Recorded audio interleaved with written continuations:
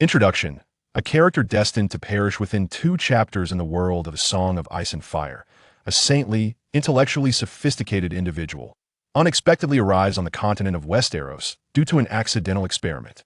With his body fortified by the wormhole, he embarks on a remarkably strategic life, determined to save those he loves and eradicate those he loathes. Chapter 1. The Wormhole Particle Traversal. The bear-like man gazed at the impending activation of the particle collider, his heart racing with anticipation. Only 10 seconds remained until the commencement of the 21st century's most monumental experiment. Reflecting on years of arduous research, he felt a surge of emotion. Our understanding of the universe has taken a significant leap forward. Though merely a small step, it may dictate the trajectory of human technological advancement for the next 2 centuries. The bear-like man, surnamed Zhang and named Xiong, was a prodigy from Hubei. At a mere 18 years of age, he became the youngest researcher at the Chinese Academy of Sciences, contributing to the construction of the particle collider. Due to a directive from superiors, Zhang Xiong was permitted to observe the particle collision results up close. Note: the collision of particles at high speeds may inadvertently create a black hole. 10, 9, 8, 7, 2, 1 commence collision. ZZZZ. ZZZZ bang. A singularity materialized at the center of the laboratory, expanding rapidly.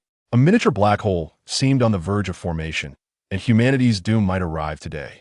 Suddenly, the intercom crackled to life, a calm voice issuing the command. Immediately direct a beam of particles towards my location. As the operators hesitated, the supervising leader urgently instructed, "Follow his orders. Otherwise, we are all doomed." In silence, a stream of particles surged towards Zhang Xiong. However, it was too late. As the particles surged forth, he too was drawn into the black hole.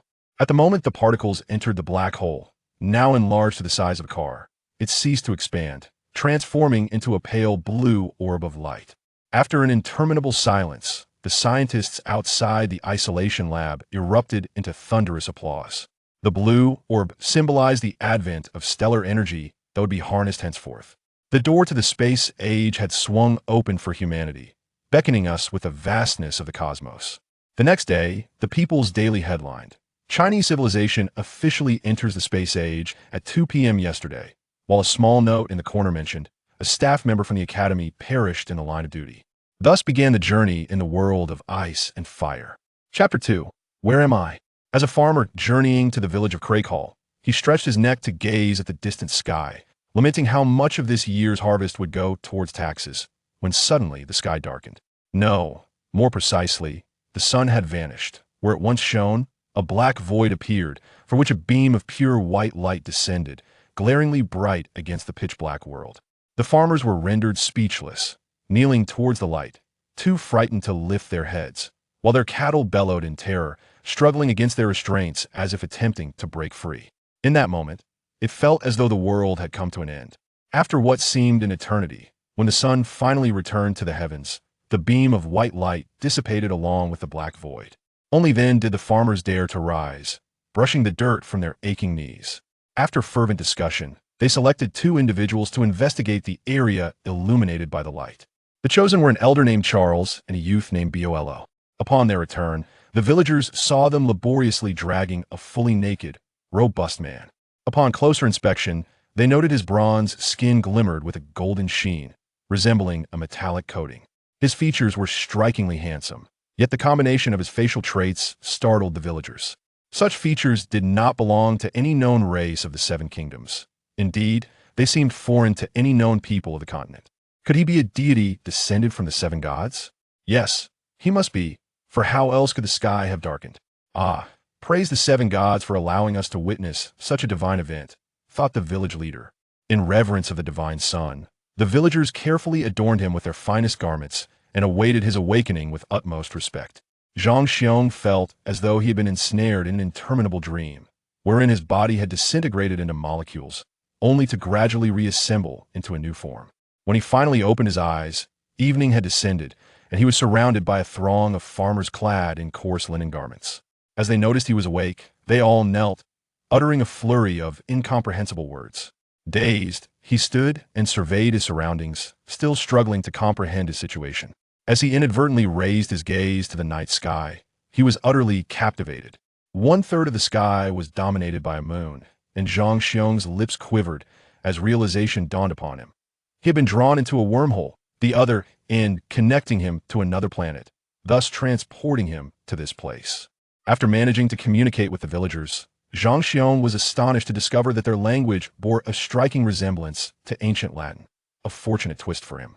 However, further inquiries about the name of this land led the villagers to respond in unison: Westeros. Indeed, it was the very continent steeped in blood and darkness depicted in George R.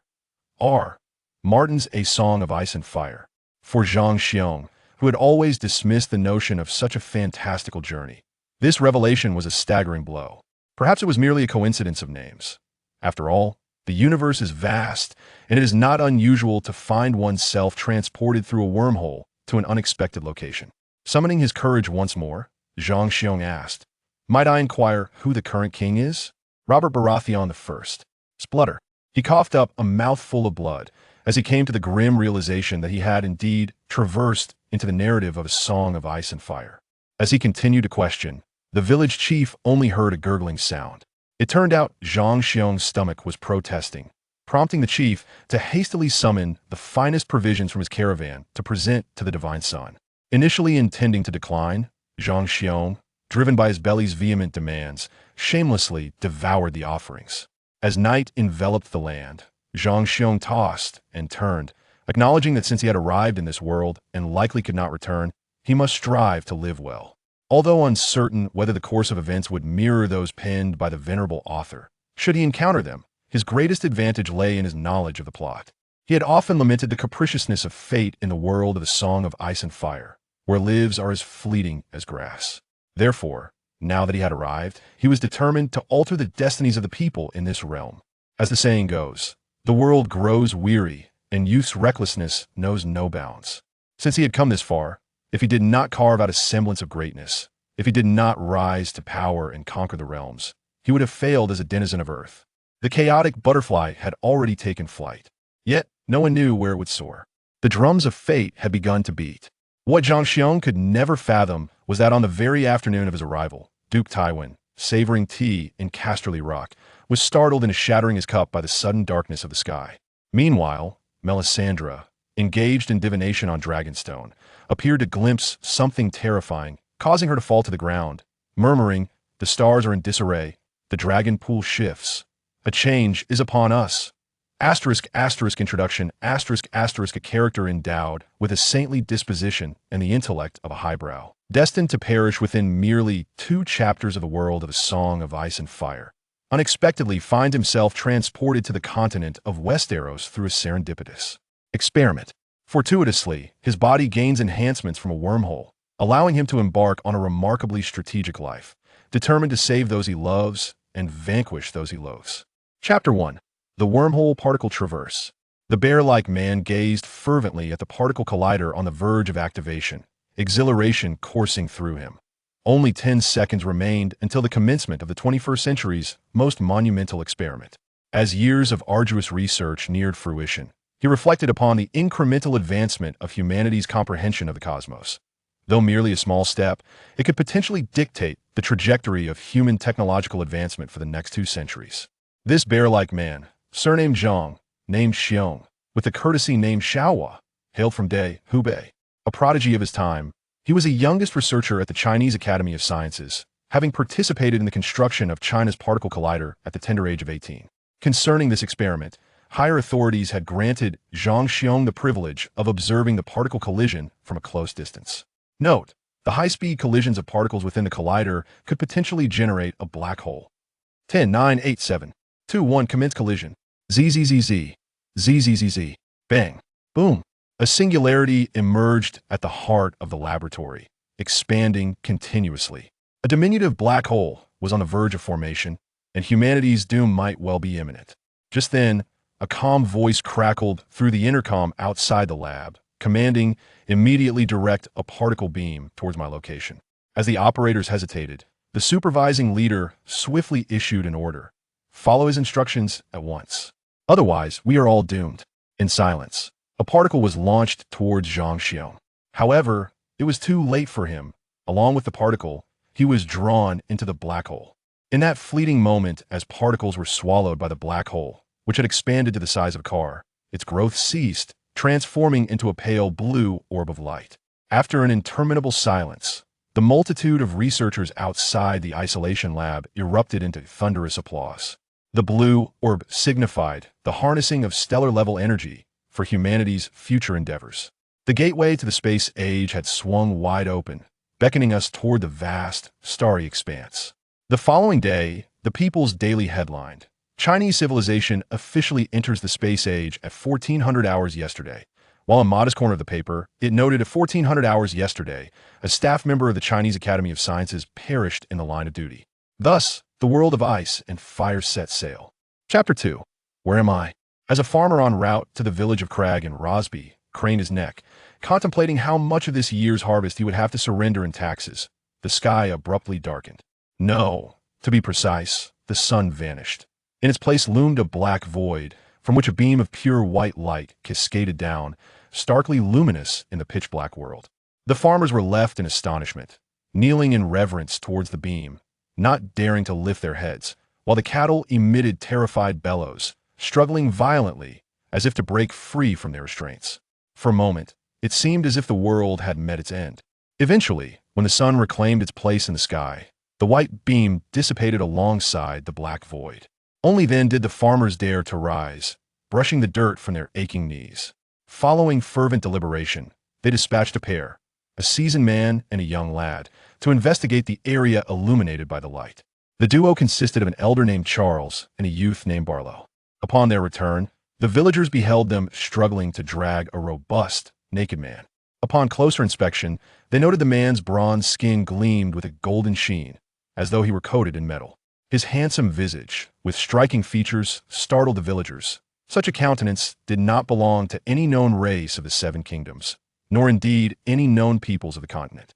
Could he be a deity descended from the Seven? Surely, the sky had darkened for a divine reason.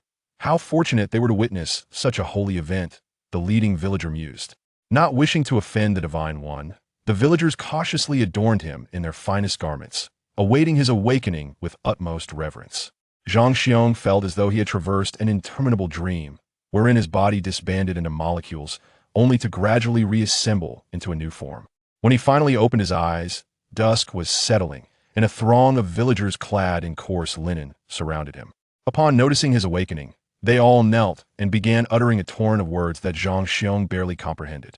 Groggily, he rose and surveyed his surroundings, still in a fog. As he inadvertently tilted his gaze upwards towards the night sky, he was utterly transfixed. 1/3 of the heavens was occupied by a moon, and a tremor of realization coursed through Zhang Xiong. He understood that he had been swallowed by a wormhole, which connected to another planet, thus transporting him to this place. Once able to communicate rudimentarily with the villagers, Zhang Xiong found himself perplexed. Their language bore a striking resemblance to ancient Latin, a fortunate coincidence amidst his misfortune. However, the greater shock came when he inquired about the name of this land, and the villagers replied in unison, Westeros. Indeed, it was the very continent depicted in George R.R. Martin's A Song of Ice and Fire, a realm steeped in blood and darkness. This revelation dealt a severe blow to Zhang Xiong, who had always dismissed the notion of transmigration. Perhaps it was merely a coincidence of names. After all, the universe is vast. It was not entirely surprising to find oneself in an unfamiliar locale via a wormhole. Summoning his courage, Zhang Xiong inquired further. "May I ask who the current king is?" "Robert Baratheon I." Pooh! He expelled a mouthful of old blood. Zhang Xiong was now convinced that he had indeed crossed into the narrative of a song of ice and fire. As he continued to ask questions, the village chief heard a gurgling sound. It was Zhang Xiong's stomach protesting. The chief promptly ordered the finest provisions from his caravan to be presented to the Divine One. Despite initially intending to decline, Zhang Xiong could not resist the intense protest of his belly and shamelessly devoured the food with gusto. As night fell, Zhang Xiong tossed and turned in contemplation. Having arrived in this world and recognizing the unlikelihood of returning, he resolved to live fully. Though uncertain if this world would unfold as penned by the esteemed author, he realized that should he encounter such scenarios, his greatest advantage lay in foreknowledge of the plot. He had often lamented the capricious nature of fate in the world of A Song of Ice and Fire, where lives were as fragile as blades of grass. Thus, since he had arrived, he He was determined to alter the fates of the people within this realm. As the saying goes, having seen through the worldly illusions, time grows old. Youthful exuberance thrives in this moment.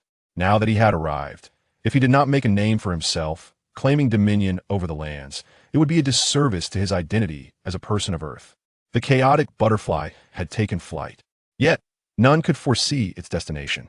The drums of fate had begun to sound.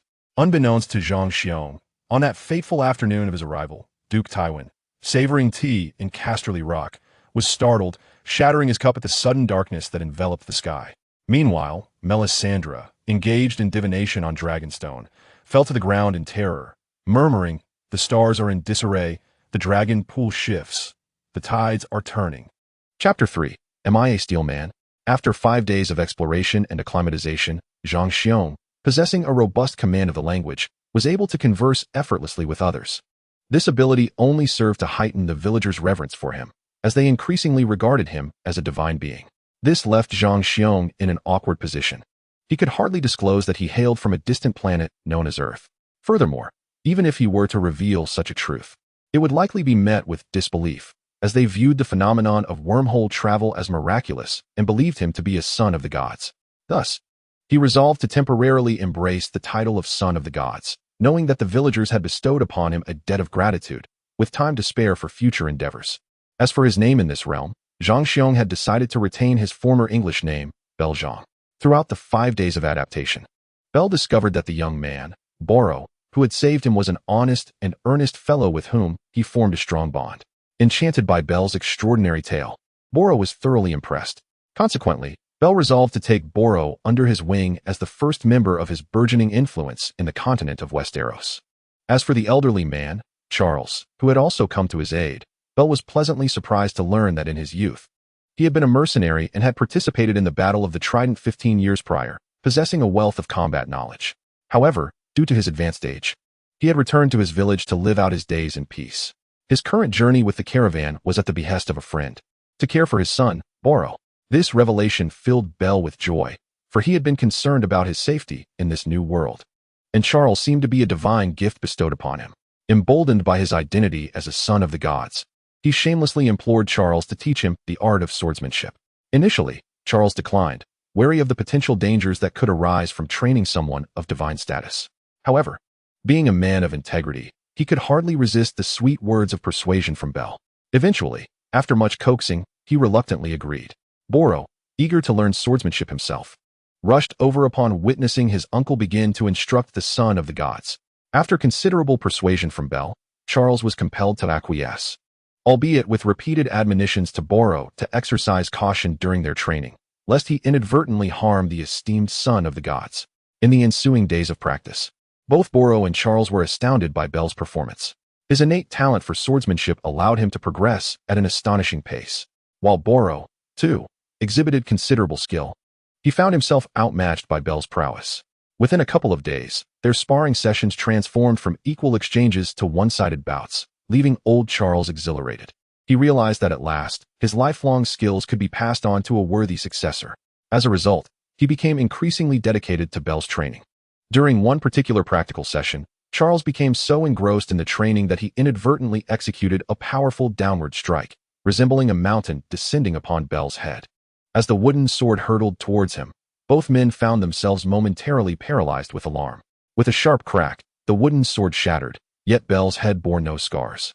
He merely felt a slight ache, without even the slightest swelling. At this moment, Bel finally realized that his body was markedly different from the past. It seemed to have undergone a transformation through the wormhole, rendering it extraordinarily resilient. After several experiments with little Barlow, Bel mustered the courage to grasp an axe used for chopping firewood and struck it against his arm.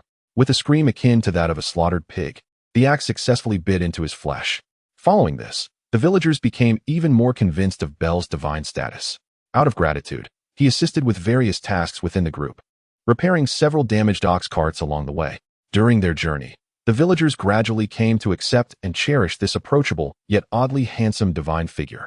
Thus, during breaks in the caravan, Bel, Barlow, and old Charles engaged in swordsmanship training, leading to a life that became both monotonous and fulfilling, with Bel's swordplay advancing rapidly. However, the villagers viewed Bel's sword practice with confusion, questioning why, in this time of peace, the divine figure chose to pursue the art of the sword. While he smiled and remarked that a multitude of skills does not weigh one down, internally he was thinking, "You think you can learn the sword? Your entire family should learn it." Deep down, Bell understood that while Westeros appeared peaceful and prosperous, dark currents flowed beneath the surface. Lacking strength, he would merely be a lamb awaiting slaughter in this turbulent land. Only by enhancing his own power and establishing his influence could he safeguard himself and those around him in the impending chaos, perhaps even offering a path to survival for the common folk of this land.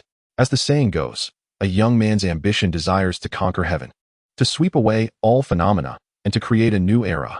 Let us walk forth, observe, and revel in the journey. Chapter 4. Encounter with the subordinates of Clegane. 2 months later, a convoy laden with goods emerged from the town of Rosby. The village chief, beaming with delight as he surveyed the various daily necessities atop the carts, felt assured that they had not made a mistake this time. The divine figure possessed not only remarkable wisdom and the ability to repair carts, but also a keen business acumen. The catchy slogans he had crafted were not only easy to understand, but also captivating. Moreover, the quality of cotton and silk produced by the village this time was indeed commendable, leading to profits that multiplied several times over. This left the village chief increasingly enamored with the young divine figure, wishing he could bring him back to the village to serve as a financial administrator. However, he pondered how someone of divine stature could ever be retained. Thus, amidst his admiration lay a hint of melancholy, which sent a chill down Bell's spine. He thought to himself, "Goodness, could this chief be a bit too sentimental? I must tread carefully." Just as he was lost in thought, a sudden commotion erupted in the caravan, accompanied by a cacophony of chatter. "Oh dear, how unfortunate. Indeed, how could such a thing happen? Aren't we living in peaceful times? Where did these bandits come from?" These conversations sent a shiver through Bell, prompting him to push forward to discern what had transpired. In the open space ahead lay dozens of lifeless bodies, along with remnants of several charred carts. Among the corpses were a few disheveled female figures, their plight utterly heartrending. Any person with a semblance of compassion would find it unbearable. The stench of death was not yet overpowering, suggesting the tragedy had occurred less than a day prior. The village chief surveyed the scene, sighed deeply, and remarked, "Human hearts are made of flesh. In my opinion, we should bury them." Thus, the benevolent villagers silently set to work, digging several large graves to inter the deceased one by one. At that moment, Barlow halted a villager, exclaiming, "Wait, this child seems to still draw breath." The crowd quickly gathered, and upon closer inspection, they discerned a feeble yet discernible pulse. Consequently, this child emerged as the sole survivor of the massacre. After a night of devoted care from the villagers, the child's breathing grew calm and steady. He appeared to be around 10 years old and, upon awakening, wept as he recounted how his parents had been ruthlessly slain by robbers. The villagers, moved by his plight, took turns caring for him. However, the compassionate actions of the villagers, who had saved a life and buried the dead, slightly delayed their journey. Misfortune soon befell their caravan of only 50 farmers. As they made their way, a troop of over 20 soldiers suddenly appeared, advancing towards their ox-drawn carts. At that moment, it was Bell's turn to tend to the child. Strangely, upon seeing the soldiers, the child's demeanor shifted to one of acute anxiety, his expression almost teetering on the brink of tears. Bell, sensing impending danger, swiftly covered the child's mouth just as he was about to scream. The child struggled momentarily but then calmed slightly, tugging at Bell's arm and whispering, "It's them, the robbers. They killed my parents and everyone else." At this point, the child could say no more, succumbing to quiet sobs. Bell, upon hearing this, inhaled sharply. As the soldiers drew nearer, he recognized the insignia on their banner, a black hound. It dawned on him that this was the force of House Cregane, a notorious band of marauders in the realm of ice and fire. A pang of anguish struck Bell's heart as he recalled the horrific scene from the previous day. This time, however, he envisioned the bodies of himself and the villagers. "No, I cannot allow such a fate to befall us." Countless thoughts raced through Bell's mind. In the next moment, he dashed to the village chief, repeating the child's account.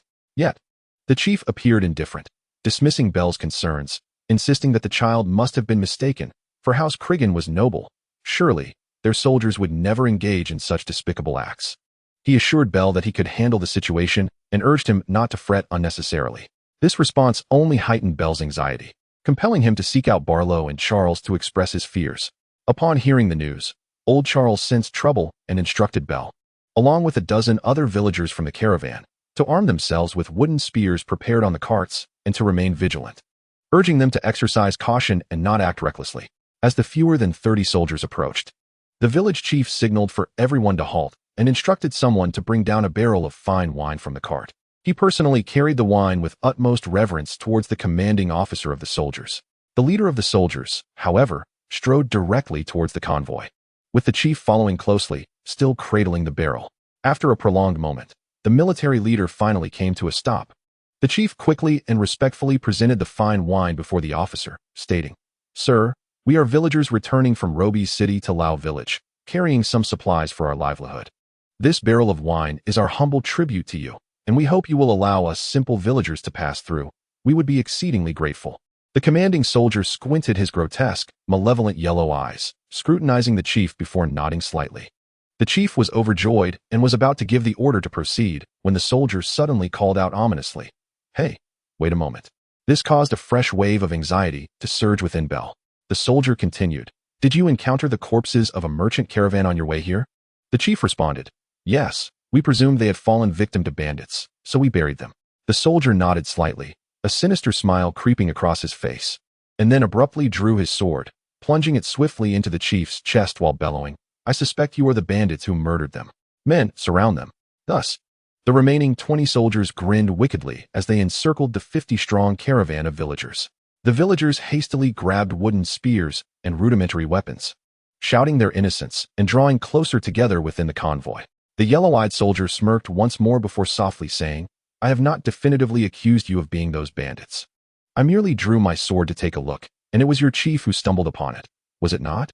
At this moment, the 20 soldiers joined in raucous laughter, exclaiming, "Yes, yes. We witnessed your old chief foolishly run into the captain's sword. How absurd." Ha ha. Burrow, unable to contain his fury, was about to rush forward when Bell restrained him. Bell, his eyes aflame with indignation and fists clenched tightly, declared, "A small act of restraint can preserve a grand plan.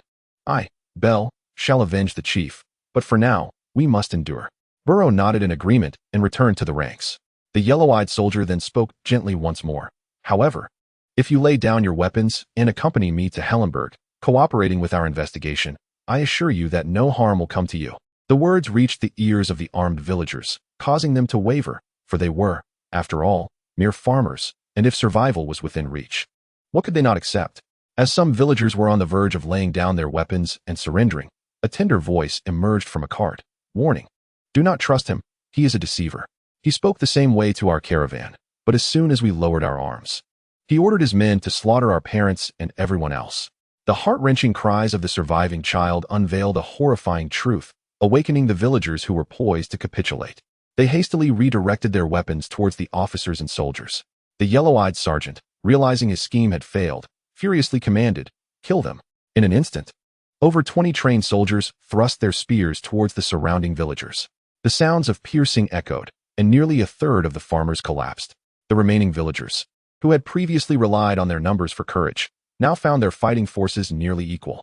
Farmers, after all, are merely farmers. Their lack of combat training became starkly evident.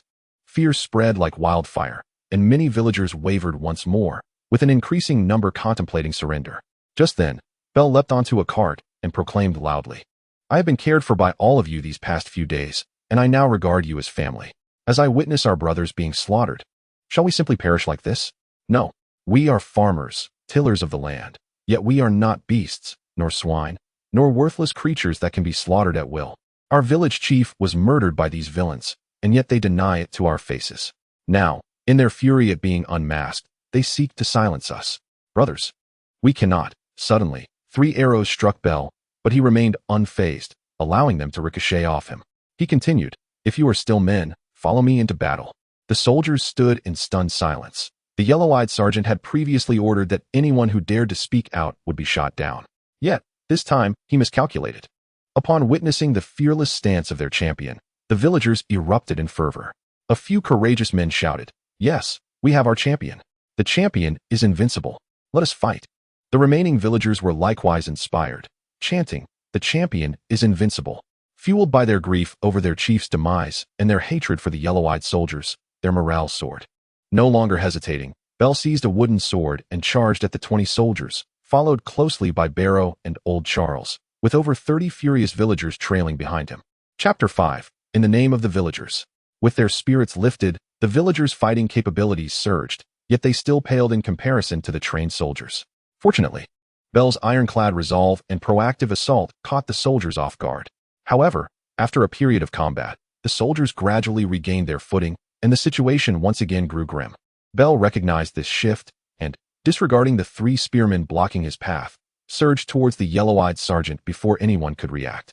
In that moment, the yellow-eyed soldier finally panicked. Before he could draw his sword, Bell pounced upon him with the ferocity of a tiger, bringing him crashing to the ground. The 2 men grappled fiercely. But in close combat, the yellow-eyed soldier was no match for Bell, the enhanced Iron Man, and he was swiftly subdued. As the soldier was overpowered before the eyes of the onlookers, the morale of the soldiers plummeted once more, and their assaults on the villagers began to falter. Recognizing the opportune moment, Bell pressed the sword he had retrieved against the yellow-eyed soldier's throat and commanded, "Order them to surrender." The yellow-eyed soldier, a cowardly noble accustomed to bullying the weak, was utterly terrified by such a threat. He wet himself and shouted for his men to lay down their arms. Before long, the 20-odd soldiers relinquished their weapons, allowing them to fall to the ground. In a certain sense, these soldiers were mere hounds to their master when their lord committed atrocities. These hounds turned into rabid beasts, attacking indiscriminately. Regardless of whether their nature was good or evil, their transgressions were irrevocable. It was disheartening that neither Bell, nor the well-traveled Charles, nor the 30 surviving villagers knew how to deal with the more than 20 surrendered soldiers from Helrenberg. Bell understood that releasing them would only invite further retribution from pursuing troops. Yet, to execute them all seemed too cruel, and the villagers might lack the resolve to do so. As Bell pondered this dilemma, he glanced at the villagers, who were weeping as they held their deceased kin. Indeed, the villagers in this caravan were either fathers and sons, brothers, or at the very least, neighbors and friends. Now, their loved ones had perished before their very eyes within a mere hour.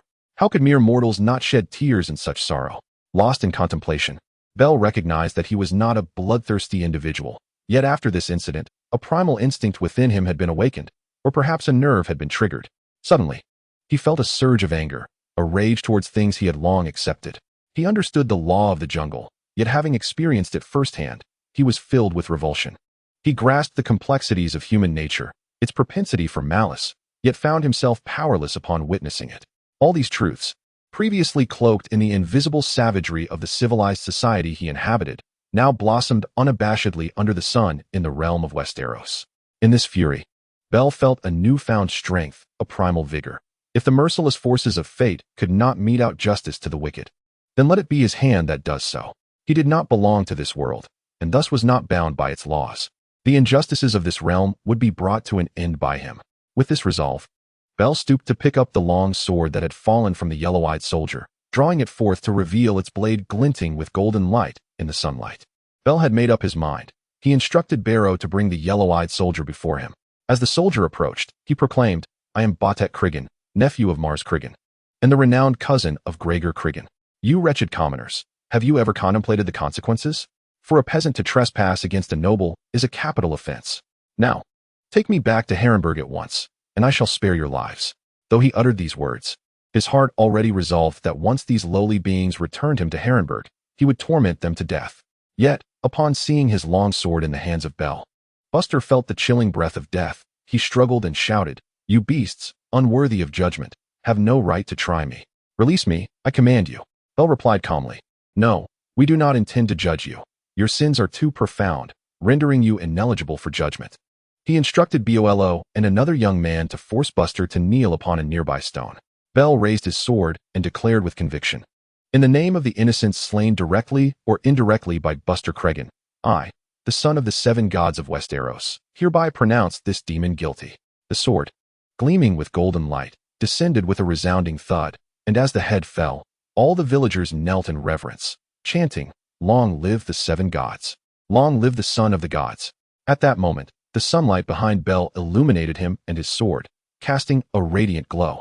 His already smooth skin reflected the light like a polished mirror, and in the twilight of the setting sun, he appeared as a deity. Thus, under Bell's authority, the remaining 20 soldiers were each sentenced to death and executed. The villagers dug 2 large pits to bury the bodies, one for their own and one for the soldiers. In truth, Bell hesitated for a long time before deciding to eliminate the remaining soldiers, ultimately concluding that their survival posed a significant risk. After stripping them of their armor and confiscating their weapons, these soldiers, stained with the blood of villagers, were consigned to hell. What followed was a source of great distress for all. Bell spent an entire night elucidating to the simple villagers that this matter was far from over. Should Buster Cregan's cousin, Gregor Cregan, discover that his treacherous kin had been slain, he would undoubtedly seek vengeance, following the trail. Thus, the villager's cart must not return to the village, not now, at least. If it did, the trace would expose the village to that great fiend, resulting in further loss of life among the villagers. A few among the villagers, aware of Gregor's infamous reputation, concurred with Bell's assessment. Thus, the question arose, what would become of this caravan and the remaining villagers? With a plan already formed in his mind, Bell firmly expressed his willingness to lead the caravan, transforming it into a merchant convoy. They would first venture forth to earn money, and once the turmoil subsided, return the villagers home. With the village chief slain by Buster, the caravan was now leaderless. Coupled with Bell's divine identity and the favorable impression he had garnered over the past month, most villagers endorsed his proposal. Only a few insisted on returning home, and Bell did not hinder them, allowing them to take sufficient provisions and find a longer route back. Thus, the majority of the remaining villagers naturally became the first faction of Bell's presence in the continent of Westeros. Chapter 6. The establishment of the Freon caravan one day prior. Before a wall of stacked corpses, Bell stood for an extended period. When the villagers inquired if they could bury the dead, he drew forth the long sword from Buster, which Charles had informed him was a Valyrian steel blade. He intoned, "In the name of this unbreakable Valyrian steel, I, the Unsullied, the son of destiny, Bell Zhang, do hereby swear, I shall personally avenge the fallen villagers upon Gregor Clegane. This vow shall take effect from this day forth, until the day of my demise." The villagers, taken aback, knelt in astonishment. As they regained their composure, Bell, gradually distancing himself, nonchalantly remarked, "Just bury them." This only deepened the villagers' reverence for him. In reality, as Bell awkwardly exited, he muttered, "Can't I even indulge in a bit of melodrama in peace? Is it really that difficult?"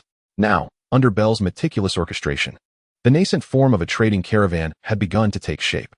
Yet, two vexing issues arose in quick succession: the name of the caravan and the goods it would sell. The name of a caravan serves as its brand, necessitating an air of sophistication and grandeur, while the merchandise would determine the quality of life and remuneration for its members.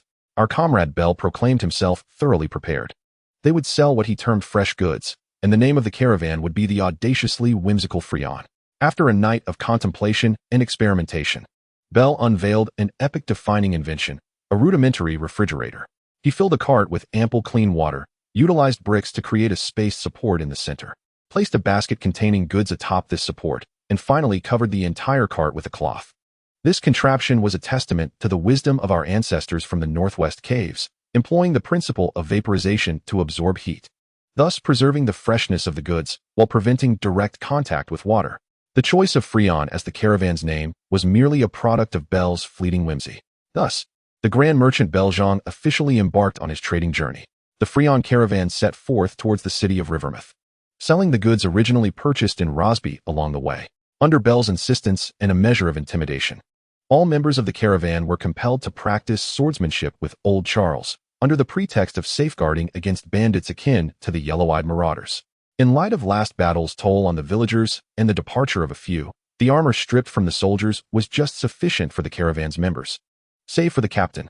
Consequently, Bell generously declared himself invulnerable. Naturally, the armor should be allotted to others. His selflessness once again moved the entire caravan, though in truth, it was his mild aversion to wearing garments previously donned by the deceased that motivated his decision. Thus, under Bell's guidance, the entire caravan maintained a semblance of a hybrid military-commercial structure. Upon the caravan's arrival in the city of Leixi, Bell chose not to follow the inclination of other merchants in acquiring high-profit goods, as their exorbitant costs rendered them difficult to resell. Instead, our astute intellectual Bell led his team to the shores to negotiate with fishermen for fish. In a surprising turn of events, he devoted nearly all the caravan's assets to purchasing the remarkably inexpensive seafood, much to the disbelief of his companions. Nevertheless, due to Bell's considerable reputation, no objections were raised. Only Barrow, with good intentions, cautioned him, but Bell merely smiled enigmatically, assuring him there was no cause for concern, prompting Barrow to resign himself back to the group. As Bell ultimately revealed that their destination was the Hall of Midsummer, the dissent among the caravan members reached a crescendo. Questions abounded. Could this so-called divine figure truly engage in commerce? Had the leader lost his senses? Surely, after such a long journey, the fish must have spoiled. Yet, Bell remained steadfast, proclaiming that as long as they placed their trust in him, he would undoubtedly lead them to great fortune. His fervent declarations somewhat assuaged their anxieties. And thus they embarked with a mix of doubt and hope.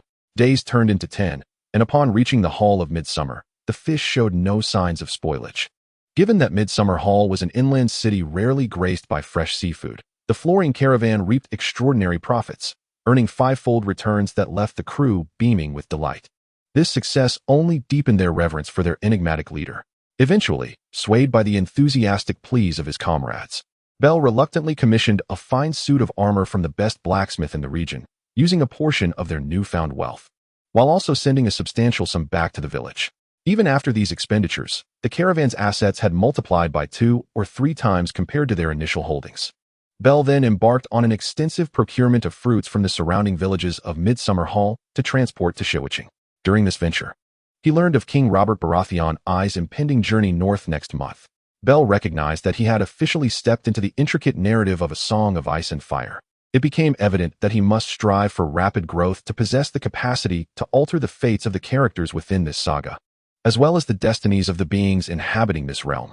From the very onset of his tenure as the caravan's captain, Bell had mandated that his divine identity remain undisclosed.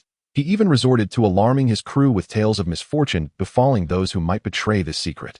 This tactic ensured that his true nature remained securely hidden. After selling all the fruits acquired from Midsummer Hall in Shiwiching, Bell received an invitation from the Lord, Jahan Merlandel, to dine together and enjoy a post-dinner dance performance. Upon reading the invitation, Bell revealed a contemplative smile, thinking to himself, "At last, the opportunity has arrived. The big fish is on the hook." Following his substantial gains, it was inevitable that watchful eyes would begin to scrutinize his every move. What I am about to undertake is to act in accordance with the prevailing circumstances. Those avaricious individuals who covet wealth may take their fill, for I can always recoup my losses from their hands. What I require is precisely that which they currently possess in abundance. If the flow of interest can facilitate my ascension in power, then why should I hesitate to dismiss what I perceive as inconsequential riches? As the saying goes, heaven has endowed me with talent, which must surely be of use. Though a fortune may be squandered, it shall return anew. Untitled, the village of Waigina, nestled in the mountains to the north of the town of Lujiang, was once a remote settlement where the villagers lived in poverty and simplicity. However, following an expedition, the villagers encountered bandits and were rescued by an eastern noble. Subsequently, their caravan was transformed into a trading fleet, and the villagers of Waigina began to prosper. Members of the trading fleet would send letters and gold back home, stirring restlessness among the villagers. Eventually, the captain of the trading fleet dispatched several members back to the village to recruit, igniting a fervor to leave among the villagers. Yet, with only 100 positions available, many villagers remained discontent. What transpired next, however, invigorated those who stayed behind. The returning leader presented several bags of gold dragons, announcing that the village would soon construct walls, watchtowers, and a series of militarized structures. Each villager participating in the construction would earn no less than 1 gold dragon per month. This revelation sent the villagers of Waigina into a frenzy, eagerly engaging in the village's development. They remained oblivious to the fact that, in a matter of months, Waigina would transform into a veritable stronghold, and the villagers would be coerced into military training. But that is a tale for another time. After amassing considerable wealth from the trading fleet, Bell no longer fretted over monetary concerns. However, his identity became a significant dilemma. The fleet publicly proclaimed him to be a noble from the distant eastern seas. While this identity seemed to pose no immediate issues, in the land of Westeros, where nobility and royalty reigned supreme, a counterfeit eastern noble like himself would find it nearly impossible to navigate the intricate plots of ice and fire. Bell's foremost objective became the swift acquisition of a knighthood. For in Westeros, knighthood is not hereditary. Thus, the lords of Westeros have relaxed the standards for knighthood, allowing even commoners to attain this title through diligence. Bell understood that in this dark medieval world, only by securing the title of knight could he claim his place in the grand chessboard of Westeros.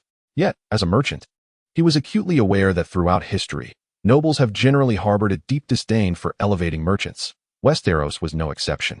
Under Bell's cunning scheme, The only way to instigate the Lord of Stone Dance City into a state of profound astonishment from a fit of rage was to amplify his subconscious fear of Bell. It was only after this instinctive fear was cultivated that the Lord might acquiesce to the request of an unfamiliar merchant to be granted the title of knight. Thus, Bell donned a long, obsidian robe and a hood to attend the banquet. In the grand hall of Stone Dance City, during the night, Sir Merlindol was serving wine to Bell with a hint of flattery. Following an initial unpleasantness, negotiations between them progressed most smoothly. Bell successfully convinced Jaren that he was indeed a nobleman from the distant east, willing to invest a substantial sum in Jaren's numerous enterprises to secure a coveted knightly title. This fortuitous opportunity seemed like a windfall from the heavens, and thus, both men engaged in jovial conversation, with Jaren unconsciously pouring more wine for Bell. As the banquet reached its midpoint and the wine flowed freely, Bell casually broached the topic of a contract, inquiring of Jaren, "My merchant caravan is rather large.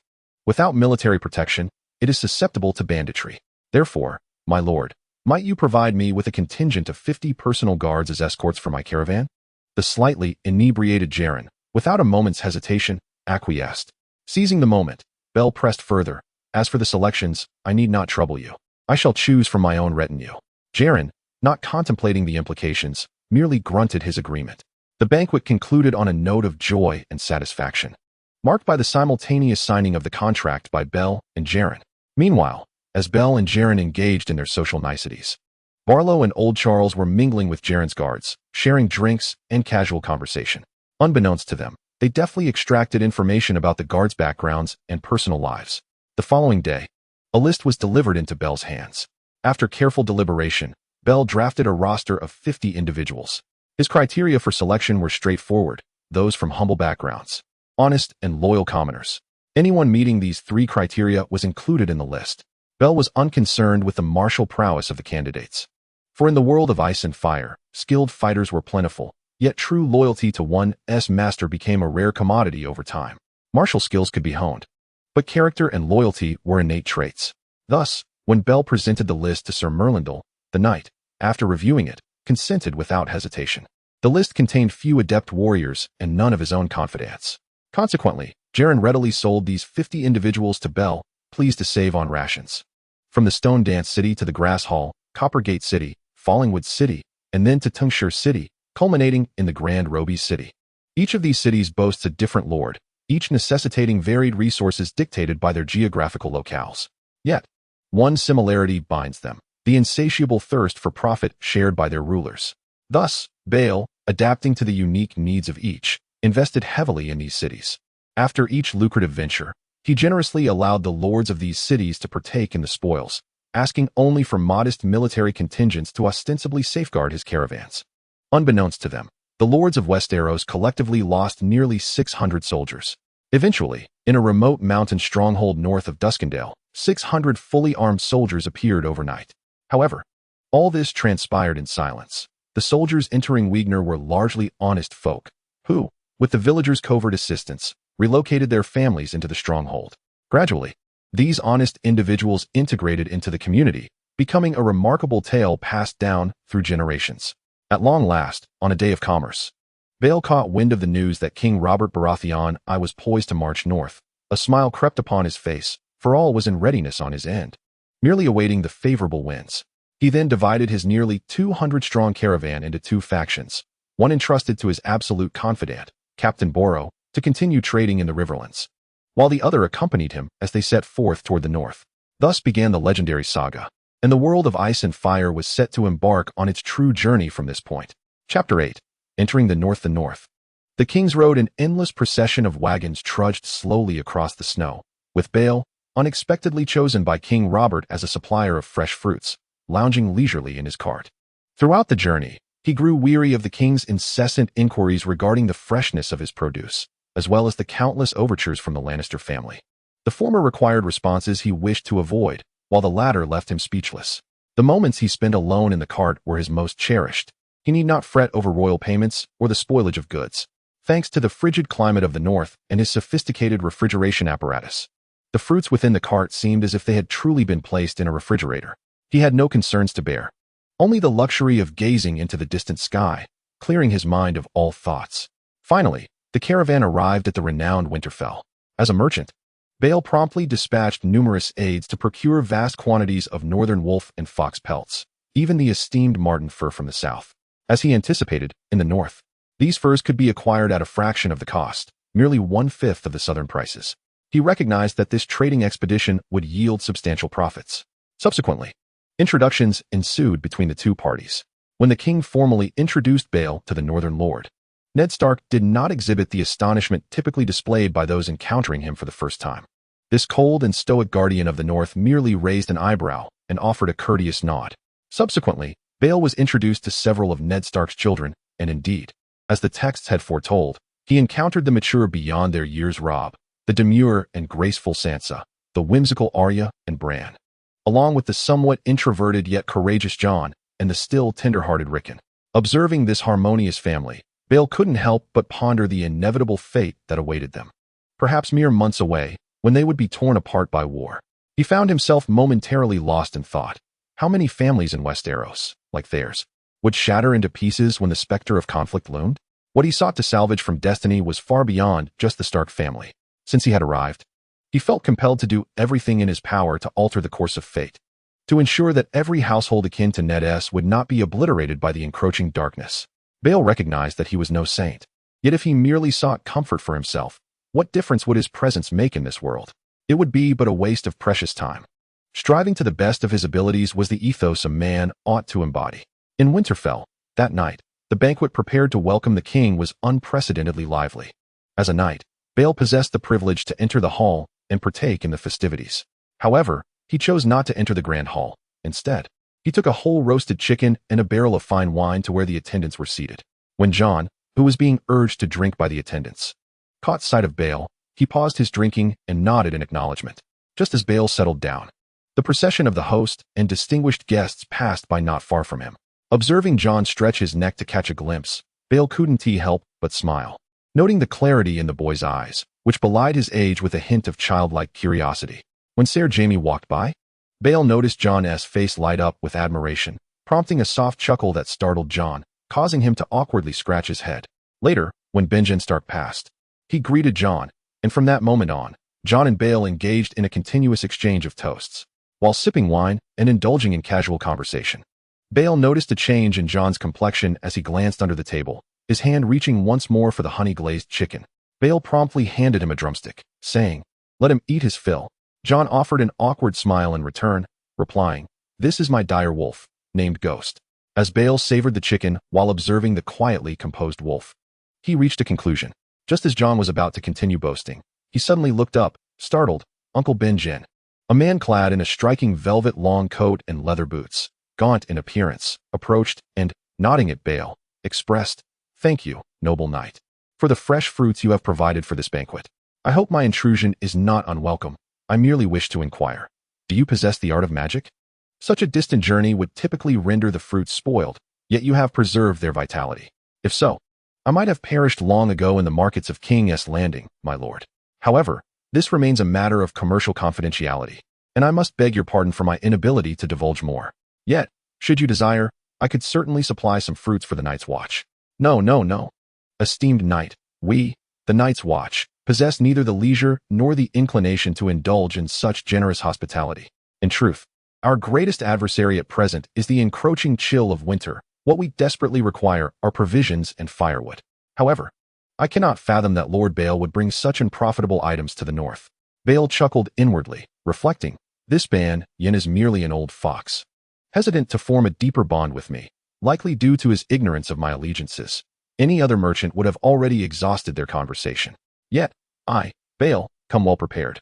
With a smile and a courteous bow, he replied, I am fortunate indeed to have brought some supplies for the Night's Watch. I intended to discuss this matter privately with you after the banquet, but since you have inquired, I must speak candidly.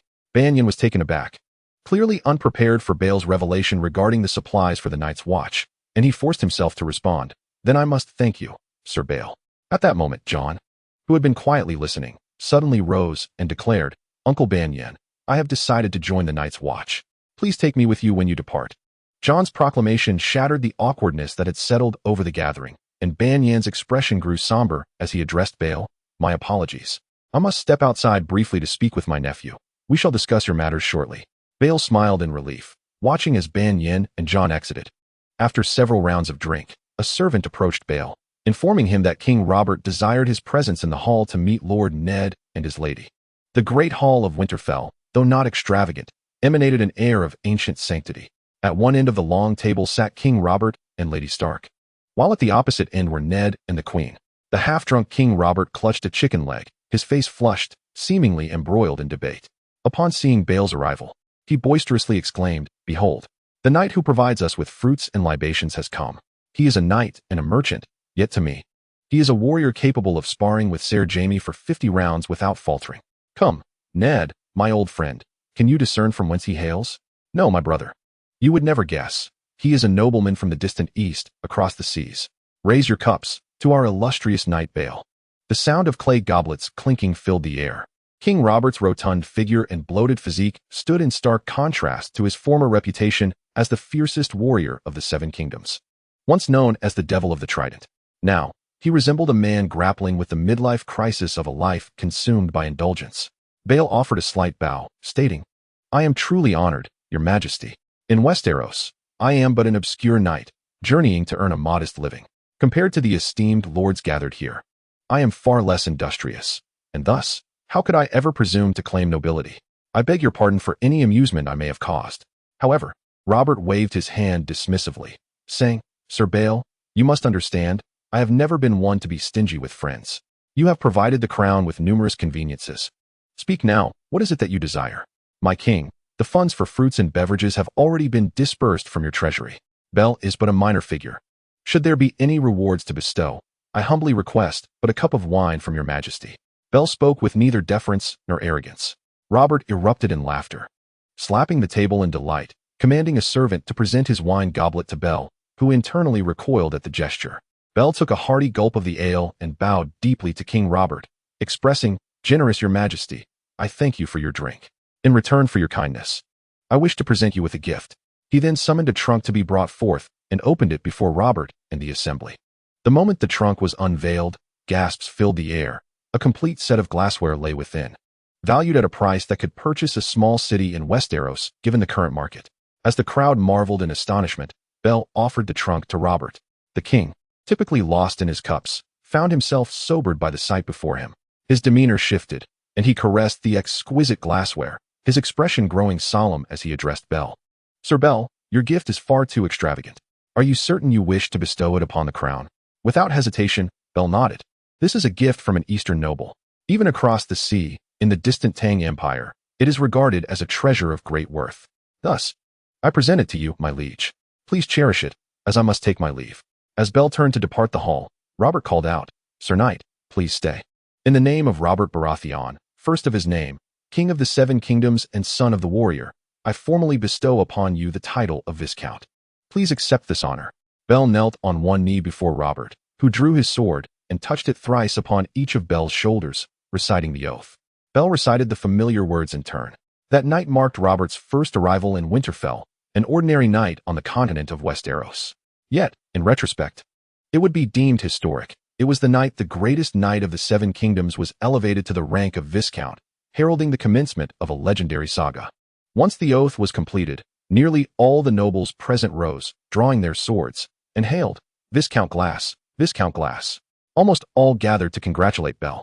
The word almost was significant, for on the opposite side of Robert stood a man observing Bale, scrutinizing him closely.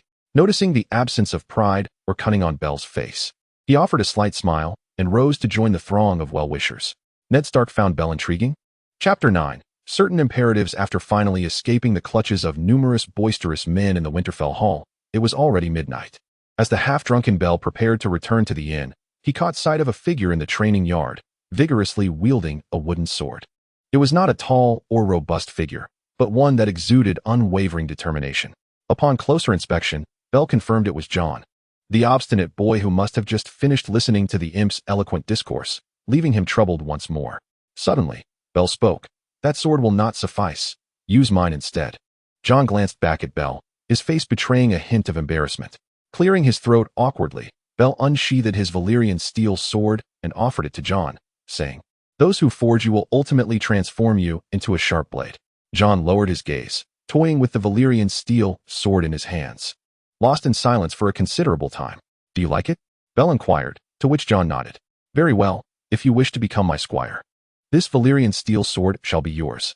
Jon remained silent, prompting Bell to continue. In 2 or 3 years as my squire, you will be eligible to be officially knighted. In that case, you too shall become a man capable of standing on his own. After what seemed an eternity following Bell's words, as if he had finally made up his mind, Jon returned the sword to Bell, stating, the little imp is right. I am but a bastard. Even if I become a knight in the future, the reality of my birth will not change. Perhaps my title will merely become that of the bastard knight of Lord Eddard Stark. Only at the wall will I no longer be a bastard. I will be one among the brothers. Besides, I have already promised Uncle Benjen that I shall become a night's watchman. Bell gazed at Jon, sighing inwardly. Though this boy displayed a semblance of weakness, his tenacity was formidable, and his temperament mirrored that of Eddard himself. Resigned, Bell retrieved the sword, saying, that may be for the best. Where you are headed, someone will provide you with an even finer blade. With that, before Jon could express his confusion, he slipped away, reflecting as he walked. Indeed, the protagonist is not someone who can be easily swayed. Ultimately, Bell returned alone to the inn and retired for the night. Author's note: at this moment, Jon is 14 years of age, the prime age to become a squire. The day before the king's descent. The same day that many would embark on a hunt, Bell awoke early, having received an invitation to join the hunt outside the city. The party had likely already set forth, yet Bell wandered the chilly streets of Winterfell, his mind elsewhere. The reason he abandoned the king was to save a life. Specifically that of a child who could have become a warrior.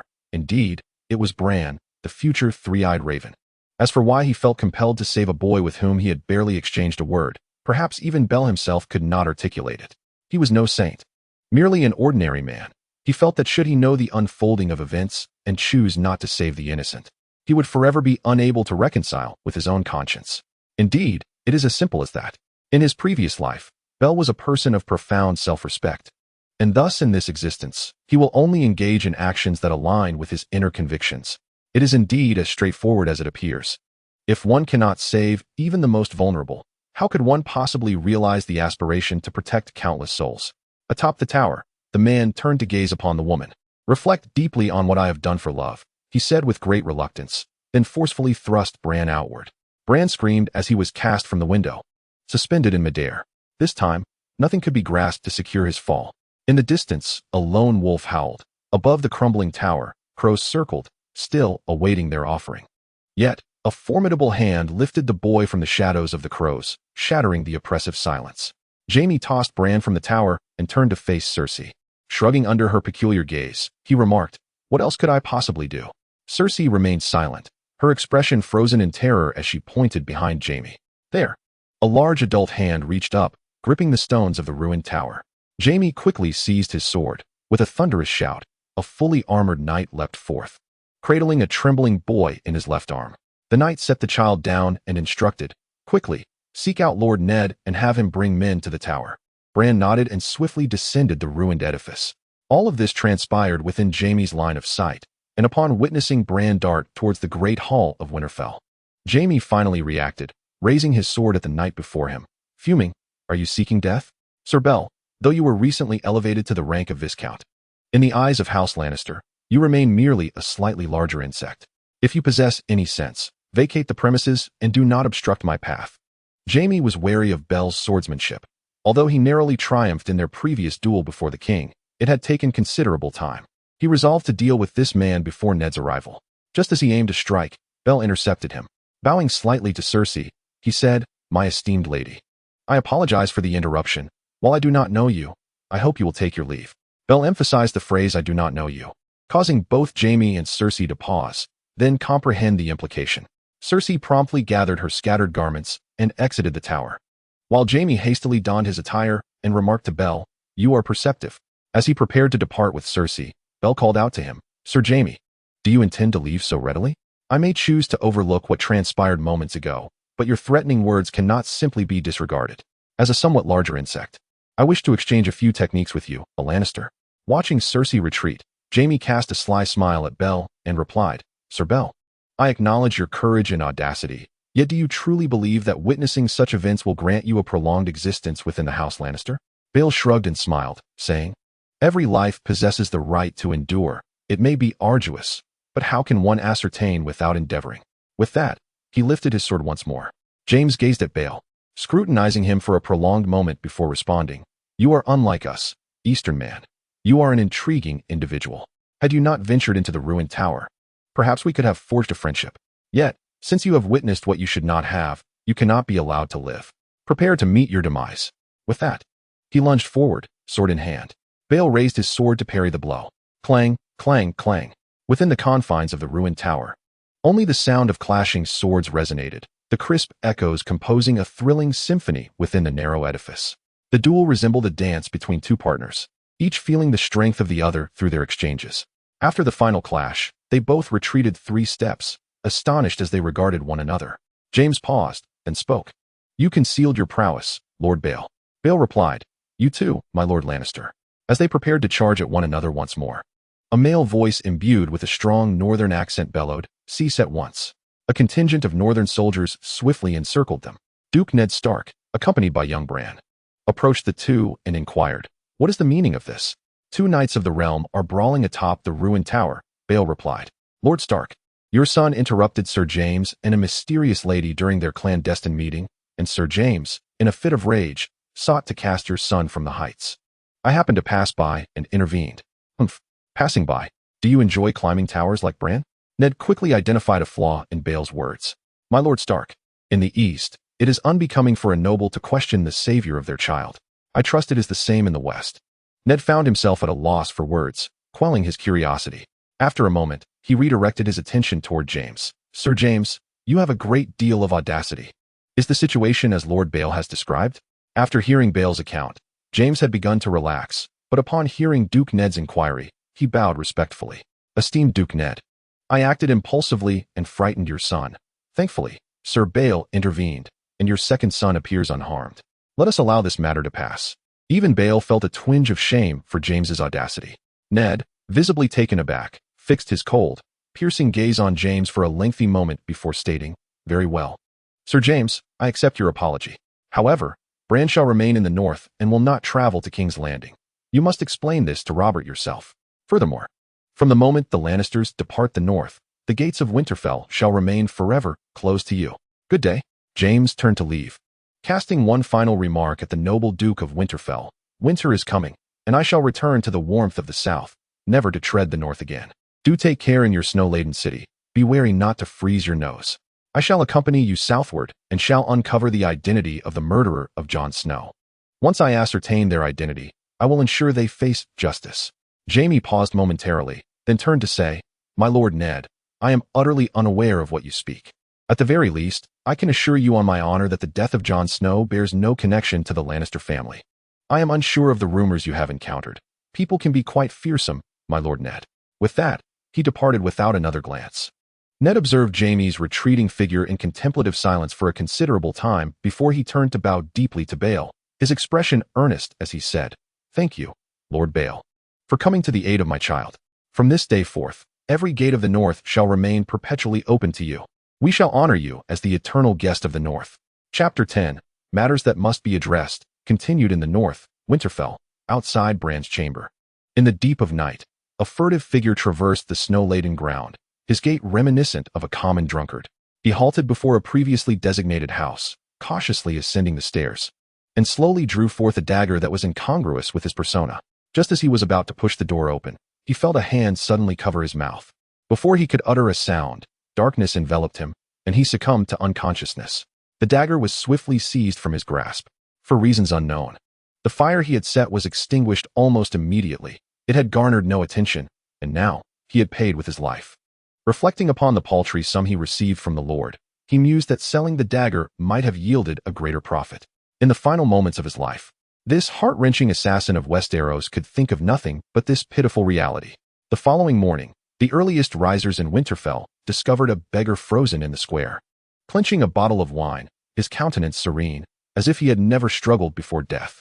No one noticed, nor did anyone care. From that day forward, a dagger, exquisitely forged from Valyrian steel, adorned Bale's waist. A few mornings later, the king's entourage finally set forth. Due to Bran's predicament, a quarrel ensued between Ned and Robert regarding Jaime's fate, delaying their departure by several days. Ultimately, Jaime was fined 100 golden dragons, and the matter was left unresolved. Bael formally bid farewell to Ned's family. His caravan was destined for the Wall. Before his departure, Robert expressed great reluctance. "Damn it, Bael. Must you venture to such a frigid place? Be careful lest you lose your little fellow while relieving yourself." Bael merely regarded Robert silently, a tactic learned from Ned, prompting Robert to cough several times before Bael withdrew his unsettling gaze. Due to Bael's considerable cargo, the journey to the Wall proved to be exceptionally slow. Strangely enough, Bael was rarely present at the camp, coming and going at odd hours, leaving everyone to wonder what he was up to. Jon and Tyrion occasionally inquired about Bael's whereabouts among the camp members, only to discover that even the merchants were oblivious to his activities. One fateful day, under the watchful eyes of the gathered crowd, Bael rode into the camp astride a magnificent steed, flanked by 2 children, with a wolf trailing behind. Upon closer inspection, the crowd gasped in astonishment, and Jon exclaimed, "Arya, what brings you here?" Then, noticing the other child, he added, "Miki, what are you doing here?" Bael explained, "Jon, please remain calm. Your sister's wolf bit the prince, and while fleeing, she fortuitously encountered me. I intended to escort her back, but she insisted on bringing this lad along." Turning to Banyan, he continued, "Brother Banyan, it appears this boy cannot return home.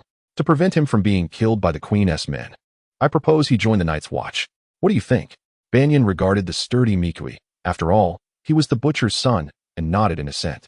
Bael then turned to Jon, saying, "Jon, my little brother will be joining you from now on. Please take good care of him at the Wall." Jon, at a loss for words, could only nod in agreement. He lifted Arya down from the horse, spinning her around before gently setting her down. He had inadvertently caused more trouble. He playfully flicked her forehead and affectionately caressed her cheek. Turning to Bael, he inquired, "What is your plan, my lord?" Bael replied, "Of course we must return our little princess, but first, let us ensure she has something to eat, for she is surely famished." After arranging a meal for Arya, she, with Bael's assistance, secured Nymeria to the cart of Bael's caravan. After exchanging heartfelt words with her little wolf, Arya mounted Bael's horse and galloped towards the king's camp alongside him. Throughout their journey, Bael was repeatedly urged to treat Nymeria with care. He reassured them that with the presence of the White Wolf, Nymeria would surely come to accept her master's changes. Though Arya was reluctant, she had no choice but to accept her parting from the wolf. At the king's camp, Ned sprang to his feet upon hearing the news. "Have we found her? Was it our men or the Lannisters who located her?" "Neither," replied the steward, Vaonpol. "It was Lord Bell who found her. The young lady is unharmed."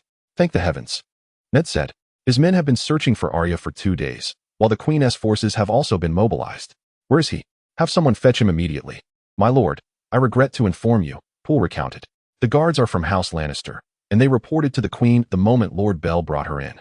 Consequently, a scuffle ensued between Lord Bell and the Lannister men. He is currently bringing the young lady to you.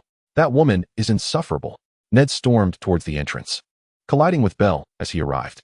Ned immediately took Arya in his arms. "My Lord Bell, House Stark owes you yet another debt of gratitude." Immediately after, he continued to ask his daughter, "Are you injured?"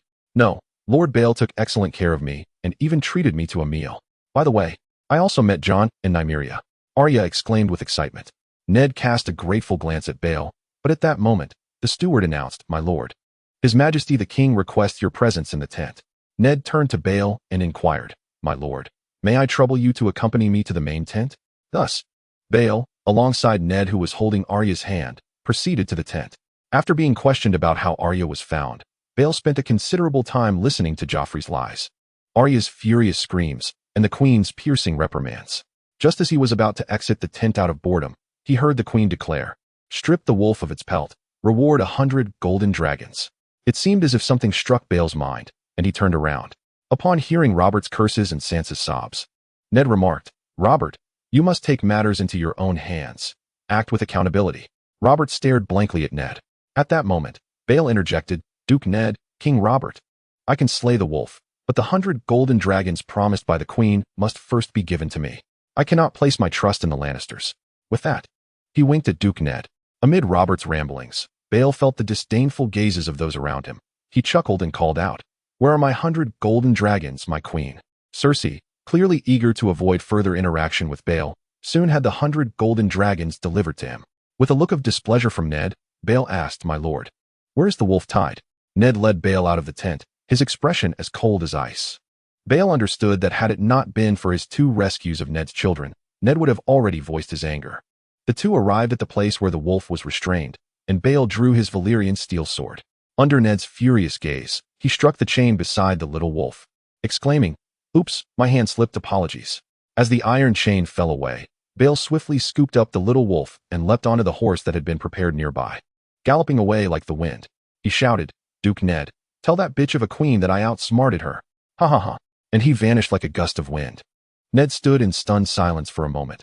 Then a rare smile broke through his icy facade. "Ha ha ha, cough, cough."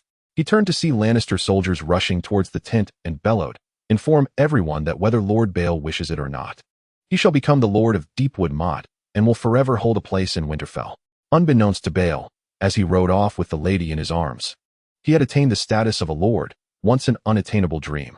Author S. Note: in this chapter, Bale's younger brother, Meekri, the dire wolf, Nymeria, lady, Lannister family favor, 100. Stark family favor, 200. Just feeling quite pleased. Chapter 11. The butterfly effect. Jon perceived Bale as remarkable, at least in his eyes. Bale was the only stranger who could leave with a dire wolf without sustaining any injuries. The lady lamented, "Oh, how hard it is. I can hardly bite into it." Furthermore, it was rumored that the Lord Viscount had publicly insulted the queen, calling her a harlot. Observing Nymeria frolicking with White Spirit, Jon felt a surge of joy. At least White Spirit had a companion. As for himself, Jon was equally delighted to have gained a new ally. He glanced at the man responsible for this turn of events, Bell, who seemed to be engaged in conversation with a little demon. The demon's sharp laughter pierced Bell's ears uncomfortably. One could easily imagine his sister's expression upon hearing this news. The little demon continued, "I advise you to tread carefully in the future. You are surely aware that we Lannisters always repay our debts. Cersei will not let you off easily." After hearing this, Bell smiled politely and chose not to respond further. Days later, Bell and his party finally arrived at the wall. Standing beneath the towering 50-meter walls, Bell felt a profound sense of his own insignificance. Yet, could this wall truly withstand the threat of the White Walkers?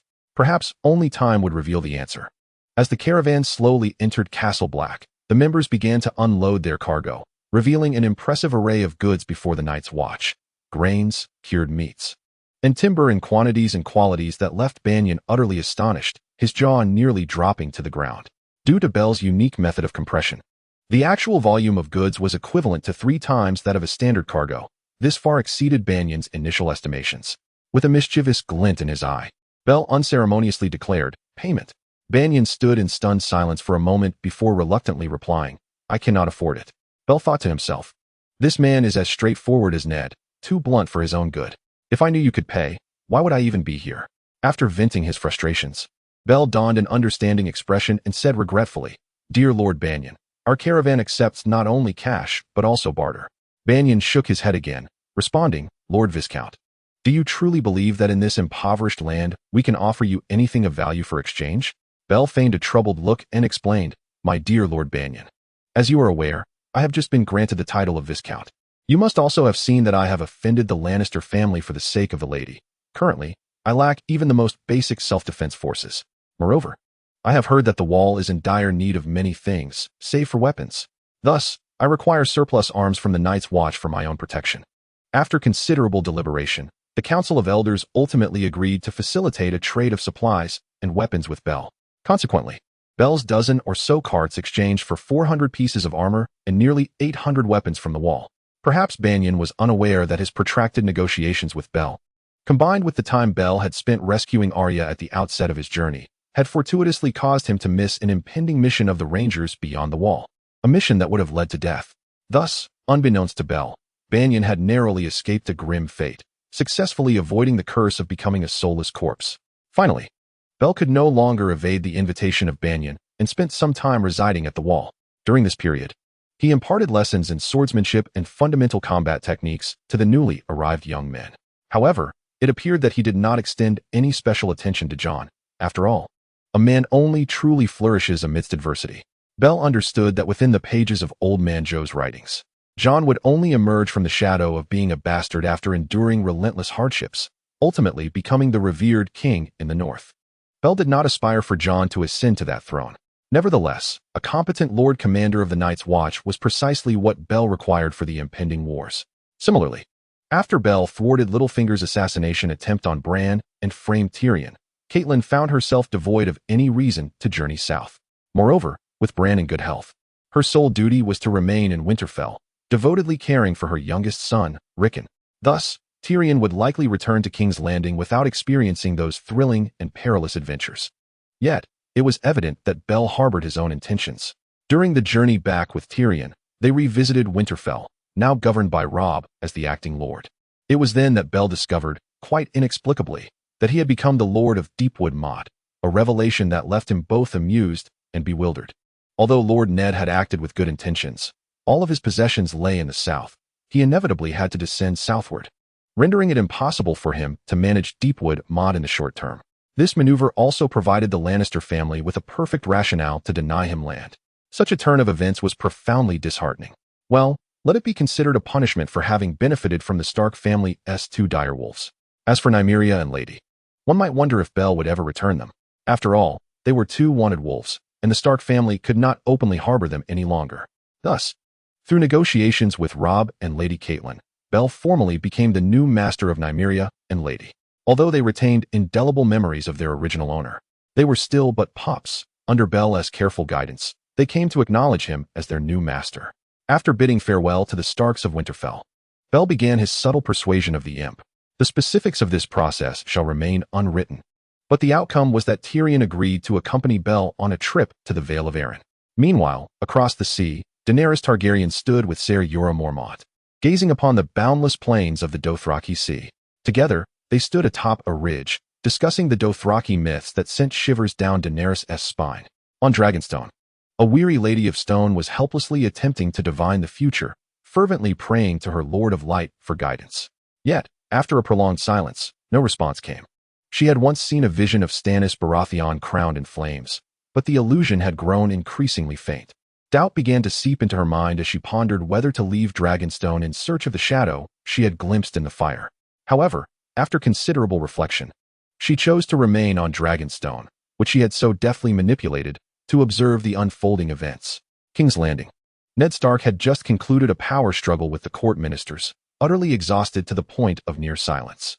Yet, he still embraced his young daughter warmly, gently stroking her hair as he patiently inquired about Arya's day.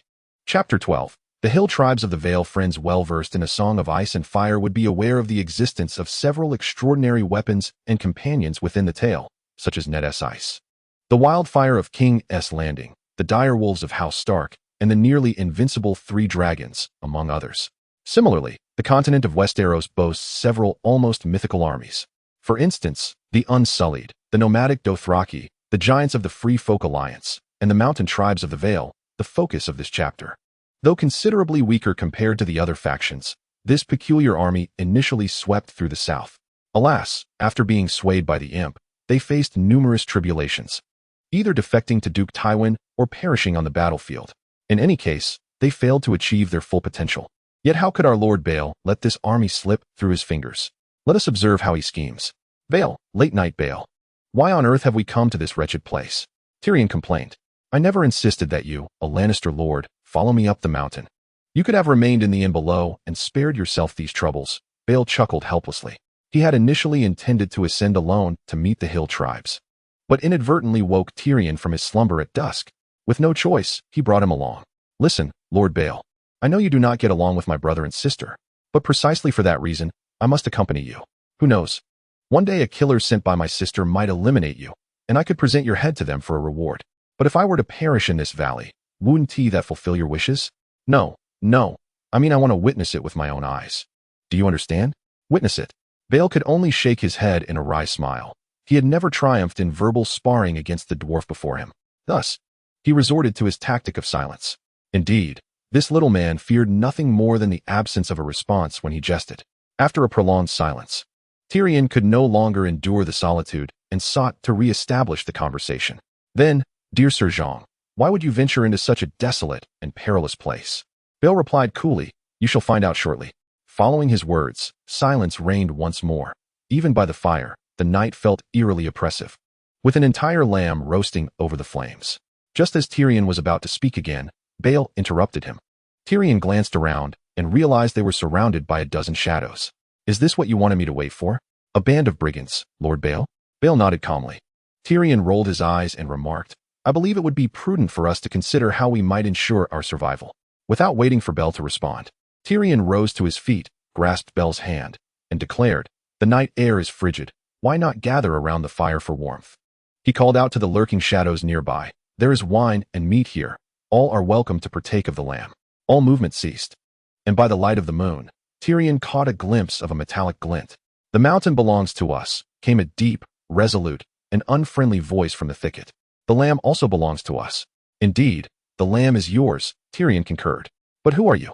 When you ascend to meet your god, tell him that it was Gon, son of Gon from the Stone Crow tribe, who sent you, another voice replied. A figure emerged from the foliage, slender, clad in horned armor, wielding a hunting knife.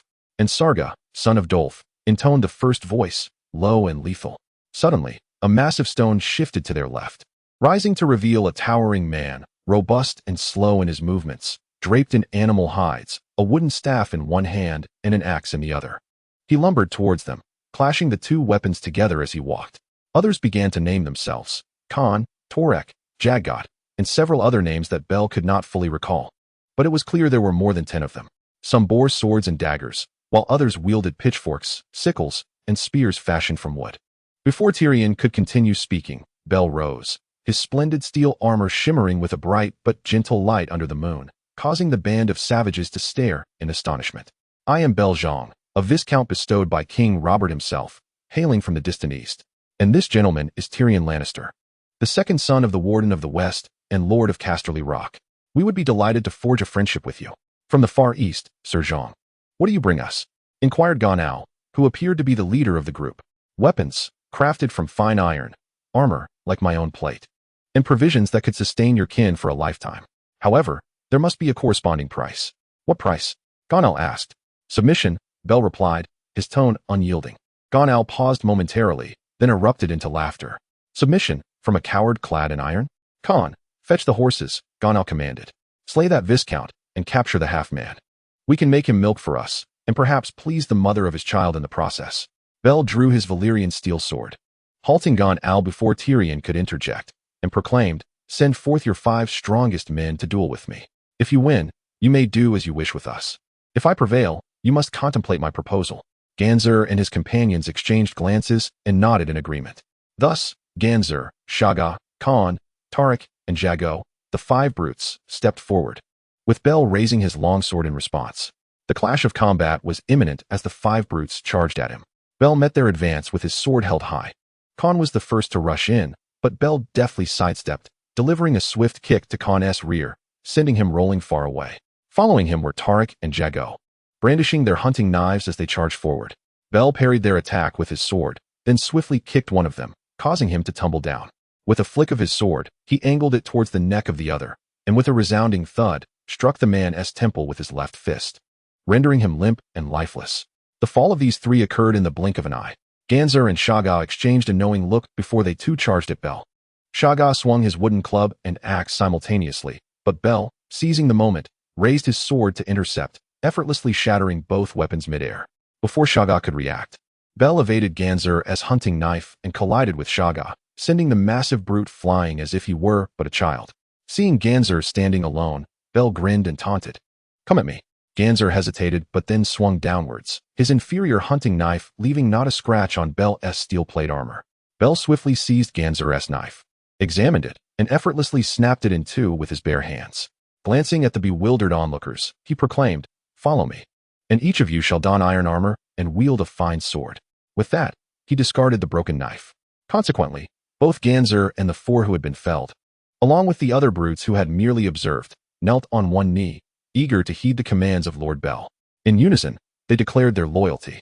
Meanwhile, Tyrion, standing aside, gazed at Bel's figure, momentarily entranced, sensing a vague loss within himself, murmuring, Oh, brothers and sisters, I cannot fathom the caliber of adversary you have stirred. Chapter 13. Training the Brutes. Returned to King's Landing. Baron Nestor Royce, the Knight of the Vale, smiled as he watched Bel's caravan depart with thousands of barbarians in tow. He understood that henceforth, The Vale of Arryn would no longer suffer from the marauding savages of the Moon Mountains. For nearly all the native inhabitants of the Moon Mountains had followed the newly appointed vassal and his trading company out of the Vale. These thousands of natives were not merely fierce warriors. In truth, less than half of them were fighters. The remainder comprised the elderly, the weak, and women and children. In the days following that fateful night, Bell devoted his time to locating the leaders of all the clans in the Moon Mountains, successfully persuading them to follow him. Thus, this group of natives advanced towards Bell's domain, the village of Wagner, which had now been transformed into Wagner's stronghold. Tyrion inquired more than once why Bell felt the need to bring entire families along if his intent was merely to assemble a military force of robust clan warriors. Why? He pondered. Did they need to leave the Vale with their dependents? This involves thousands of individuals, and sustaining them requires a considerable amount of provisions. This is not the demeanor of a merchant. Bell chuckled softly and remarked, "They will not only become my army, they shall also become my people." With this singular statement, he ceased to elaborate further. Bell understood that someone like Tyrion, a noble of Westeros, would not grasp many of the Eastern philosophies. Just as he would not envision how the Valley Knights would treat their families if all the clan warriors departed from the Moonshadow Mountains. What awaited their kin would be utter slaughter. Ultimately, these warriors would become a band of homeless vagabonds, wreaking havoc wherever they roamed. Naturally, he would not ponder such thoughts, for they did not align with noble reasoning. However, even if he were to contemplate this reality, nobles like him would not instigate change, as it would not serve their interests. Such a mindset was one that Bell detested. He had come to this land not to transform himself, but to transform others. Thus, he favored the rise and fall, the principles of prosperity and decline bequeathed by his ancestors. He cherished the compassionate heart he had cultivated in his previous life. Consequently, he did not intend to engage in discussions or debates with other nobles. He preferred to demonstrate through his actions that his ancestors' theories were indeed more advanced, that the truths he upheld were genuine. Thus, at the outskirts of Rosby, Bell bid farewell to Tyrion as they concluded this segment of their journey. Tyrion proceeded directly to King's Landing. Bell, however, led the barbarians to Wegner Village. Upon truly arriving at Wegner Village, Bell felt a sense of gratification as he beheld a fortification that was aptly named. It had risen impressively from the ground. Indeed, this stronghold bore a semblance to a fortress. The height and thickness of its walls could rival those of medium to large cities in Westeros. This was largely thanks to the essential knowledge of cement making possessed by the traveler. With the aid of cement, the construction of the stronghold had become considerably grander. Coupled with the assistance of asphalt for road paving, the entire settlement, though merely a village, resembled a colossal military encampment. As the influx of new inhabitants had been anticipated, the accommodation of the barbarians transpired with relative ease. Following this, Bell instituted a stringent management system to guide the barbarians towards civilization in both their daily lives and their spirits. He recognized the formidable challenge of fostering harmony among these individuals hailing from diverse regions. Yet, once this objective was achieved, the army composed of the people he led would be invincible in battle, conquering all adversities. For they would embrace the concept of home. And the warriors would strive not just for the coins in their own pockets. They would understand that behind them lay a homeland, a sanctuary for their souls, eternal regardless of life or death. As the barbarians, villagers, and the families of previously relocated soldiers began to acclimate, the barbarian warriors were already being equipped with distributed armor and weapons, commencing their formal military training. Observing the disarray among the troops, Bell resolved to apply the training methods from his former world. The 600 soldiers who had already undergone military training would serve as instructors, beginning with the fundamentals of marching in formation. On the first day, the barbarian warriors found the training quite amusing. However, after a day or two, they began to notice a transformation within themselves. They could not quite comprehend why such simple and monotonous drills could evoke a profound sense of exhilaration and fervor. The synchronized formations and resounding slogans were, in a subtle way, cleansing their souls, or perhaps, nurturing a military spirit within them. After a week of military training, once the warriors had begun to adhere to military regulations, Bell received an invitation to a tournament from King Robert. He entrusted the command of the troops to old Charles, instructing him to await orders in the village of Wegner, while he himself took 500 soldiers, 300 elite barbarians, and 200 seasoned veterans to King's Landing. Upon arriving in King's Landing without pause, Bell brought only 50 veterans into the city, while the rest remained concealed in the nearby woods, ready to respond to any command. Once inside the city, guided by the directions of passers-by, they successfully reached the audience chamber. After informing the guards of their names and purpose, the guards signaled for Bell to wait a moment, as the Prime Minister was engaged in discussions. Outside the door, Bell faintly overheard a conversation that seemed to involve jesting about a certain courtesan. Shortly thereafter, he saw a group emerging from the Prime Minister's tower. At the forefront was a handsome young man, in whom Bell perceived the youthful visage of Robert. It was evident that this was none other than Robert's younger brother, Renly Baratheon. Following him were a bald, portly man and a short middle-aged individual, while bringing up the rear was a rather lecherous-looking old man. Upon noticing Bell, the group appeared somewhat taken aback. Fortunately, Ned timely emerged from the chamber and introduced Bell to them. At this moment, the diminutive middle-aged man exhibited a glimmer of delight and addressed Ned, inquiring if he could borrow some men from Lord Bell to manage the public order in King's Landing. Ned looked at Bell with a hint of hesitation, feeling somewhat awkward, and indicated that it would depend on Lord Bell's disposition, thereby passing the matter back to Bell. Bell, with a resigned smile, nodded in agreement, feeling somewhat exasperated that his reunion with Lord Ned had already led to another predicament.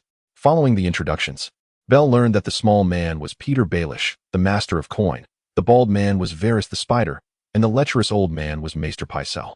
Bell had fortuitously acquainted himself with some of the most powerful figures in King's Landing. Chapter 14. Infiltrating King's Landing and joining the tournament. After bidding farewell to Varys and the other power brokers of King's Landing, Bell accompanied Ned to the Prime Minister's tower. Ned inquired about Bell's purpose in coming to King's Landing, to which Bell replied that he intended to depart immediately after securing his fief. However, he suspected that the Lannister family might thwart his intentions. Thus, he sought out the hand of the king, Duke Ned. Ned explained that he had been quite occupied with official duties lately, and the hand of the king did not directly oversee matters concerning fiefs. Therefore, they would have to wait until after the tournament to consult the relevant officials in charge of the fiefs. Bell nodded in understanding. Thus, he informed Ned of his intention to participate in the tournament, allowing him to remain in King's Landing until its conclusion. During this time, his 50 guards could be lent to the city's watch, yet he expressed a desire to reside in the Prime Minister's tower. His rationale was that other inns were excessively crowded and disorderly. Although this may have sounded absurd, the underlying reason for Bell's request was to keep a close watch on Ned's movements. After all, Ned's actions signified the trajectory of the entire tale of ice and fire in King's Landing. The more he understood, the more seamlessly he could navigate his life there. Author's note: I swear Bell had no intentions toward your daughter. Ahem, Lord Ned. Let us set down our swords and converse. Ned paused momentarily, harboring some doubts. Yet knowing that Bell would not act against his family, consented to the arrangement. He allocated a fine chamber for Bell and assigned his personal guard, Ser Jorah, to ensure Bell's safety. In simpler terms, this meant monitoring Bell's actions while safeguarding his daughter's romantic interests. Bell expressed indifference, and his belongings were subsequently transported into the Prime Minister's tower. During the moving process, Ned inquired, My Lord Bell, as you are now a Viscount, have you designed your family crest yet? Bell smiled, producing a freshly painted shield adorned with a vividly depicted Chinese dragon. Naturally, Ned was unfamiliar with this emblem, yet he found it inexplicably imposing and refrained from asking further. Bell, likewise, provided no extensive explanation. The exchange between two individuals not particularly fond of verbosity unfolded far more smoothly than anticipated. After engaging in light conversation with Duke Ned for a considerable time, Bell settled into an unoccupied room within the Prime Minister's tower. He arranged for his 50 guards to conduct security operations in King's Landing, thoroughly familiarizing themselves with the city's intricacies, thereby laying a solid foundation for his future escape plan. However, with the tournament imminent, Bell understood that he could exploit certain means to amass considerable wealth. What he sought extended beyond merely 40,000 golden dragons. Days later, the highly anticipated tournament in King's Landing commenced. Gleaming armor, grand steeds bedecked in gold and silver, the crowd's jubilant cheers, and the vibrant banners fluttering in the breeze transformed the city into a scene of extraordinary festivity. Uncertain whether this was a prelude to an approaching storm, Bell, mounted on horseback, felt a twinge of sentimentality as he leisurely entered the arena. Upon spotting Duke Ned among the spectators, he found himself puzzled.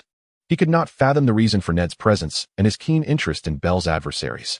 In his first match, Bell faced a blue-cloaked knight from the Vale. He effortlessly triumphed, after which the newly minted knight was escorted to the Prime Minister's tower. Next, Bell was to contend with the legendary Gregor Clegane, the Mountain. This was his second appearance, and standing over 2 meters tall, he resembled a giant, encased in impenetrable armor. Bell couldn't help but worry for the black steed beneath him. Had it not been for the rules prohibiting attacks on mounts, Bell could have devised countless strategies to prevent Gregor from completing the competition. The two opponents prepared for their initial charge. Gregor skillfully elevated his lance, aiming it at Bell's neck. With a sly grin, Bell deflected the lance with his neck guard while positioning his own lance for a sweeping attack against the beastly mount. A sharp crack resonated as the lance shattered. Yet Gregor merely shuddered, remaining steadfast upon his steed. Bell was compelled to replace his lance, readying himself for a second charge. As the mount lunged forward once more, Bell recognized the scientific principle of momentum conservation from his previous realm. His own mass was insufficient to withstand a direct collision with the mount. Instead, he resolved to exploit the mount's volatile temperament to provoke a lapse in control over his steed, thereby creating an opportunity for victory. Thus, during this charge, Bell deftly evaded the mount's assault, striking the helmet at an angle and sending it flying. The mount's disheveled hair cascaded chaotically as the helmet soared away, a sight most unsightly. In a fit of rage, the mount bellowed and surged toward Bell, oblivious to the disarray of his mount's strides. Understanding that his moment of triumph had arrived, Bell leaned low, sprawled across his horse's back, discarding his left-hand shield onto the ground. As he passed the mount, he deftly struck Gregor's knee with his lance. In an instant, the mount's left leg spasmed, and with the added force of the horse's unbalanced momentum, he was violently thrust aside. The arena fell into a heavy silence before erupting into thunderous applause.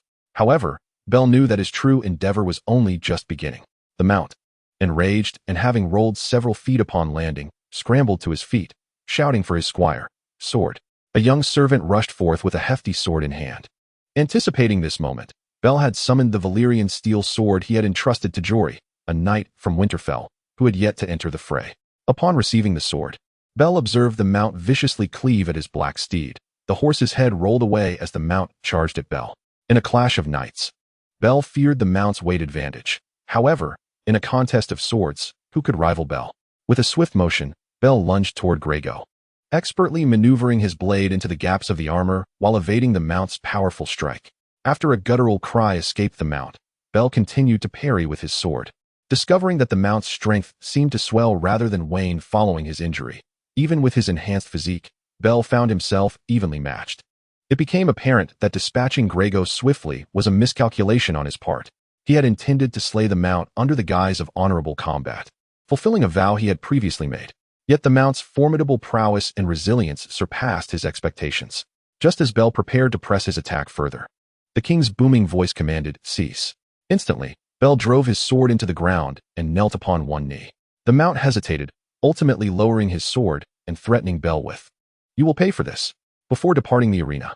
In the aftermath, the crowd erupted into frenzied cheers for Lord Bell. He caught sight of Lady Sansa and her maidens, casting rosy glances and whispers in his direction, causing Bell's cheeks to flush with warmth. It is indeed astonishing to reflect on the former self who spent 18 solitary years in the previous realm, now basking in such a splendid moment. Yet, upon hearing the name of the individual he is to face in the impending duel, Bell swiftly jolted himself from his delightful reverie. Who, then, shall he confront?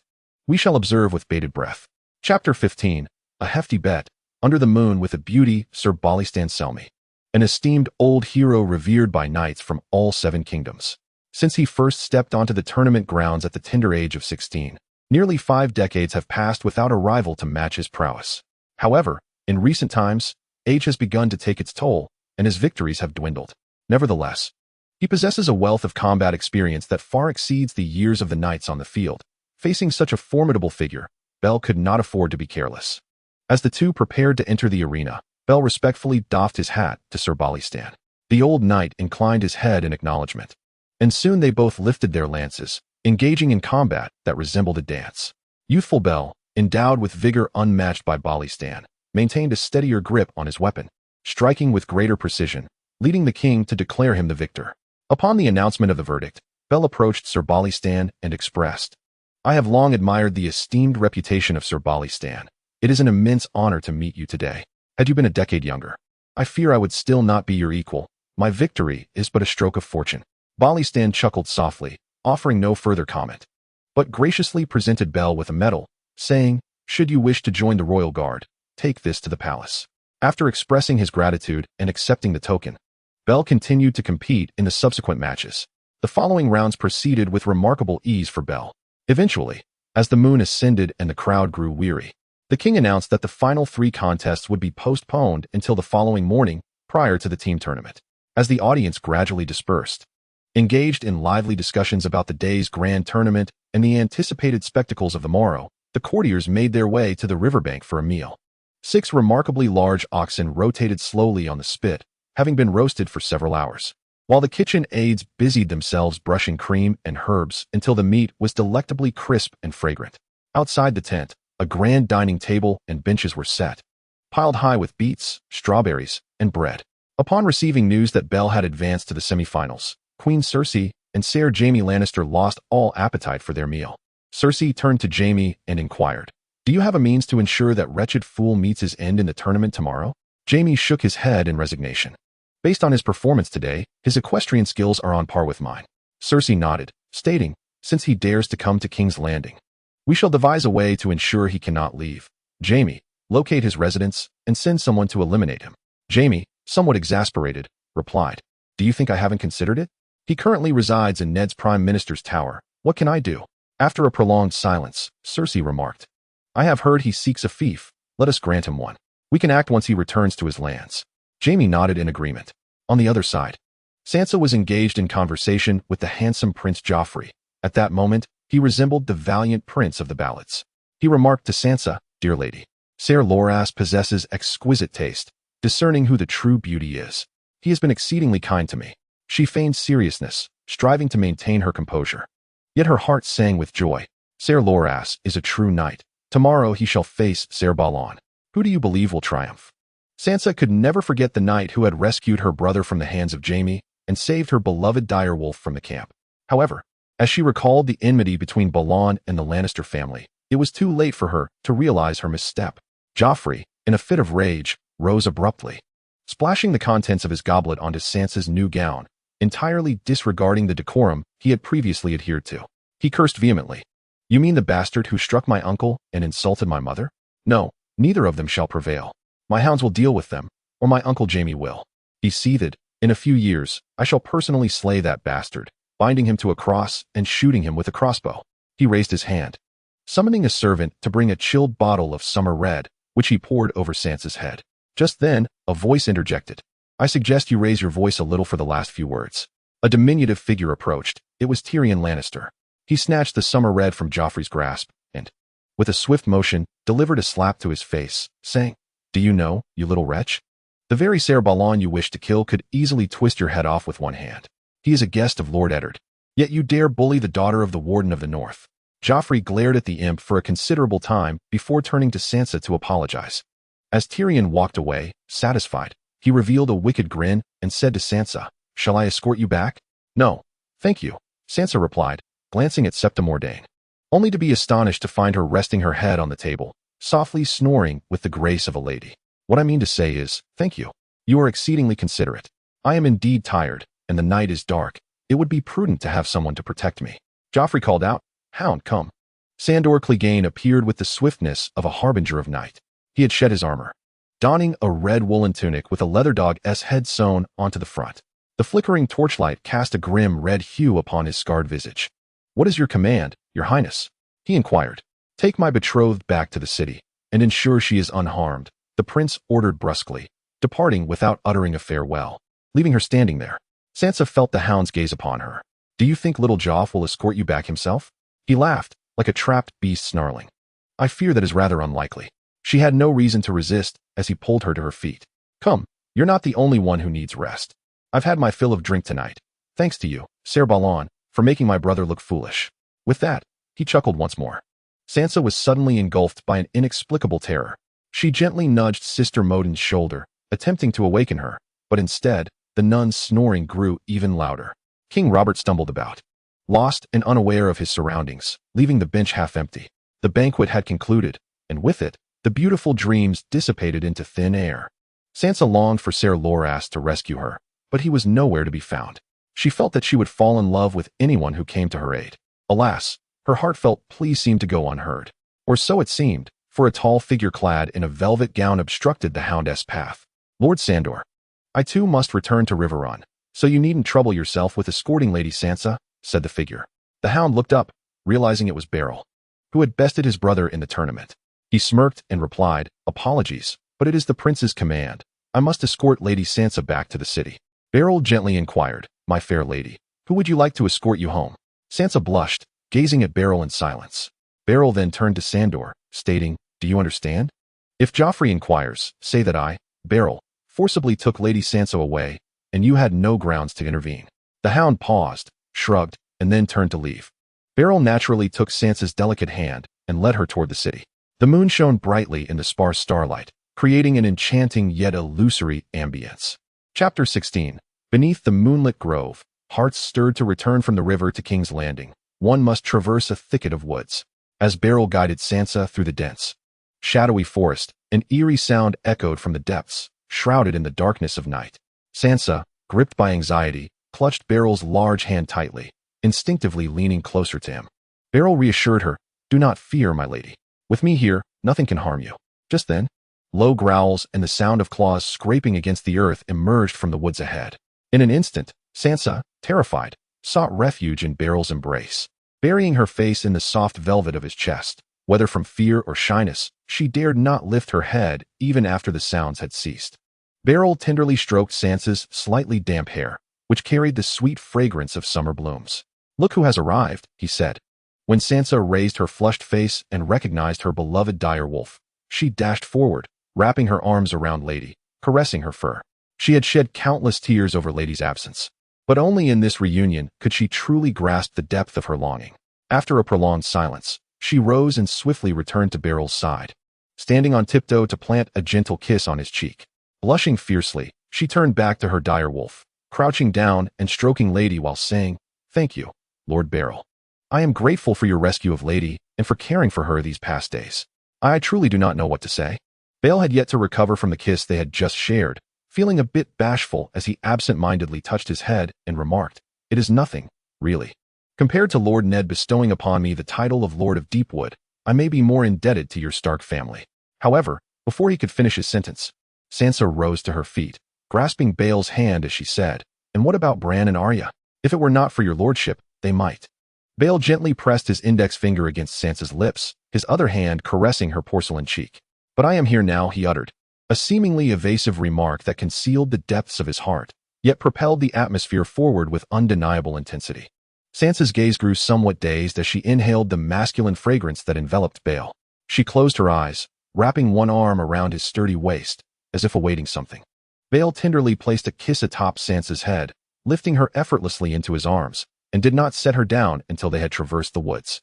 As they made their way into the city, Sansa held Bale's hand, hiding shyly behind him. Her cheeks were as crimson as ripe apples, and she dared not lift her gaze, fearful that her father or sister Modin might catch sight of her flustered countenance. Upon entering the Prime Minister's tower, it was already late at night. After escorting Sansa to her chamber, Bale was preparing to depart when he was suddenly called back by her. Turning in confusion, he found Sansa, a hint of shyness in her demeanor, saying, "My Lord Bale, Sister Modin and my maid have yet to return. I was splashed with wine by little Joffrey, and now I find myself unable to remove my gown." Bale felt an overwhelming urge to blush, an experience he had never encountered in his 19 years. Despite his attempts to maintain composure, he was still but a naive young man. How could he endure such a situation? He implored himself to remain calm. Thus, with a flushed face, he stepped into Sansa's room. Later, in his own chamber, Bale felt a tinge of disappointment. It turned out that the young ladies possessed a special dressing curtain, and he had seen nothing at all. Nevertheless, he reassured himself that such matters should unfold gradually. He was not a pervert, after all. He simply found Sansa to be dignified and charming. Yes, indeed. That was precisely the case. Meanwhile, in another room of the Prime Minister's tower, Sansa clutched her pillow, a mix of excitement and disappointment rendering her unable to sleep. She felt utterly disillusioned by Joffrey's behavior that day and could no longer harbor any affection for him. Her mind was now entirely occupied by the noble Bale and their recent reunion. Chapter 17. The decisive tournament awakening from a blissful night of dreams. Bale rose to find Ned in the hall of the Prime Minister's tower, looking as though he had not slept a wink. After a brief inquiry, Bale learned that the first knight to fall to his lance yesterday hailed from the Vale of Arryn. He had once been a squire to Jon Arryn. It was evident that the lad aspired to be a knight, yet he was clearly unprepared for such a role. Had he encountered any unprincipled knight instead of Bale, he would likely have met a grim fate. However, He survived and now appeared to have become Lord Ned's sworn protector. As for why Ned was so intrigued by a freshly dubbed knight, and what knowledge he had gleaned from him, remained a mystery. Bell did not concern himself with the knowledge Ned might possess. He understood that, bound by his principles, he could never rival the cunning of the Lannister family. Thus, he stepped into the arena of the tournament without a second thought. As soon as he entered, he heard the sharp, piercing laughter of the imp, Lord Renly. Do you think I would be as foolish as Littlefinger, wagering on my brother's victory? Don't think for a moment that I am unaware you are the puppet master behind the betting. After a brief pause, the imp declared a bet of 100 golden dragons on the hound. The previous match had already commenced. Sandor Clegane, during his initial charge, nearly found himself unseated by Jaime. Amidst the cheers of the crowd, he abruptly reined in his horse and prepared for the second round. While Littlefinger reveled in his smugness beside Renly and the imp, Jaime was swiftly unhorsed by the hound, rolling in the mud, his golden armor glinting. Yet his helmet was dented. Nearby, Sansa whispered, I knew the hound would win. Littlefinger caught her words. If you know the winner of the next bout, do share it with me, lest Lord Renly leaves me utterly destitute, he shouted to her. Ned couldn't help but smile. Surely, it would be Lord Bale. Despite the impressive prowess of Ser Loras, Lord Bale would undoubtedly emerge victorious. To everyone's astonishment, Sansa responded to Littlefinger. Jaime Renly could not remain silent, interjecting. I'm not so sure. Lord Bale is a novice at tournaments, while Ser Tyrell is a young champion who unseated Jaime last year. 200 golden dragons. I wager on Loras. For 100 golden dragons, I place on Lord Bale. This time, the imp did not buy into Renly's confidence, stating, You all underestimate this man. Standing nearby, Peter, Littlefinger, found himself in a dilemma. Unlike the established wealth of Tyrion and Renly, he was a newly risen noble. What might have been a mere diversion for others could prove a perilous gamble for him, though he held no particular admiration for Loras Tyrell. Hearing the imp declare Renly as the gambling overlord prompted him to take a chance. He placed his faith in his instincts. Even if Bale were superior in skill, he would still be ensnared by the machinations of the puppet master behind the scenes. Thus, Peter decisively wagered 200 golden dragons on Loras. Had Bale been unaware of the narrative woven in A Song of Ice and Fire, he would have fallen victim that morning. Upon exiting the Handess Tower and arriving at the arena, he, as before, went to claim his steed. While the match between Jaime and Sandor unfolded, Bale sensed an unusual agitation in his horse. Suddenly, he recalled that in the tale, the Mountain had lost to Loras in the semifinals due to his mount being drugged. He had hoped that by eliminating the Mountain, the outcome would be different, but he realized his naivety. In Westeros, one must never underestimate those willing to employ any means for profit. Whether their adversary was as formidable as the Mountain or as inexperienced as Bale, meticulous plans would be laid. Yet, unfortunate Renly could never have anticipated facing Lord Bale. On the arena, Loras, after casting a confident gaze at his opponent, elegantly scattered roses towards the ladies in the audience, casting a flirtatious glance at Sansa. This display of bravado irked Bale, who felt a tinge of jealousy. While his recollection of the original narrative suggested that the relationship between Loras and Renly was never overtly defined, it was evident that the author subtly indicated Renly's bisexuality. However, if Loras were not heterosexual, how could he so effortlessly charm numerous women? Bale was uncertain and uninterested in further contemplation. His singular focus was on witnessing this foppish knight's downfall before Miss Sansa.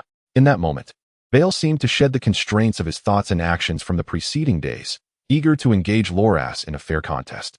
As both steeds galloped forward, it became apparent that Loras, supported by House Tyrell, possessed not only a magnificent horse, but one endowed with agility that surpassed the capabilities of ordinary warhorses. This realization struck Bale deeply, acknowledging that unless one was a heavily armored knight like those from the Mountain, the Flower Knight needed no underhanded tactics to prevail against any adversary. Following their initial clash, Bale pondered this notion. The Flower Knight, upon seeing that his opponent had not fallen as anticipated, sensed a challenge. Noticing that Bale's steed did not exhibit the dazed demeanor typical of a drugged horse, Loras felt something was amiss. He raised his head again to regard Bale, who wore an icy expression coupled with a faint smirk. In the aftermath of their collision, Bale regained his composure, perplexed by his prior impulsivity. Was he truly envious? Envious of Loras's striking features? Or perhaps of the flirtation directed at Sansa?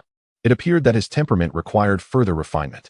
With this realization, Bale tempered his earlier fierce resolve, coolly assessing his opponent's strengths and weaknesses, agility, speed, an amount of remarkable compatibility. Yet, overall, he discerned a lack of mass, and Loras as slender. Reed-like physique would surely falter against the enhanced might he had gained akin to that of the mountain. Subsequently, Bael resolved to take a bold risk. He removed his shield from his left arm, gripping his lance with both hands as he charged forward. The entire audience was taken aback by Bael's audacity. For in the annals of Westerosi tournaments, no knight had ever relinquished their shield to pursue a direct assault.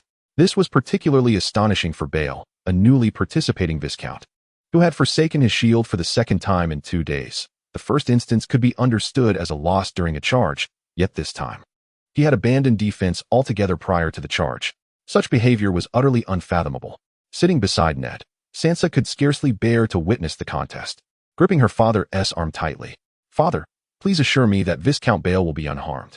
Loras, too, was caught off guard by Bael's actions, displaying a hint of disarray, yet he urged his mare forward to confront Bael. With a resounding thud, Loras felt the thrill of contact against his opponent's armor. However, immediately thereafter, he felt himself plummet from the saddle. It turned out that Bael had maneuvered his lance to graze the side of his body, and just before it broke, the lance, gripped firmly in his hands, had successfully unseated Ser Loras with double the force. The crowd erupted in fervent cheers for Bael, and Sansa, upon confirming his victory, opened her eyes in delight. She saw Bael dismount and stride towards Ser Loras to lift him up, proclaiming, "The glory does not belong to me alone. I thank the valiant Ser Loras." Such gentlemanly conduct elicited another round of applause from the audience. Although Bael himself felt that his actions were somewhat ostentatious, he recognized this as the most convenient and effective way to avoid antagonizing both Renly and the entire court. The subsequent competition against the Hound paled in comparison. Gregor made an error during the third charge and was unseated by Bael. Yet, there were no regrets, as Gregor appeared somewhat fatigued after losing the will to teach his brother a lesson. To have clashed with Bael 3 times before being unhorsed was already commendable. The king promptly awarded Bael with a prize, and amidst the thunderous applause, Bael spotted Sansa running towards him, swiftly embracing her and planting a quick kiss on her forehead. Nearly caught by Duke Ned, Sansa, feeling a touch shy, congratulated Bael on his victory, appreciating his gallant gesture. She then feigned seriousness as she commented on Bael's act of lifting Ser Loras. Bael affectionately ruffled Sansa's hair, saying, "I dedicate this victory to you first, my beautiful lady. May you feel the sun's warmth in the days to come as winter approaches." Such a gesture left Sansa blushing, retreating behind Duke Ned. Bael acknowledged the Duke's congratulations with a nod and accepted the invitation to join him at the archery range to watch the competition. Author's note: in the original text, the relationship between Loras and Renly is not explicitly depicted as romantic, only subtly suggested. Therefore, I cannot solidify their relationship as depicted in the television series. Furthermore, in the books, Renly is bisexual. Poor little Rose of mine. Additionally, the author has realized that high sweetness is delightful. So I plan to sprinkle some dog food throughout the upcoming chapters, fear not, for I am also a seasoned singleton hee. Chapter 18. Acquiring a fief. After receiving a bounty of 20,000 gold dragons, Bael explored the other competitions of the day. He then hurried to the renowned gambling house in King's Landing, where he had placed a bet of 6,000 gold dragons on himself before the tournament.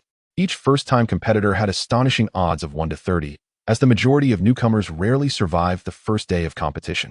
To stimulate the citizens' sense of chance, the gambling house set such high odds.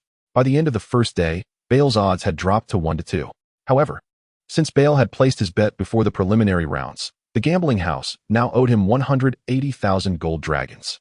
Upon arriving at the gambling house, Bael was unsurprisingly ushered into a private chamber by a group of bodyguards. Due to the substantial amount involved, the gambling house's manager had no choice but to call in their major shareholder to resolve the matter. However, this did not affect Bael. He was already aware that securing a substantial sum from gambling was a daunting task, yet he was curious to see what tricks the gambling house would employ. As Bael languished in boredom, a tall figure entered the private chamber. It was Robb's younger brother, Lannister. Lannister greeted Bael politely, and then smiled as he revealed himself to be a major shareholder of the gambling establishment. Bael returned the smile and remarked, "Ah, so this gambling house belongs to Duke Lannister. No wonder it exudes such grandeur. I was previously concerned that the stakes were too high and they might default. My worries were indeed unwarranted. How could a house with royal credibility engage in such dishonorable conduct?" Lannister coughed awkwardly a couple of times and replied, "In principle, we would not resort to such actions. But, my Lord Bael, we truly cannot produce that much money all at once. And you have already received a bonus of 20,000 golden dragons. You see, Before he could finish, Bear interjected, "No money, Sir Lannister? Do you take me for a fool? How much did you earn from this tournament? Surely not less than 6 figures. How can you claim to lack funds? Are you not concerned about the impact this may have on your establishment's reputation?" Seeing that Bear was not one to be easily swayed, Lannister lowered his tone, saying, "My Lord Bear, if we were to repay your gambling winnings, I fear there would be little left for us.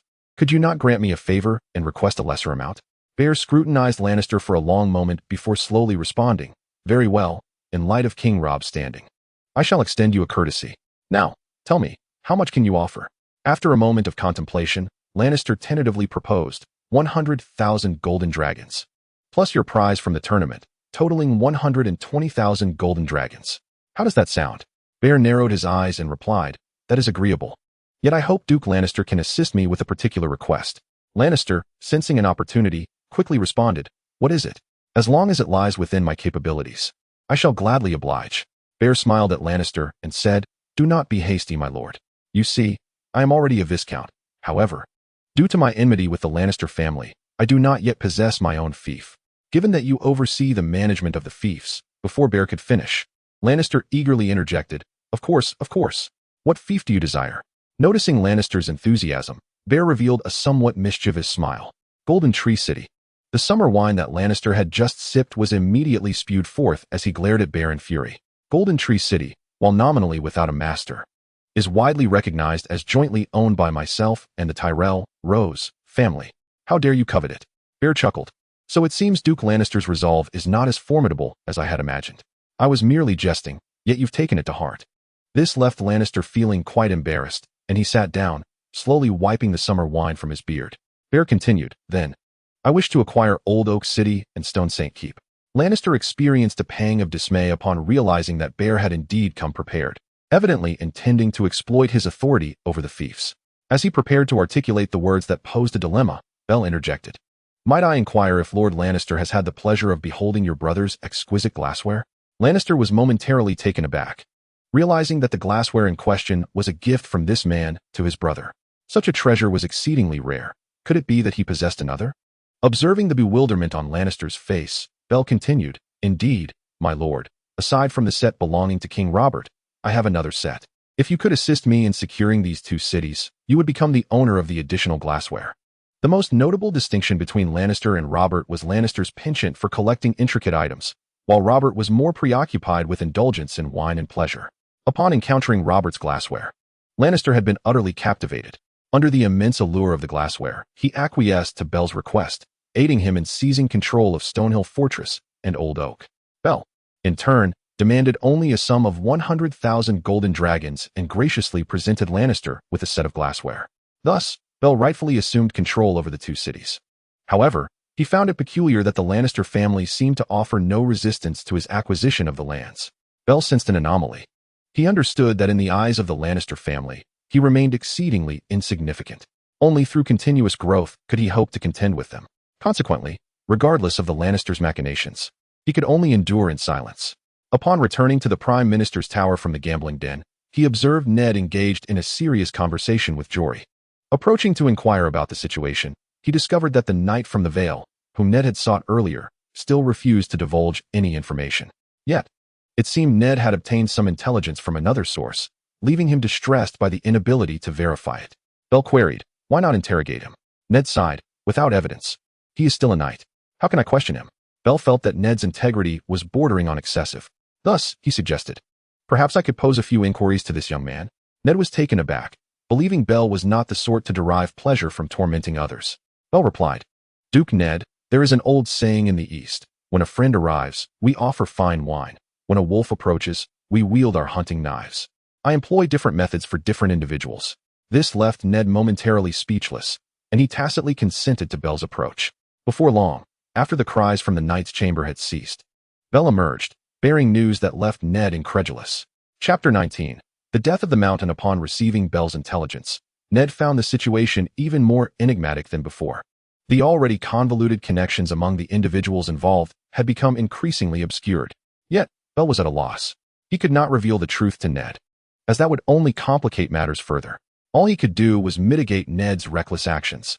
After all, they were currently bound together in this precarious venture. While Ned was still deep in contemplation, a hoarse male voice echoed through the Prime Minister's tower. "My Lord Ned, we are prepared and ready to commence the campaign against the mountain." A middle-aged man of moderate stature, clad in military attire, entered the room. Ned promptly introduced him to Bael as Beric Dondarrion. Bael immediately recognized that this man was destined to become the future organizer of the Brotherhood without banners in Westeros. Known as the Lightning Lord, he would perish in the battle against the mountain, only to be resurrected as a champion of Lawler. However, since fate had brought him before Bael, it seemed that the Lord of Light would have to seek out another vessel. In a bid to borrow the legendary sword ice from Ned, along with his personal ambitions, Bael had previously agreed to undertake the perilous mission against the mountain. Ned then introduced Beric Dondarrion to the commander of this operation, Bael Zhang, the champion of the tournament, a man whose prowess matched that of the mountain.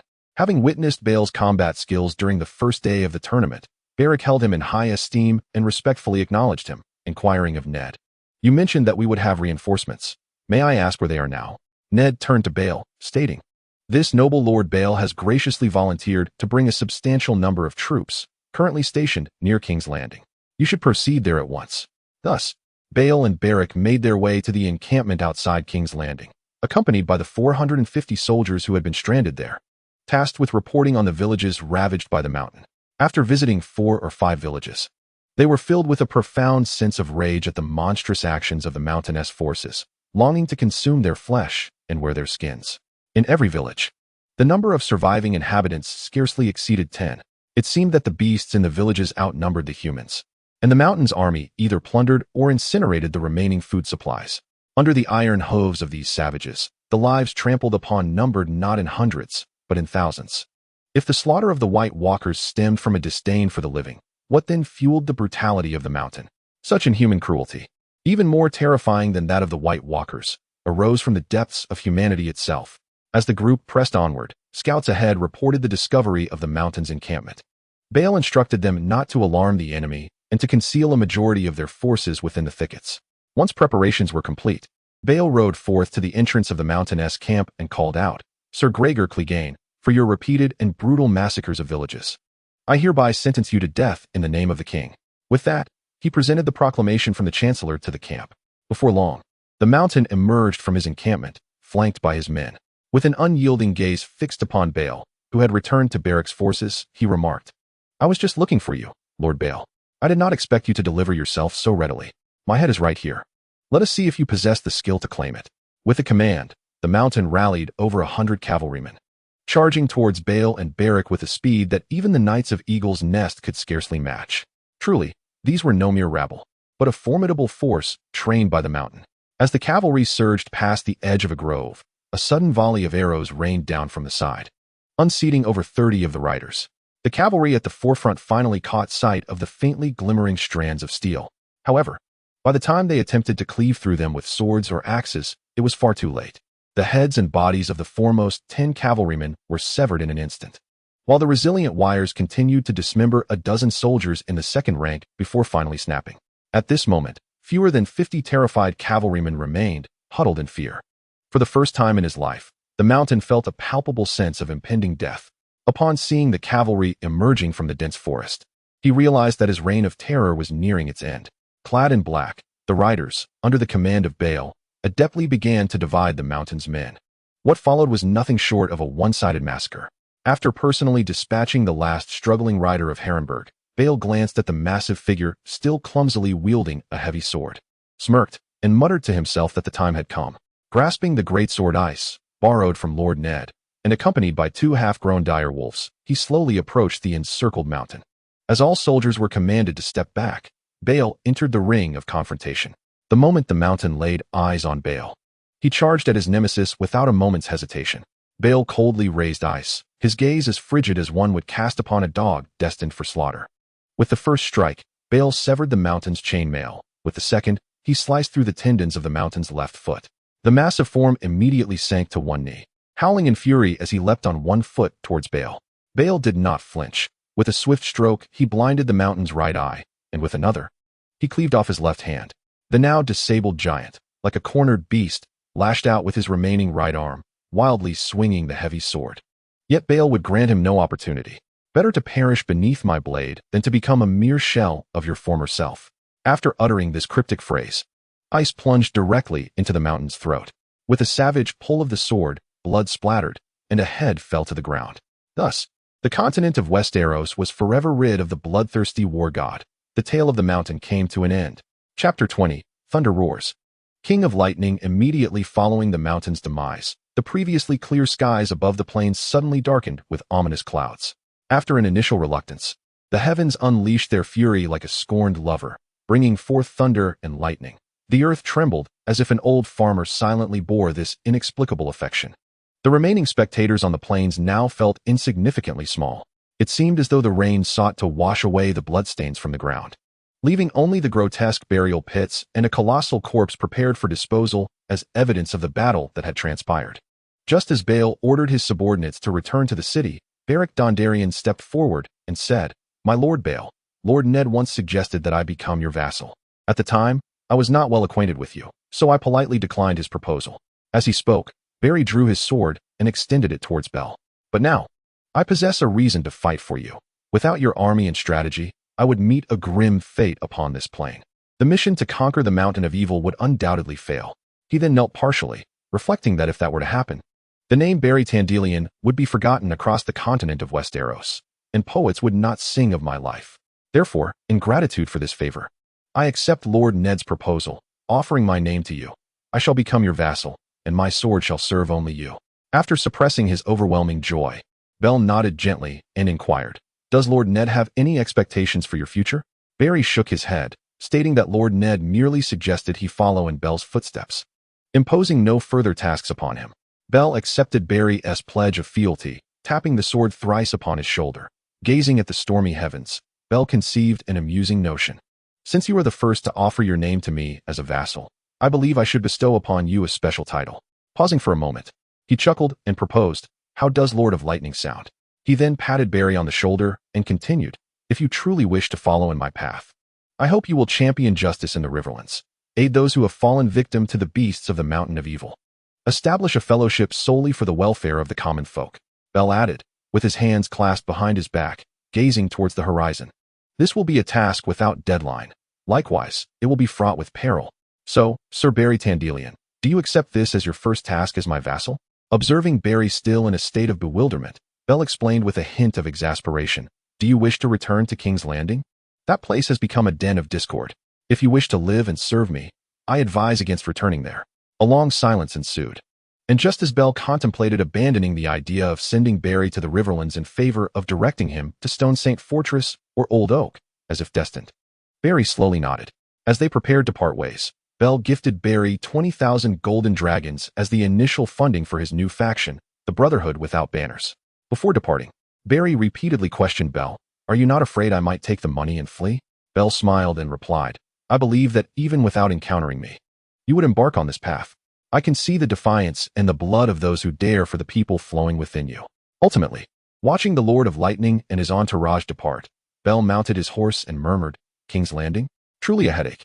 He pondered whether he could alter the fate of that city, for the destinies of those within had seemingly been inscribed. Yet, as the great Targaryen once said, "How can one know it cannot be done without trying? Who says the blue-feathered chicken cannot best the mountain chicken?" Upon Bell's return to King's Landing, everything appeared shrouded in a veil of gloom. He found himself unable to decipher the prevailing circumstances of the city. Due to Tyrion's secure return, Jaime refrained from causing any trouble for Ned, who himself did not return to Casterly Rock. From the results of Baelish's interrogation, Ned reluctantly acknowledged the unsettling truth. Jon Arryn's death bore no connection to the Lannisters. He chose not to escalate tensions with the Lannister family for the time being, although he grew increasingly vigilant against the eunuch Varys, who had provided him with misleading information. Robert, the corpulent king, continued to indulge in debauchery, blissfully unaware that his end was nearing. In summary, the political landscape of King's Landing had become several times more intricate than depicted in the original narrative. Shortly after returning to King's Landing, Bael learned of the rift between Ned and Robert. Those residing in the Hands Tower were preparing to return to the north. Ned rebuffed the request to leave Sansa in King's Landing as a future queen, expressing his unwillingness to entrust his beloved daughter to the Lannisters. Previously, Robert had furiously dismissed Ned from his position as Hand of the King, and now, witnessing Ned's imminent departure, he was filled with panic. yet still unable to lower himself to reconcile with Ned. However, for Bael, there was no cause for alarm. The Hand's tourney had concluded long ago, and the 50 veteran soldiers he had lent out had thoroughly familiarized themselves with the city's defensive systems. He had ensured a safe retreat regardless of circumstances. Now, it was merely a matter of how events would unfold. During this interval, Bael located Robert's illegitimate son, Gendry, under the noses of the unsuspecting crowd. He clandestinely abducted him along with the entire armory and dispatched them towards his most familiar territory, the Wyvern stronghold, alongside the final shipment of goods. Bael's time was far too constrained for him to personally visit his recently bestowed lands. So he dispatched Boro and Old Charles with letters of appointment and a contingent of troops to secure the area. Authoress note: 1. From the British series The Last Kingdom, whose opening theme is quite exhilarating. 2. In the original work, Robert reconciled with Ned because he was severely injured by Jaime. However, in this narrative, since Jaime did not confront Ned, Robert had no opportunity to humble himself before him. Thus, the author indicates that the plot of the A Song of Ice and Fire universe is poised for significant alterations. Bael is also destined to face a third life-threatening crisis during his journey.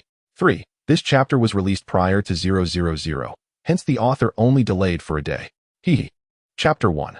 The Onset of Chaos. Reluctantly posturing as the Stark family prepared for their return to Winterfell, Ned finally uncovered the truth behind the matter. Seizing the opportunity while Robert was out hunting, he summoned the Queen to validate his suspicions. Unexpectedly, the Queen revealed no intention of concealing the truth from him. She disclosed a secret that could shock the realm, hoping to forge an alliance based on their mutual affection for her children. Yet, how could the noble and upright Duke Ned consent to such a treasonous pact? With Cersei's sharp slap echoing through the air, the tumultuous era on the continent of Westeros began. Meanwhile, the young Lord Bael, dining with Ned's 2 daughters, had just encountered the water dancer dismissed by Duke Ned the previous day. As Arya was set to return to Winterfell, she could no longer continue her dance lessons. The bald swordsman from a foreign land has resolutely decided to embark on a new life of wandering. Bell sincerely invites him to become an instructor for his subordinates. Under the fervent recommendation of Elia and the substantial remuneration offered by Bell, Cilio Frel, who once served as the chief swordsman under the Sea King of Bravos for 9 years, agrees to take on the role of future instructor for Bell's subordinates. However, on that very afternoon, a dreadful piece of news reached King's Landing. King Robert was gravely injured when he was attacked by a wild boar during a hunt in the royal woods. Upon receiving this news, Duke Ned hurried to visit the king. Although their Cold War had yet to conclude, how could the bond forged in their youth be diminished by the passage of time? After all, Ned had once regarded Robert as a brother. Even in the absence of his former role as Hand of the King, Ned remained Robert's dearest friend.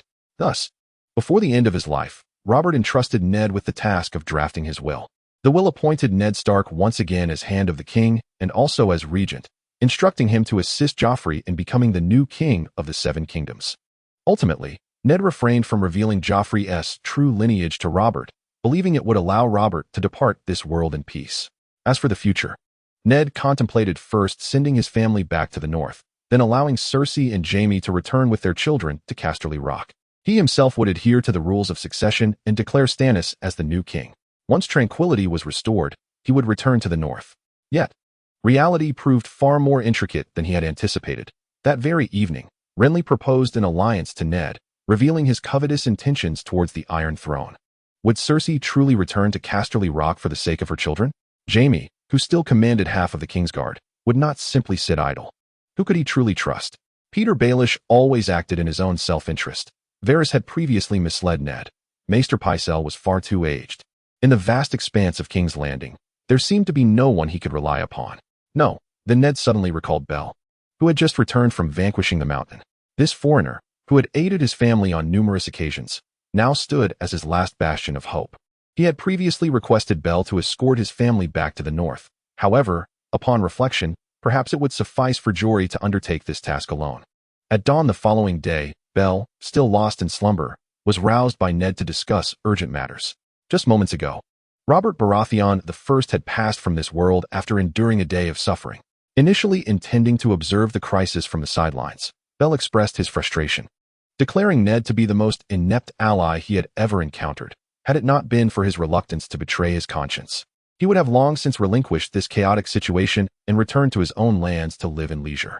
Yet, considering that Ned might become his father-in-law in the future, Bell was compelled to slightly modify his previously devised plan in an effort to salvage Ned's naively optimistic aspirations. First and foremost, Bell repeatedly urged Ned not to place his trust in Petyr Baelish, as such individuals are often more challenging to contend with than outright enemies. Furthermore, Bell subtly indicated to Ned that his plans were excessively idealistic.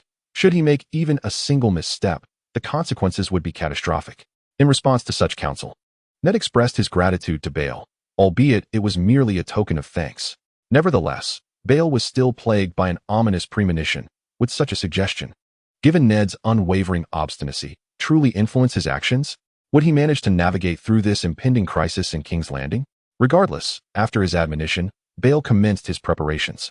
However, time was of the essence. Under Bael's advisement, Ned's daughter's journey home was hastened to the morning, with Sansa having relinquished her aspirations for love with Joffrey. The Stark family of Winterfell successfully embarked upon their prearranged merchant vessel before dawn broke, setting sail for home. After watching his loyal servants and beloved daughters depart, Ned breathed a sigh of relief. Upon returning to his study, he, in his relaxed state, inadvertently dismissed Bael's warning. He summoned Petyr, who had been absent the entire previous night, along with several lords of the realm, to deliberate on subsequent matters. Concurrently, they called upon the captain of the Kingsguard to validate Robert's will. The captain meticulously scrutinized the document. It bore the seal of King Robert and had not been tampered with. He opened the letter and read aloud. Eddard Stark of House Stark is appointed as regent and protector of the realm until my rightful heir comes of age. In truth, Ned mused silently. That heir had already reached maturity. He harbored distrust toward Petyr and Varys, while Ser Barristan believed the boy to be the new king and was resolute in his honor to protect him. This old knight would likely not relinquish Joffrey easily. Although it was distasteful to employ deceit, Ned understood he must tread cautiously, maintaining the facade of the previous game while awaiting the gradual fortification of his regent position. Once Arya and Sansa returned safely to Winterfell, and Stannis took his forces to King's Landing, he could then address the matter of succession in due course. I request all of you to affirm my identity as regent in accordance with Robert's wishes, Ned proclaimed while studying the expressions of the gathered lords. Speculating on the concealed thoughts behind Petyr's half-closed eyes, the lazy smile of Petyr, and Varys's anxious, trembling fingers. Suddenly, the door swung open. Fat Tom entered the study. My lords, I beg your pardon, the king's steward insisted as he bowed. The king requests an immediate meeting of the lords in the throne room. Ned had anticipated that Cersei would act preemptively. Thus this summons came as no surprise to him. The king is dead, he stated, but we shall still accompany you. Tom, please arrange for an escort. Ned descended the steps, followed closely by Petyr, Varys, Pycelle, and Ser Barristan, clad in armor and wearing steel helmets. The guards of Winterfell stood in 2 rows outside the tower, numbering 8 in total. The guards escorted them across the square, their gray cloaks snapping in the wind. Although the crimson of the Lannisters was not in sight, numerous golden cloaks of the city guards patrolled the walls and the gates, bringing Ned a modicum of reassurance. Janos Slynt awaited them at the hall's entrance, adorned in ornate black and gold armor, a high-feathered helmet tucked beneath his arm. The commander of the capital's guard nodded stiffly, prompting his subordinates to push open the grand oaken doors, towering at 20 feet and edged in bronze. The Lord Chamberlain led them inside, heralding the arrival of His Majesty King Joffrey I, sovereign of the Undulls, the Rhoynar, and the First Men, ruler of the 7 kingdoms and protector of the realm, scion of House Baratheon and House Lannister. His voice resounded through the hall. A lengthy path lay ahead, where Joffrey awaited upon the Iron Throne. Ned Stark strode toward the boy who fancied himself a king, with others trailing closely behind. This was the path he had traversed once before, mounted on a steed, sword in hand, compelling Jaime Lannister to relinquish the throne, while the dragon heads of House Targaryen observed impassively from the walls. He pondered whether Joffrey would similarly yield his claim to the crown. 6 Kingsguards stood in attendance, save for Ser Barristan, forming a crescent around the base of the throne. Clad in resplendent armor from head to toe, their long white cloaks billowed behind them, and gleaming white shields adorned their left arms. Cersei Lannister stood behind Ser Boros and Ser Meryn, accompanied by her 2 younger children. The queen wore a gown of sea-green silk, embroidered with lace as white as froth. A gold ring set with a gemstone the size of a pigeon's egg adorned her hand, complemented by a matching golden circlet upon her head. Ser Jaime stood beside her, his distinctive lion armor glinting like stars in the sunlight streaming through the windows. Above them, in a chair spiked with sharp points, sat Joffrey, draped in a robe of red satin threaded with gold. Sandor Clegane loomed at the steep and narrow stairway leading to the throne, clad in ash-gray armor and a fearsome dog-headed helm.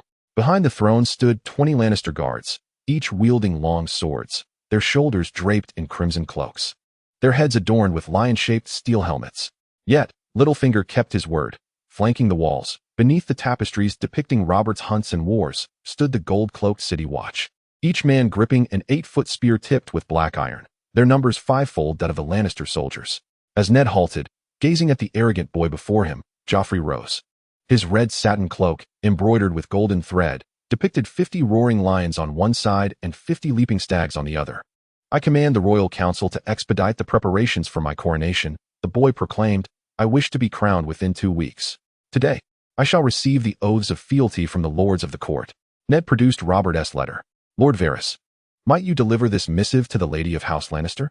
The eunuch took the letter and presented it to Cersei, who cast a glance at it. "Protector of the realm," she read, "my lord, do you intend to use this as a shield? Just a mere piece of paper?" She tore the letter in half, then into quarters, scattering the fragments across the floor.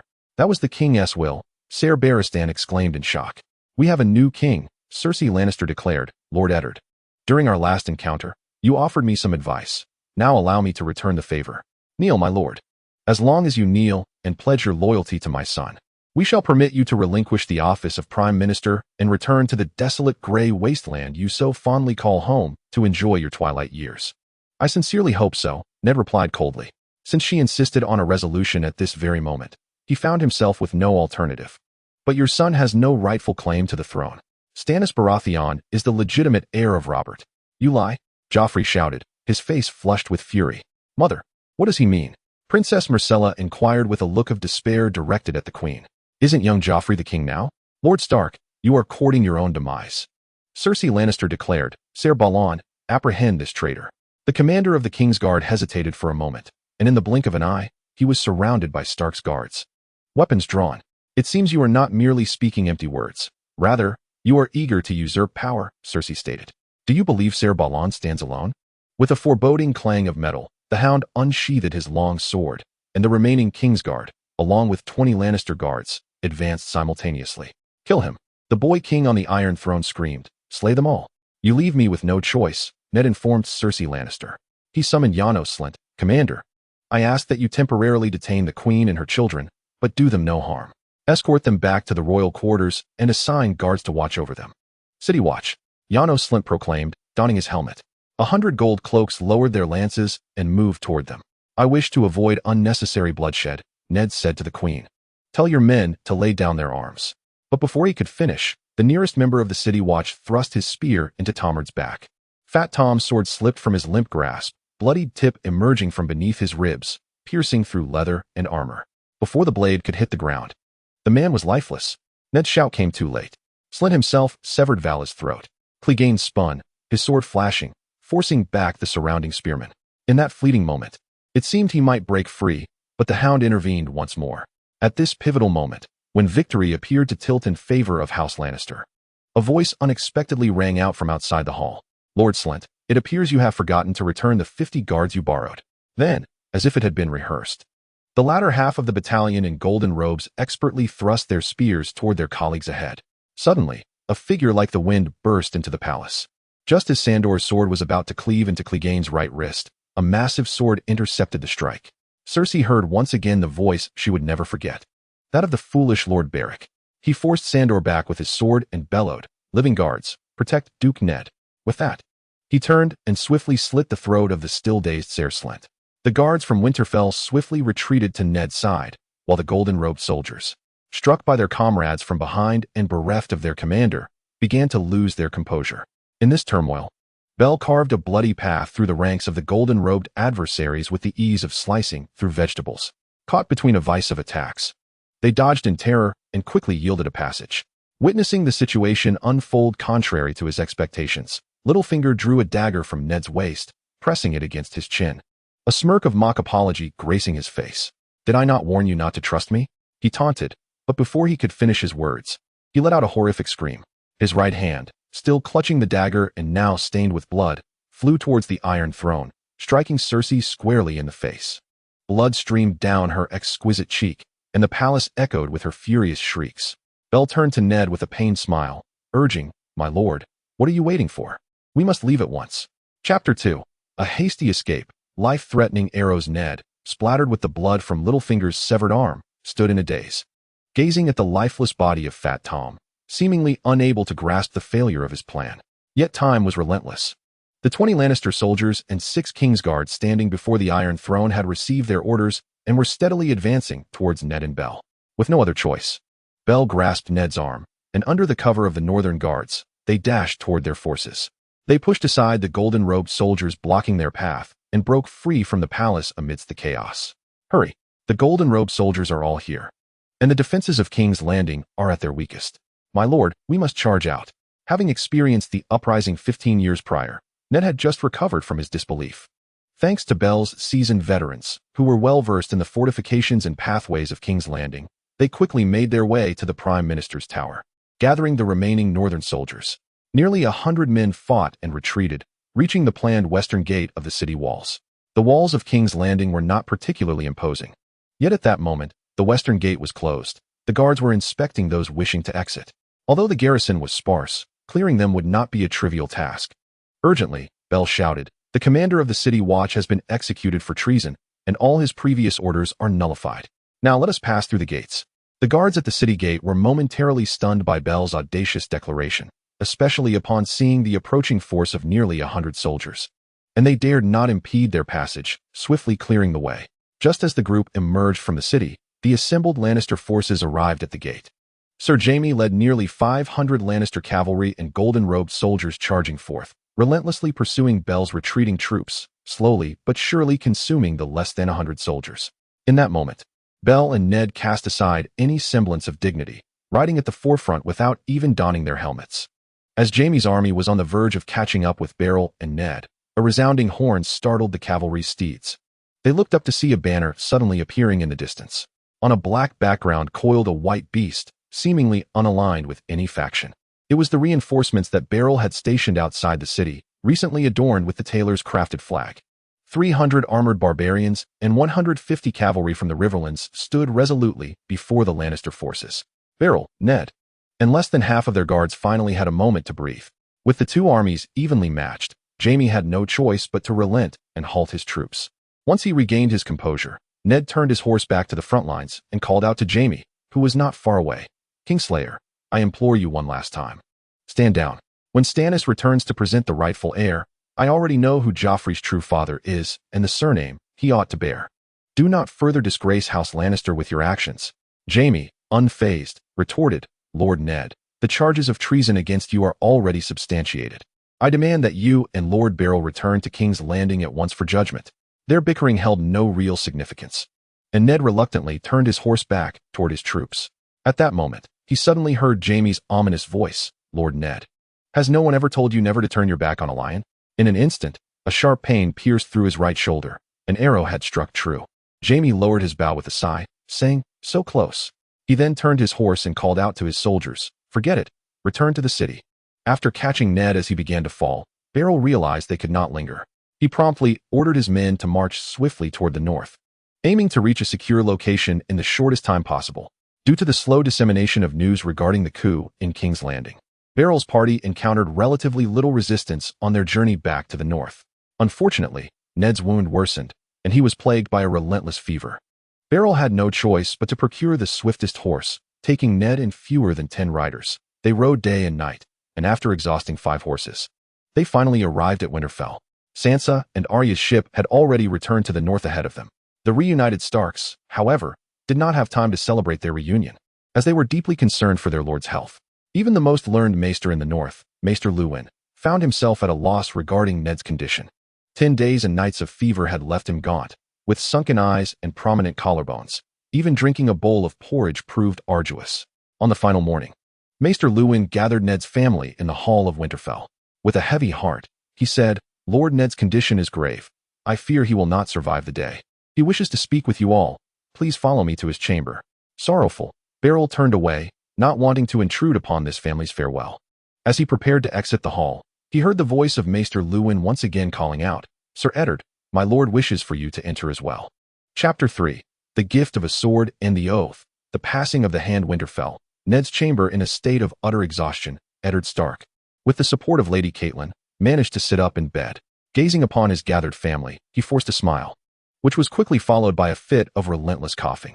Witnessing their father's distress, his two daughters were reduced to tears. The elder, Robb, clenched his fists, his eyes brimming with fury, while the younger, Bran and Rickon, struggled to contain their tears, fearful of incurring their father's wrath.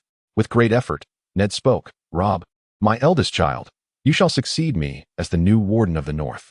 But before that, you must learn the maturity befitting a lord from Lord Greyjohn, and the art of dealing with other lords from Maester Luwin. Only then will I have the confidence to entrust the North to you. Robb lifted his gaze towards Greyjohn and Luwin, nodding resolutely at Ned, his silence conveying all that needed to be said. Next, Ned turned his attention to his eldest daughter, Sansa. With a bittersweet smile, he apologized. I am sorry, Sansa, for not securing a worthy suitor for you. I hope you do not hold it against me.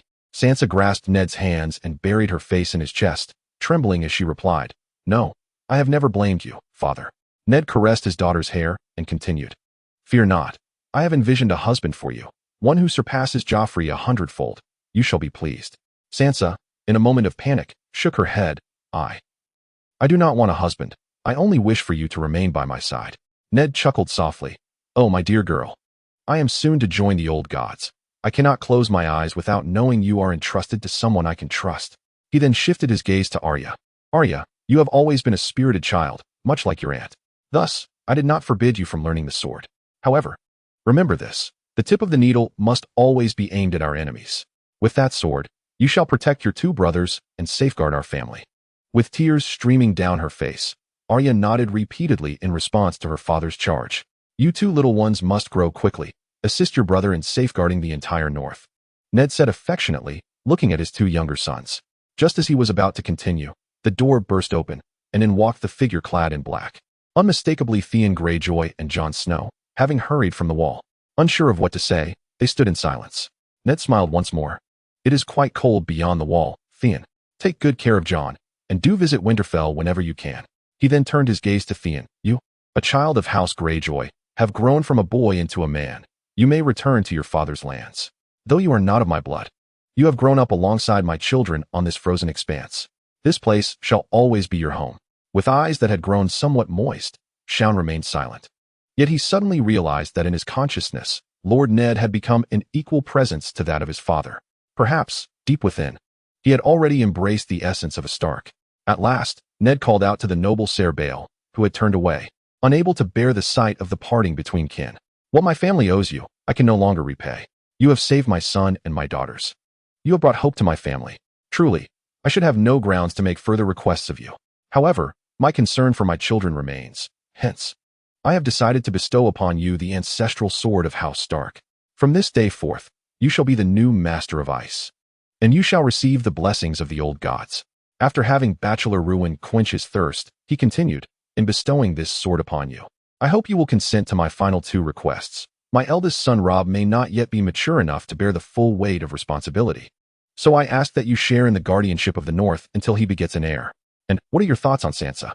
At that moment, the bashful Sansa, standing nearby, exclaimed, Father, what are you saying? Bael was also taken aback, rendered momentarily speechless. Ned then added, I recognize this request may be excessive. Yet I am aware that Sansa has affections for you. You have saved me and my children on multiple occasions. Thus, my final wish is that you care for my daughter and take her as your wife. I hope you can swear this upon ice. Gazing into Ned's resolute eyes, Bael nodded. Drawing forth the great sword strapped to his back, he pointed the blade towards the ceiling. By the ancestral ice of House Stark, I, Bael, do solemnly pledge to jointly serve as protector of the North alongside Robb, until he begets an heir, and to take Lady Sansa as my wife, to care for her all my days. Henceforth, should I breach this oath, may the gods not forgive me. Having spoken, he sheathed the great sword once more. In the days that followed, Ned persevered, receiving most of the northern vassals, and ultimately, upon confirming Bael's position as guardian of the North, he departed this world with regret. Here lies the first guardian of the North from the Baratheon dynasty, the hand of the king, the regent. His deeds shall be forever remembered across the North. Inscribed upon Ned's gravestone. Chapter 4. The journey south to Highgarden. Perils at sea as Bael escorted Ned back to the North. He had already dispatched messengers along the way to announce to various cities and lords the news that Joffrey was not the trueborn son of Robert. Although Cersei later issued a denial, its impact was minimal. Clearly, the majority chose to believe the first tidings they heard. Nevertheless, most lords remained subservient to the oppressive influence of House Lannister, hesitant to respond. However, the Baratheon family held a different perspective.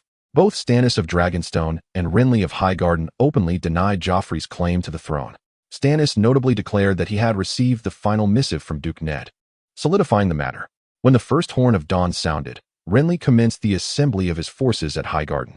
Much like Robert in his prime, he quickly rallied a considerable number of lords to his side. The vassals surrounding the High Court have expressed their allegiance, willingly offering their fealty to Lord Stannis as the new king. Meanwhile, the atmosphere around Stannis is equally tumultuous. The renowned Onion Knight has commenced his journey to gather troops for his master. The Red Priestess, under the glow of flames, has uttered prophecies, proclaiming that the Lord of Light shall bless Stannis with ultimate victory. The increasing number of ships setting sail from Dragonstone reveals the Lord's unwavering ambition for his claim to the throne. Simultaneously, in the north, countless lords have gathered in Winterfell to pay their respects at the funeral of Lord Ned Stark, yet they are reluctant to depart even after the ceremony concludes. According to Catelyn's wishes, Robb need only adhere to Ned's final decree and acknowledge Stannis as the new king. There was no necessity to dispatch troops southward, allowing the Southerners to resolve their disputes independently, even if the Tullus were embroiled in conflict. She insisted that the North, having lost its great protector, should not sacrifice further lives. However, the other lords clearly held a different perspective, continually lamenting Ned's demise. Some even mocked Robb's perceived cowardice, cursing him for his failure to avenge his father. Despite the fervent pleas of Bael and Catelyn urging Robb to remain composed, he, blinded by hatred and fury, could hardly heed their counsel. After all, he was still but a youth, unable to withstand the scornful whispers surrounding him. Thus, without informing Bael, Robb hastily convened a meeting of the northern lords. In a certain light, the boy displayed remarkable resolve. Within the raucous hall of Winterfell, he silenced the tumult with a single howl from Grey Wind. No one had anticipated that this youthful lord possessed such commanding authority. He drew his sword before the assembly, and amidst their gaze and Grey Wind's fierce cry, delivered a fervent speech, successfully redirecting the call for war towards House Lannister. He made the definitive decision to march. Robb resolved to lead the northern lords southward to avenge Lord Ned Stark and lay waste to the Lannisters, restoring the North's lost honor and setting his sights on King's Landing. By the time Bael arrived, it was too late. As he entered the hall, every lord of the North, regardless of their rank, stood in unison. They drew their swords and fervently proclaimed Robb as the new king in the North. Perhaps Ned's passing had transformed this unfortunate boy overnight, imbuing him with a newfound maturity. Yet Bael never anticipated that Robb would contravene his father's final wishes and embark on the path of absolute power. Whether intentional or not, some events, once set in motion, leave no room for retreat. When Robb turned to see Bael, momentarily taken aback, he offered a bittersweet smile and continued, raising his voice, "I shall remain true to my father's promise, Lord Bael. Once we have subdued the South, and I ascend the Iron Throne, you shall marry my sister and continue your guardianship of the North." What followed was a night of revelry for the lords of the North. They feasted on roasted venison from Winterfell, sipping beer brought from their own lands, celebrating the newly crowned Robb Stark and the future guardianship of the North. While Robb was still being lavishly toasted with drinks by Jon Umber, Roose Bolton, and Robert Glover, a furious Bael forcibly pulled him from the hall. He questioned Robb with palpable ire. "Regardless of your reasons, whether you intend to wage war or pursue other ambitions, have you forgotten your father's counsel against claiming the throne? If you wish to reclaim the power I hold, I will consent. But do you comprehend how many allies you will alienate with this proclamation? Are you aware of how delighted the Lannisters would be?" Robb stared blankly at Bael, still not fully sober from the revelry. He continued to smile as he replied, "My lord, have you seen the armies of the northern lords these past few days? The forces that march to battle will surely multiply tenfold. Along the way, we shall join forces with the Tully and Frey armies. Trust me, we shall march on King's Landing to avenge my father." Observing Robb's exuberance, Bael refrained from voicing any discouraging words. Instead, he stated, "Since you have resolved to become king in the North, I shall not impede you. However, your grace, permit me to journey to the camps of Renly and Stannis to seek an alliance on your behalf. The Lannisters are exceedingly powerful, and we must tread with caution." Robb nodded in silence, arranging for Bael to take the next ship to the south, with his mother serving as a messenger to accompany him on the journey. Thus, Bale set sail with 50 loyal guards and Lady Stark towards the southern shores. The voyage was initially serene until one day. They spotted a dark sail looming on the horizon. Author's note: a slight darkening of Robb's character here may facilitate the unfolding of subsequent events. Otherwise, Bale would remain confined to the north, a storyline unlikely to please. Thus, this minor, justifiable shadowing occurs. Rest assured, no matter the circumstances, Robb will always be Bale's future brother-in-law. Thus, at the Red Wedding, Bale will undoubtedly intervene. This is a spoiler. Chapter 5. An encounter with Euron. The plundering pirate before them lay a colossal ship, the largest Bale had ever seen since arriving on the continent of Westeros. Its size nearly double that of the merchant vessel he had been aboard. The captain of his merchant ship was nearly in despair, staring at the behemoth before them, utterly forgetting his command. All hands prepare for battle. Bale shouted to the crew on deck, then turned to Lady Stark, urging, "You must take some men to the lower decks for safety. The battle here will be fierce." Just as he spoke, a massive grappling hook latched onto the mast. Bale had no time to tend to Catelyn. He quickly rallied his 50 elite guards, understanding that at sea, only brute strength and numbers mattered. No amount of cunning could avail them now. Nearly 20 grappling hooks gradually drew the merchant vessel closer to the pirates, accompanied by eerie cries. Thus commenced a fierce struggle for domination of the docks. Armed with shields and keen axes, the pirates leapt from their towering warships, instilling terror in the hearts of the merchant crew akin to a mountain descending upon them. Had it not been for the evident superiority of Bale's guards in terms of equipment, these trembling sailors might have leapt into the sea to escape. The newly boarded pirates were equally taken aback. They had anticipated an easy conquest of this seemingly feeble merchant ship, yet found themselves confronted by a formidable contingent of soldiers. However, Bale paid no heed to their astonishment. For every pirate that leapt aboard, he was resolute in his intent to strike them down. Relentless waves of fierce pirates surged onto the merchant ship, and as their numbers matched, a fierce clash ensued. The leader of the pirates, unable to contain himself, charged to the forefront of the battle, onto the merchant ship's deck. After dispatching 3 guards with brutal efficiency, he was finally halted by Bale. The man brandished dual axes. His visage twisted with ferocity, and his strikes were executed with astonishing speed. In mere moments, Bale, unarmored, found himself wounded in multiple areas. Had it not been for the fortification of his skin, he was certain he would have perished beneath the onslaught of this chief. His combat style was unlike any adversary Bale had faced before, reminiscent of a rabid dog, enough to instill dread even in the heart of the mightiest foes. Furthermore, Bale wielded ice, and the sluggishness of his heavy blade rendered him unable to match the swiftness of his opponent's axes. Just as Bale found himself in dire straits, a sudden, bizarre cry emanated from the enemy. He felt a vice-like grip on his left leg, realizing that a dire wolf, previously confined to the ship's hold, had been unleashed by Lady Stark and Nomelia. The dire wolf clung tenaciously to the pirate's leg, and as the man raised his axe to strike, Bale interposed with his frost, deflecting the attack. The pirate then felt a chilling sensation at the nape of his neck before succumbing to an endless darkness. Witnessing Nomelia rend the throat of their leader sent the morale of the pirates plummeting. As the dire wolf charged toward them, their spirit shattered completely. Many pirates leapt into the sea in a desperate bid for survival, while Bale secured a resounding victory. Upon boarding the formidable pirate vessel, Bale inquired of the captured prisoners regarding the identity of their leader. The captives remained silent, and as Bale pondered their reticence, a deep, somewhat magnetic voice emerged from the hold, revealing that most were mute, at least those who were not fleeing. Bale cautiously drew his sword and advanced step by step into the cabin. Upon entering, he discovered a man bound and carelessly tossed within the compartment. The man continued, explaining that Euron transformed most of his crew into mutes, ensuring that no one could discern the whereabouts of his treasure. Euron? The very man currently in exile, yet destined to become the king of the Iron Islands? Bale marveled at his fortune. To encounter the monarch of pirates on his maiden voyage was a stroke of luck indeed. He then pressed, asking, "Who are you? Why have you been bound by him?" The man on the ground let out a sigh. "I was merely an alchemist ensnared by him, obliged to assist in hatching the stolen dragon egg.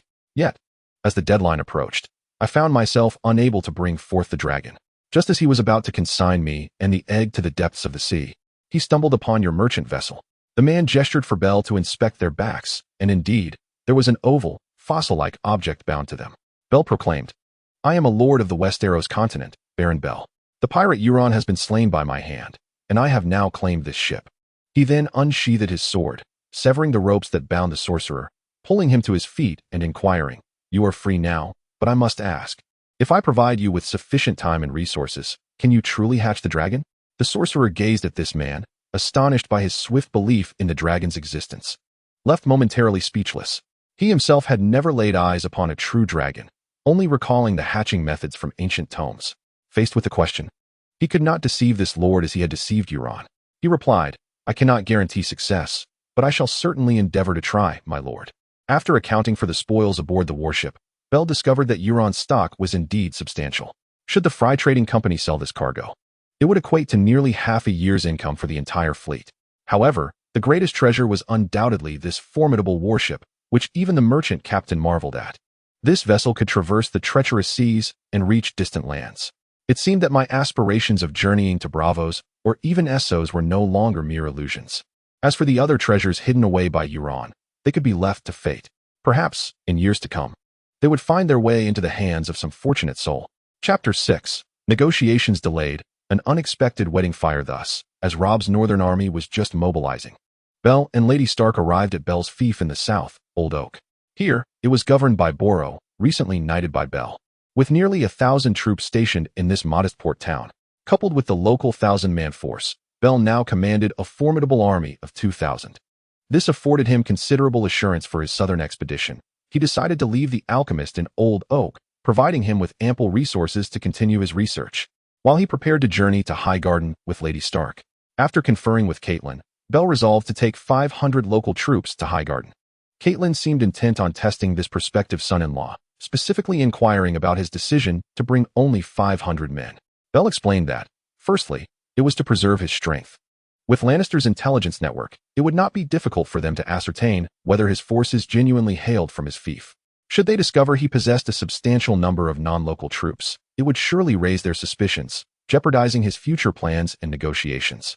Secondly, a contingent of 500 offered excellent mobility. Reflecting on the successful escape with Ned, he recognized that even if negotiations soured, he would have a chance to preserve his life.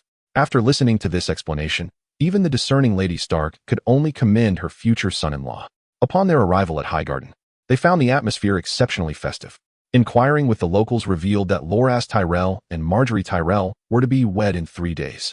Upon hearing this news, Bale felt an unprecedented sense of crisis. According to the original timeline, 3 days hence, after the wedding, Loras would declare himself king at Highgarden, and the lords of Highgarden would bow before him.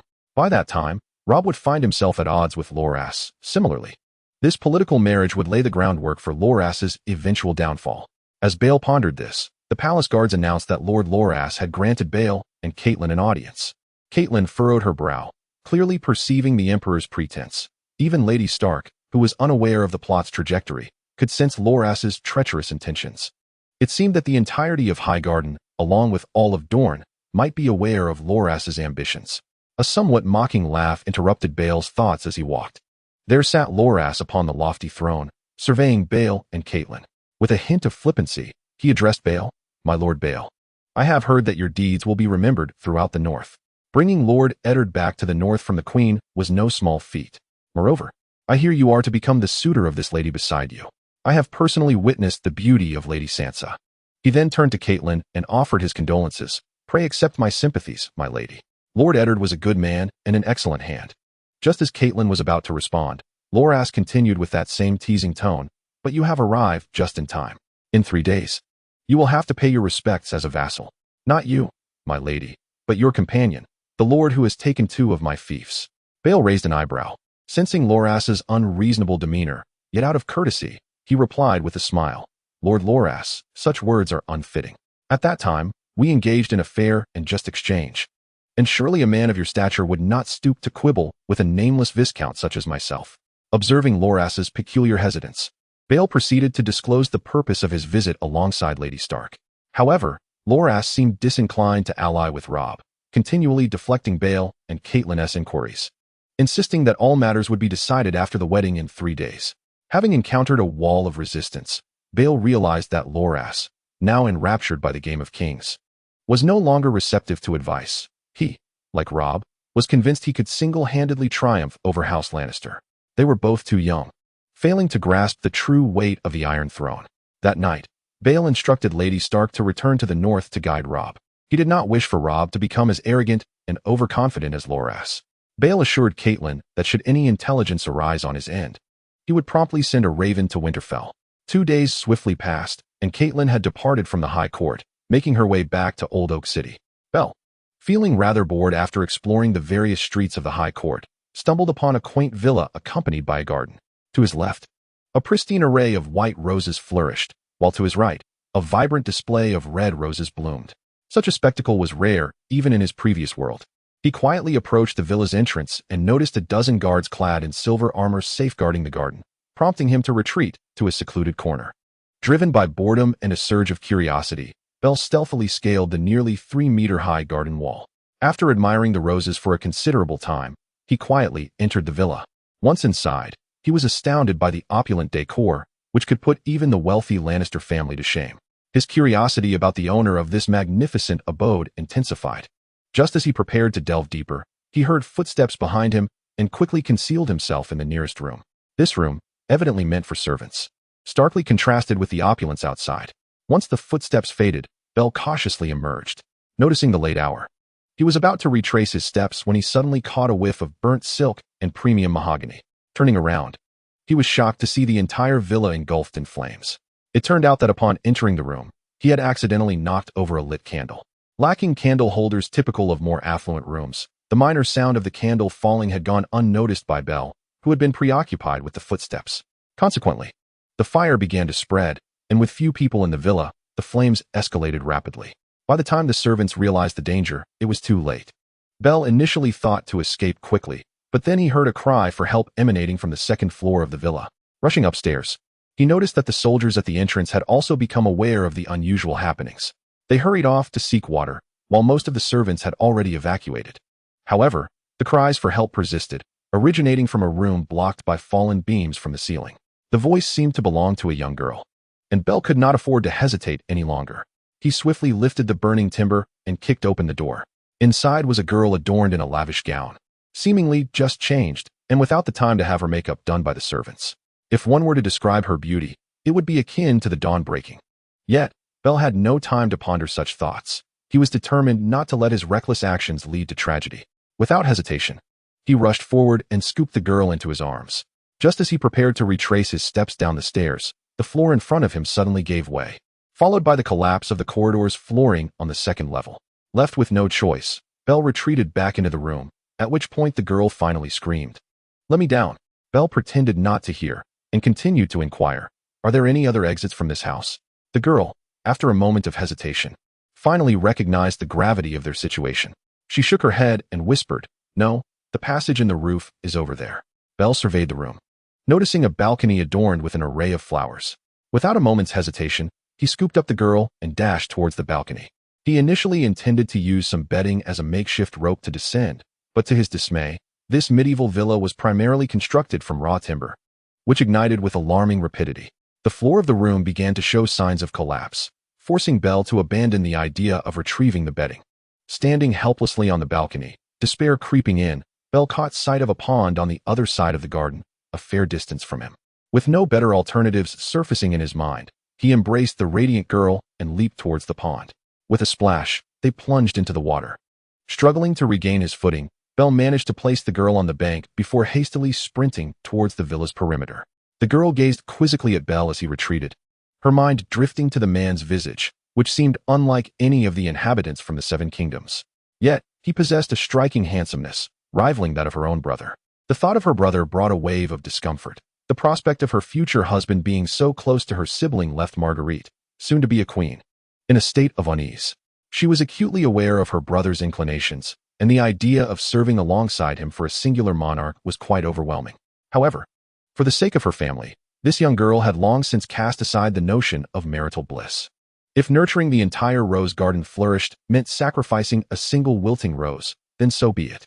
As she murmured to herself, she rose, clutching a freshly plucked rose that had been saved from the brink of desiccation by the water's embrace. The moisture rendered the flower even more exquisite, and she wistfully thought how delightful it would be if someone could rescue her from the inferno as they had done for the rose. Her voice was so soft that she could scarcely hear it herself. After returning in disarray to his lodgings, Bell refreshed himself and donned a new outfit, preparing to attend the midnight court ball. It was rumored that the future Queen of Blue would make her appearance, and Bell felt a mix of curiosity and anticipation to encounter the goddess he had read about in his books. He had arranged for a carriage to the palace well in advance, having already dismissed the unpleasantness of the evening. Reassured by the fact that no one had perished and that he had made a timely escape, he was confident that he would not cross paths with the noble girl from earlier. Arriving punctually at the palace of Blue, Bell observed that the other nobles were adorned in lavish attire, a stark contrast to his own modestly acceptable garment. Upon entering, he was met with the sound of Blue's scornful voice. "What is the matter? Your family cannot even manage this simple task? I will not tolerate it. The wedding may be postponed, but the events of tonight cannot be delayed." The voice of Lannister echoed throughout the hall, capturing the attention of all present. Bewildered, Bell squeezed behind a young man dressed in similarly shabby attire, inquiring, "My Lord Lannister, what is happening? Why has there been a quarrel with the Tyrells of the Reach?" The young man, without turning, replied, "You truly don't know? The wedding chamber of his bride has just been set ablaze. This signifies that Prince Lannister cannot marry in the near future. And as for his fury, well, it is only natural. A dashing rogue like him would be irate at the thought of delaying his encounter with our fair Rose. Wouldn't you agree, brother?" Noticing the absence of a response, the young man turned to find himself alone and muttered in bewilderment before returning to his drink. Bell's heart sank. The girl he had rescued in the evening was none other than Margaery Tyrell, the future Queen of Lannister. The very house he had inadvertently set aflame was destined to be the prince's new abode. This was disastrous. He needed to flee the capital immediately. Should the young Rose recognize him, he might very well meet a gruesome fate at the hands of Lannister. Just as he prepared to slip away unnoticed, a familiar voice pierced the air. "It's you. Why are you leaving? I wanted to thank you." Upon hearing this, Bell hastened his escape even more. Chapter 8. The Queen? The Queen. Just as Bell was on the verge of escaping Lannister's palace, he felt a tightening at his back. A small hand had grasped his attire. With a sense of resignation, he turned to face the source of the grip, awkwardly greeting the elegantly dressed girl before him. He could scarcely believe that Lannister, this dashing nobleman, was to be wed to such a stunning queen. Before him stood the completed vision of a Highgarden princess, akin to a rose blossoming in the capital, radiant as the summer sun, a true embodiment of dawn's gentle embrace. As Bell pondered how to continue their conversation, he noticed Mace Tyrell standing resolutely at the center of the palace. Seemingly having made a momentous decision, he called for silence among the gathered crowd. "Today, we have convened under the guise of a ball, yet the true purpose is of far greater significance." He paused, ensuring he had captured everyone's attention before continuing. "Prince Lannister possesses the pure bloodline of House Baratheon and is beloved by the people of Highgarden. Given that the Iron Throne is currently occupied by Joffrey, whose legitimacy has been called into question by Lord Stark, he does not possess the rightful claim to the throne. Thus, tonight, we shall proclaim Prince Lannister as our new king, the protector of the Seven Kingdoms." The murmurs within the crowd grew increasingly tumultuous. Initially, all had regarded the evening's gathering as a mere feast. No one had anticipated Mace would declare an oath of fealty at such a moment, nor that Lannister would brazenly disregard his brother's claim to the throne and lay claim to kingship. Though dissatisfaction lingered, the influence of the Tyrell family and the power of Lannister silenced any overt dissent among the attendees. As if rehearsed, several noblemen from the Highgarden, allied with the Tyrell family, bowed and declared their fealty. Mace remained silent, his gaze fixed on the remaining standing figures, manifesting a clear refusal to kneel today, suggesting that leaving the palace would be impossible without submission. Observing Loras, who stood in the center of the crowd, the nearly escaping Bale turned to Margaery with a hint of exasperation. "Very well, future queen, I truly must take my leave. I have no desire to kneel before your future husband." With that, he prepared to slip away from the palace. "If you leave now, I shall inform Lord Loras that you fled from his investiture and slander him as an illegitimate king." Bale, caught off guard by the threat of a young girl, reluctantly withdrew his foot from the threshold and inquired, "Is there anything else you require, your grace?" Margaery, with a playful laugh, replied, "If you wish to depart, you must take me with you." Bale glanced at the cheerful Loras and then at the girl beside him, whispering, "Are you certain it is safe for you to leave? Lord Loras won't summon you tonight, will he?" Margaery giggled, clearly amused. She was a foreigner, unaware of the custom in Westeros that forbids grooms from seeing brides before the wedding. Embarrassed, Bale scratched his head and gestured for Margaery to proceed. Together, they quietly slipped out of the unguarded side of the palace. Outside, the Grand Avenue was lined with carriages belonging to the nobility, with drivers either gambling together or napping in their vehicles. Turning to Marjorie, Bale asked, "Am I free now, Your Grace?" Little Rose puffed up her cheeks in annoyance. As far as she knew, no one in all of Highgarden dared to treat her so dismissively, especially when she had extended an invitation. After a moment of silence, Marjorie appeared to recall something amusing, saying, "Foreigner, I heard that an ill-fated foreign noble once defeated my brother in King's Landing. Was that you?" Bale, feeling utterly helpless, realized that his distinctive appearance made him conspicuous in Westeros. Even the unadorned Little Rose could discern his identity. Marjorie, observing Bale's silence, provocatively continued, "I heard you took Lady Sansa Stark from her betrothal to Joffrey. Is that true?" Bale, astonished by the swiftness of the rumor's spread, quickly denied it. Marjorie did not press further, merely asking, "Isn't Lady Sansa rather beautiful?" Caught off guard by the abruptness of the question, poor Bale hesitated before responding. "Lady Sansa is too young for such a term." Nervously, Bale intended to take his leave, but unexpectedly, Marjorie leaned in closer to his face, whispering, "Then, am I beautiful?" Bale, startled, stumbled back, while Marjorie, with a triumphant smile, moved in closer. Unfortunately, she stepped on her gown's lace and fell directly onto Bale, who also lost his balance and tumbled down alongside her. The small Rose, collapsed upon Belle, lost her earlier confidence, and in a fit of panic, struggled to rise. Belle, with one hand bracing himself against the ground, gently supported the still struggling small Rose with the other, slowly rising from the earth. At this moment, they were in close proximity, close enough to sense each other's breath. The rhythm of their heartbeats intertwined with the sweet, yet somewhat suffocating air of the high court, creating an atmosphere of growing tension. As Belle gazed at the almost tearful expression of the woman before him, he felt a surge of emotion. The girl he held was certainly not the same one he had encountered in books. She was, at least, not the widow of the man named Lannister. Instead, she was merely a strong-willed young girl. Belle pondered what sort of blow could transform a vibrant maiden into a mere pawn amidst the turmoil of power struggles. Unable to draw any conclusions, he realized that perhaps all he could offer was companionship to this girl, at least until she ascended to the throne. With this thought, Belle gently set down the girl, who had been pouting, and softly inquired, "Do you know? Tonight, a shooting star will streak across the southern sky. Would you like to see it?" Marguerite, taken aback by the sudden shift in demeanor from this foreigner, felt a twinge of embarrassment. She apologized for her earlier rudeness and retracted the rumors she had uttered in an attempt to provoke Belle. With newfound clarity, Belle took Marguerite by the hand and led her to the grassy knoll where he had been stargazing these past few days. They sat side by side, and Belle softly remarked, "Remember, when the shooting star crosses the sky, if you silently make a wish in your heart, a deity will come to fulfill it for you." As Marguerite looked at the man smiling at her, a wave of sorrow washed over her. It was as if a jar had shattered, releasing the tears and grievances that had been buried within her for years.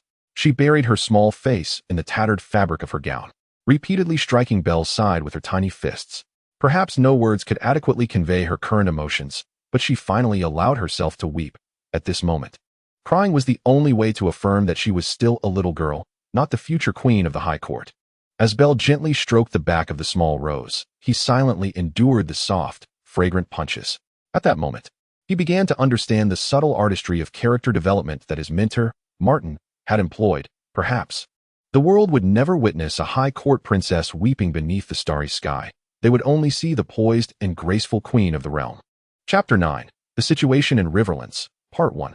With news of the northern forces advancing southward, Jaime took most of the Lannister soldiers from King's Landing and marched directly toward the north. His brother, Tyrion, who lacked combat prowess, was forcibly left behind in King's Landing. The Kingslayer forged ahead, cutting a path through obstacles, demonstrating his valor as he overwhelmed the defenders, Vance and Pape. In the hills beneath Goldtooth, poor Sir Vance even met his end in battle, according to the latest reports. Sir Pape was retreating toward Riverrun to join forces with Duke Edmure and his other vassals. However, Jaime Lannister relentlessly pursued them, firmly gripping their rear. Yet, this was not the most dire intelligence. While they clashed at the mountain pass, Tywin Lannister was maneuvering another army from the south, reportedly far larger than Jaime's force. In the Riverlands, at Carhold Bay, a folding table crafted from pine was set up on a hill overlooking King's Road, adorned with a golden tablecloth. Duke Tywin's grand tent stood beside the table, a banner of crimson and gold fluttering atop a tall pole, as he dined with his esteemed knights and lords. At the dinner table, a fervent discussion arose concerning candidates for the vanguard. The Earl of Lethford, responsible for supplies, continued to lament the inadequacy of the army's equipment, while Sir Kevin sighed over the premature demise of Lord Gregor Clegane, who had perished before the battle at the hands of the newly appointed Lord Baelish. No one could replace the ferocity of the mountain. We desperately needed a vanguard capable of withstanding the enemy's charge. After a prolonged silence, Duke Tywin concluded that Earl Daemon Marbrand would be a commendable choice. Thus, once the 5 roasted suckling pigs were devoured, the highest leadership of House Lannister and their vassals concluded the feast, preparing for the offensive the following day. As night descended, it cloaked all banners in darkness. The encampment of the Lannister army sprawled between the river and King's Road, extending for miles. Amongst the throngs of men and trees, it was easy to become disoriented. Indeed, Earl Daemon Marbrand wandered bewilderedly past several large tents and numerous campfires, suddenly losing his way. Fireflies flitted between the tents like wandering stars. He caught the scent of garlic sausages, spicy and delectable, stirring his empty stomach with hunger. Since learning he had been appointed to lead the vanguard, Daemon had not consumed a morsel.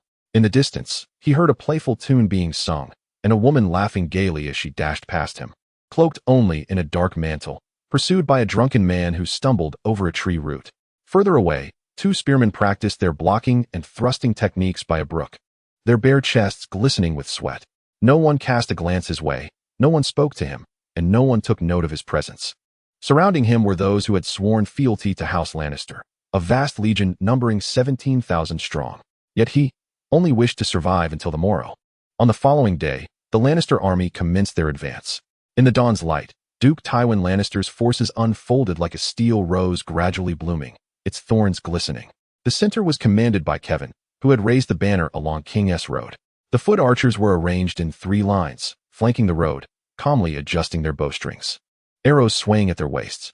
Formed in phalanx, the pikemen stood amongst the archers, while behind them lined the infantry armed with spears, swords, and axes.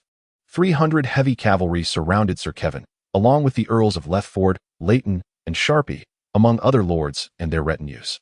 The right flank was entirely composed of cavalry, numbering approximately 4,000, heavily armored. Over 3/4 of the knights gathered here resembled a colossal steel fist. This force was commanded by Sir Adam Marbrand. Positioned at the forefront, Daemon observed as his standard-bearer unfurled the banner, revealing the family crest, a tree ablaze, interwoven with hues of orange and ash. Behind him were the purple unicorn of Sir Flement, the striped boar of House Craighall, and the diminutive rooster of House Swyfd, among other heraldic symbols. Duke Tywin, meanwhile, occupied the hill where the main tent stood, surrounded by the reserves, half cavalry and half infantry, amounting to a total of 5,000 men. The Duke was renowned for commanding the reserves, stationed on high ground where he could behold the entirety of the battlefield, deploying his troops where they were most needed. Even from afar, the venerable Tywin remained a sight to behold. The armor of Tywin Lannister shone with a brilliance that made even his son Jaime's gilded suit seem lackluster by comparison.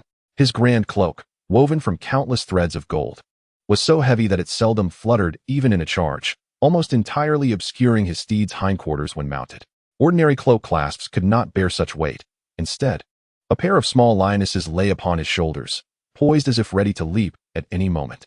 Their counterpart, a magnificent lion with a flowing mane, reared atop the Duke's colossal helm, one paw raised to the sky, roaring.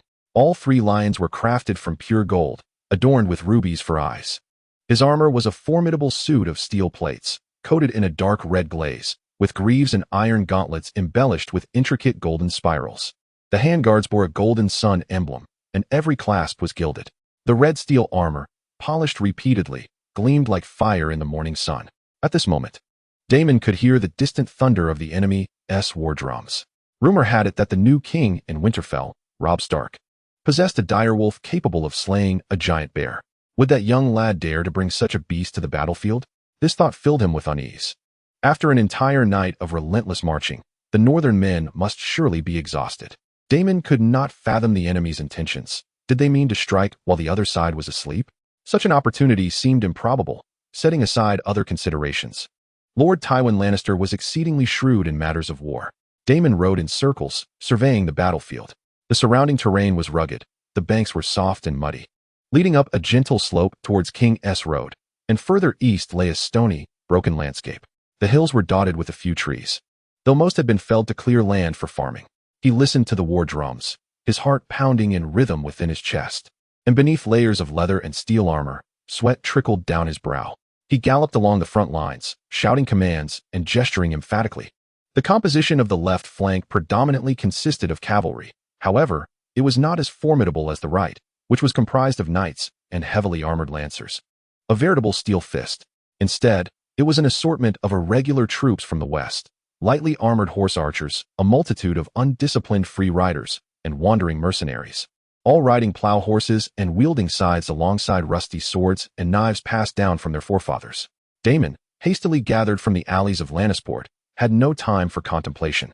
The beat of drums grew ever closer, resonating beneath his skin and causing his hands to twitch.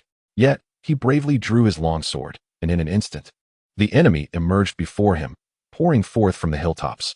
They advanced in unison, shield and spear forming an impenetrable barrier. By the gods, look at their numbers, Daemon thought. Yet he understood that Lord Tywin's forces were superior. The enemy commanders, mounted on armored steeds, urged their soldiers onward, while standard-bearers lifted their family banners in unison.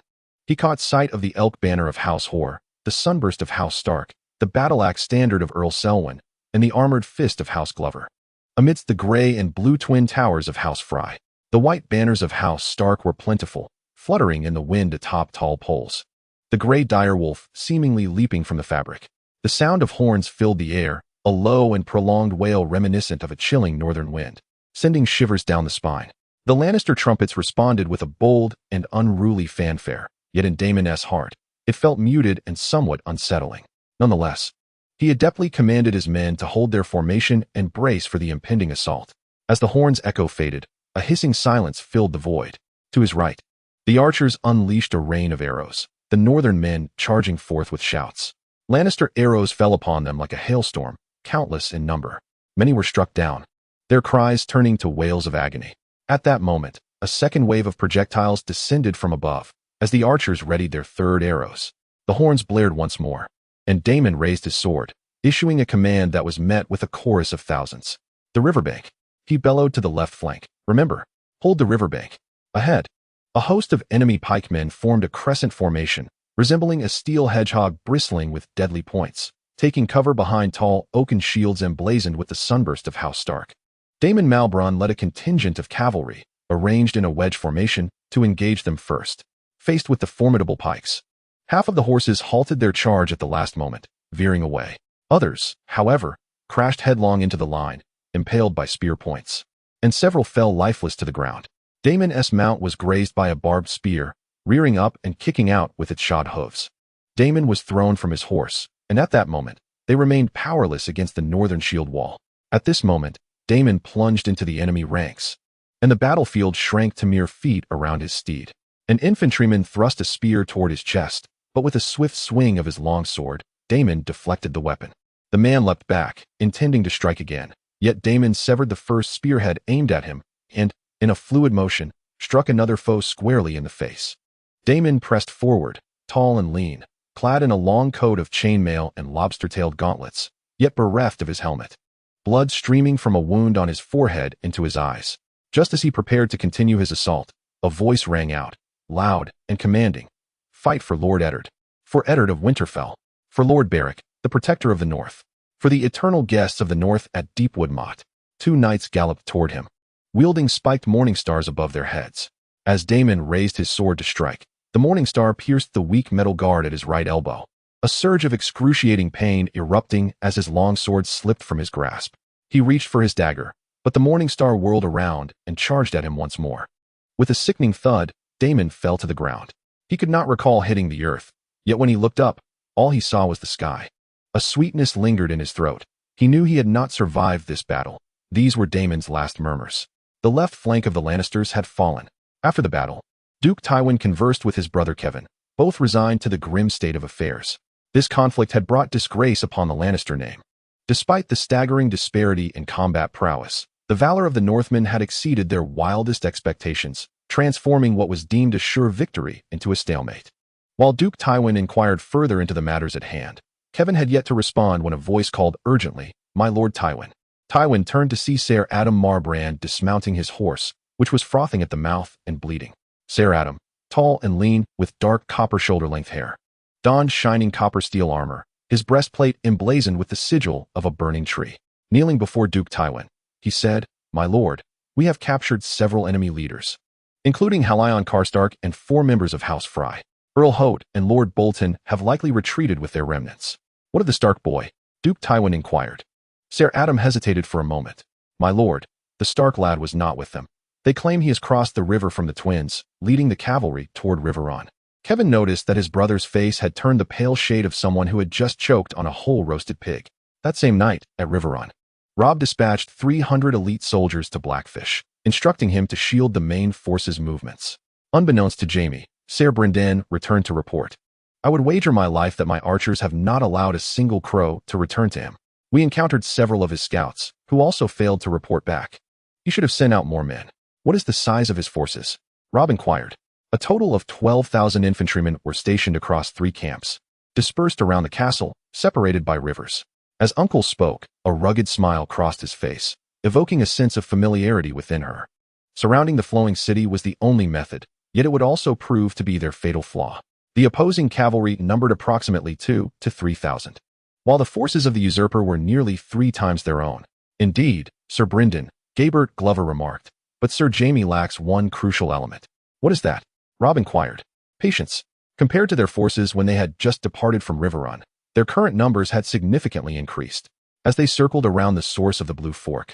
Turning southward in haste, Count Jason Meryn arrived with reinforcements from Seaguard, joined by other fresh troops, including mercenary knights, minor lords, and scattered soldiers who had fled north after Edmure, Catelyn's brother, had been defeated beneath the walls of Flowing City. The men urged their horses forward with all their might, striving to arrive before Jaime Lannister received word of their approach. The moment of reckoning was at hand. Once Robb's forces had completely encircled the usurper's army, Grey Wind tossed his head back and howled to the heavens. The resonant call of Great John echoed from the opposing ridge, as the Meryn and Frey houses sounded their horns of vengeance. The northern mouth of the valley was exceedingly narrow, bending like an elbow, where the battle cry of Count Stark emerged, deep and mournful, joining the dark chorus. Down in the valley, the enemy shouted loudly, their horses rearing. Under Robb's command, the archers concealed among the branches unleashed a rain of arrows.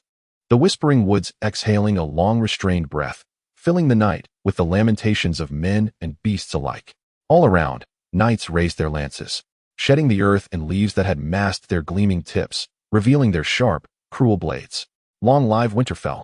As the rain of arrows fell once more, Robb's voice rang out as he charged forward, leading his men into the valley. The cacophony of battle cries, screams, neighs, and pleas for mercy gradually diminished until silence prevailed, leaving only the howling of wolves. A few strands of red dawn broke over the east, and Grey Wind howled to the sky. The entire valley had transformed into a veritable hell on earth. Robb's ambush had been remarkably successful, with Lannister soldiers either slain or captured. Even the once invincible usurper could not escape becoming a prisoner.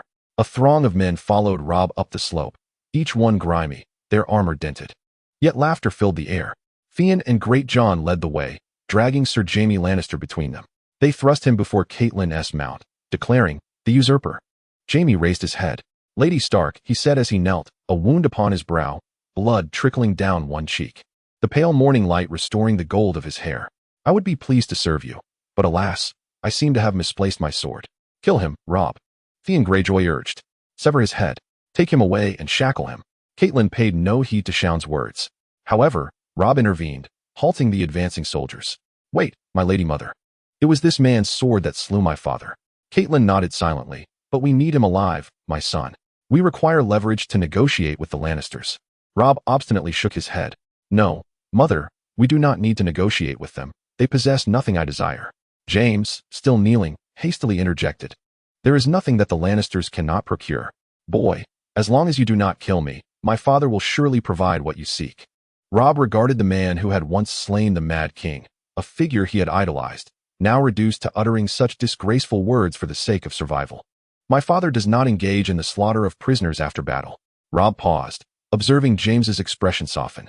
Before the Kingslayer could speak, Robb continued, "However, the evidence of your murder of the former hand of the king, the protector of the North, is irrefutable. Thus, I, the newly crowned king in the North, hereby sentence you to death."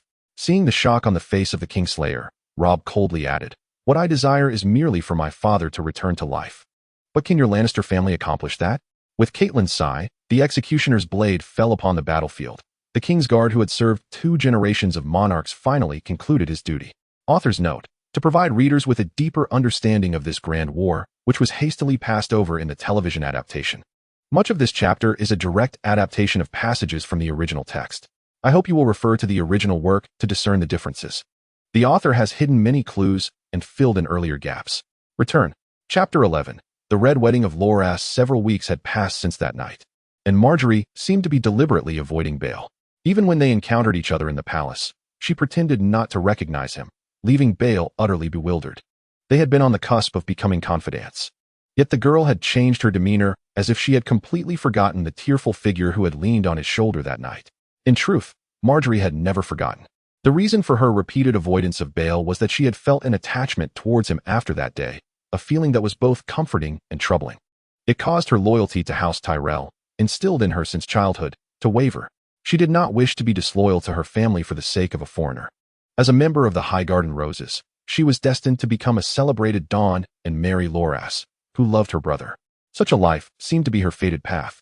Yet, why did she feel discontent after meeting that man? Why did she suddenly yearn for freedom? Freedom, a term that had never graced her world, now captivated her with an unexpected allure. Margaery feared she had lost her loyalty to her family, which deterred her from pursuing any connection with Bael.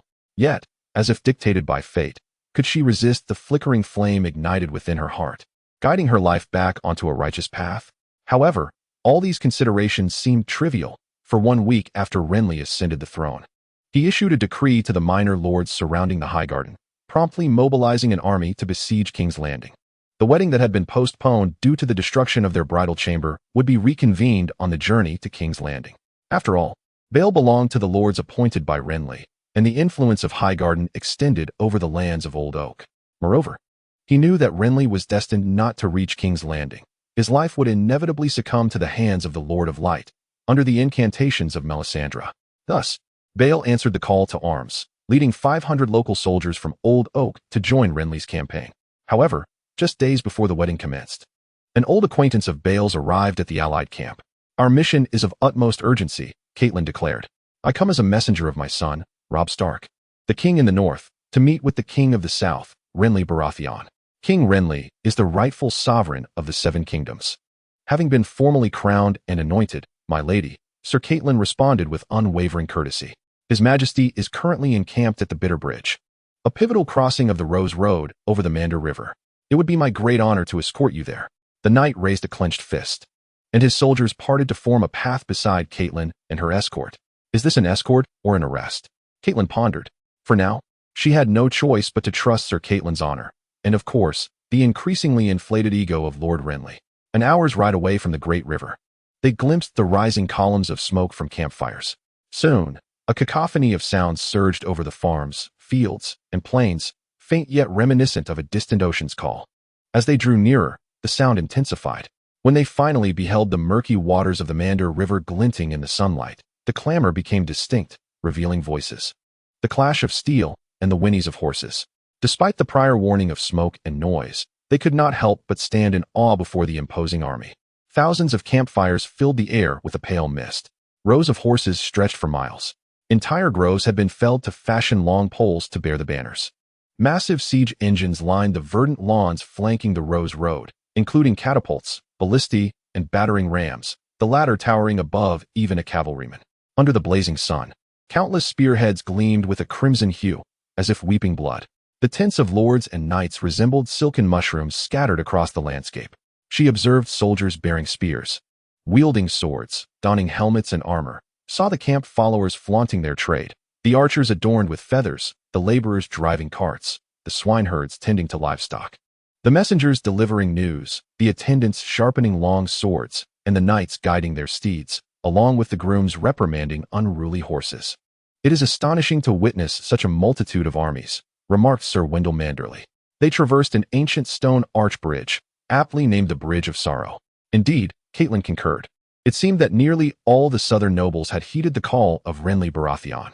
The golden rose of House Tyrell was ubiquitous, embroidered on the right breast of soldiers and servants alike, fluttering on the decorated lances and wooden spears of green banners, and emblazoned on the shields of the diverse sons, brothers, cousins, and uncles of House Tully. Catelyn also spotted the foxflower banner of House Florent, the green apple and red apple banners of House Fossaway, the swift hunter's banner of House Tarly, the oak leaf banner of House Oakhart, the goose banner of House Tully, and the flag of House Mullen, adorned with swarms of black and orange butterflies. Across the river, the Lords of Storm's End raised their own banners, vassals directly sworn to Renly Baratheon and the Storm's End stronghold. Catelyn recognized the nightingale banner of House Blackwood, the goose feather banner of House Pawn, and the turtle banner of House Estermont, depicting a green turtle afloat on a sea of emerald. Yet, besides the sigils she recognized, there were a dozen or more unfamiliar emblems, likely belonging to lesser lords sworn to local vassals, or to hired knights and free riders, who had gathered around Renly Baratheon in hopes of aligning themselves with the victors in this game of power. Renly's own banner soared high above all others. On the tallest siege tower, atop a massive oak cart covered in rawhide, fluttered the most magnificent piece of fabric Catelyn had ever beheld. Worthy of a castle hall-esque carpet, a flag of golden hue, embroidered with the black-crowned stag of House Baratheon, tall, leaping, and proud. "Milady, do you hear that commotion over there?" Harris Molan inquired as he rode closer. "What is it?" She strained to discern the sounds, shouts, the whinnies of horses, the clash of weaponry, and the cheers of the crowd, she replied. They ascended a gentle slope, heading towards a distant row of brightly colored tents. As they passed through the tents, the throng of people grew denser, and the noise crescendoed. Then, she discovered the source of the tumult. Below, beneath the wooden battlements of a small fortress, a tournament was underway. The crowd cleared the area, erecting barriers, constructing a track, and raising stands. Hundreds had gathered to witness, perhaps even thousands. The state of the ground was chaotic and muddy, littered with broken armor and shattered lances. They must have been fighting for the better part of the day. Now, as the tournament approached its climax, fewer than 20 knights remained mounted, clashing and charging amidst the cheers of spectators and the fallen warriors. She witnessed two heavily armored warhorses collide, steel and flesh entwined in a fierce struggle upon the ground. "A tournament," Harris Molan announced. He always delighted in proclaiming the obvious. "Oh, splendid," she exclaimed as she observed a strikingly tall knight, clad entirely in black, deliver a devastating counterstrike to his pursuer, his long-handled battle axe shattering the opponent's shield and leaving him dazed. The crowd surged, making it difficult to approach. "Lady Stark," Sir Colleen remarked, "if your men wish to remain here, I shall escort you to meet the king forthwith." "Very well," she commanded, raising her voice above the clamor of the tournament. Sir Colleen slowly navigated through the throng, with Catelyn closely trailing behind. Suddenly, a commotion erupted among the crowd as a red-bearded man, devoid of a helmet and bearing the griffin emblem on his shield, was unseated by a towering knight clad in azure armor. The knight's deep blue plate glimmered as he calmly wielded his blunted mace, while the armor of his steed bore the sun and moon insignia, quartered with the Targaryen sigil. "Ser Loras has fallen, by the gods," a man cursed.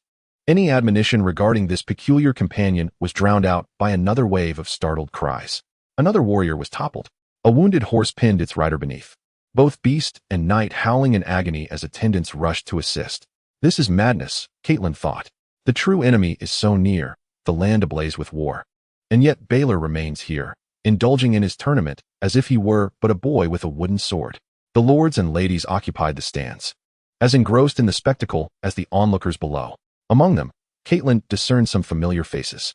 Her father often dealt with the lords of the south, many of whom had visited Riverrun. She recognized Count Mathis Rowan, who appeared even more robust than before, his white tunic emblazoned with the golden tree of his house. Seated beside him was Lady Oakhart, petite and delicate. To her left sat Lord Tyrell of Highgarden, his massive sword, Heartsbane, resting against the back of his chair. Other figures she could only identify by their sigils, and many crests eluded her altogether. Among them, a spectre crowned in gold laughed and conversed. She had underestimated Baelor's allure. She mused. He was truly a reincarnation of Robert. Baelor, as strikingly handsome as Robert in his youth, possessed slender limbs, broad shoulders, smooth, straight black hair, and azure eyes. Even his gentle smile bore an uncanny resemblance. The delicate coronet upon his brow suited him perfectly, crafted of soft gold and adorned with a finely wrought rose, while a dark emerald stag's head, embellished with golden eyes and antlers, graced the front. Beneath the stag's crown, the king donned a green velvet coat, embroidered with the colors of House Baratheon in fine golden thread. In the arena, Yet another figure fell, a knight clad entirely in black. But the king did not join in the collective gasps of astonishment. "What of Loras?" she heard him inquire loudly of an attendant. Catelyn turned to survey the remnants of the tournament. Now, only 3 remained in the center of the field. The knight in black was none other than Lord Beric Dondarrion, who had once saved her husband and children.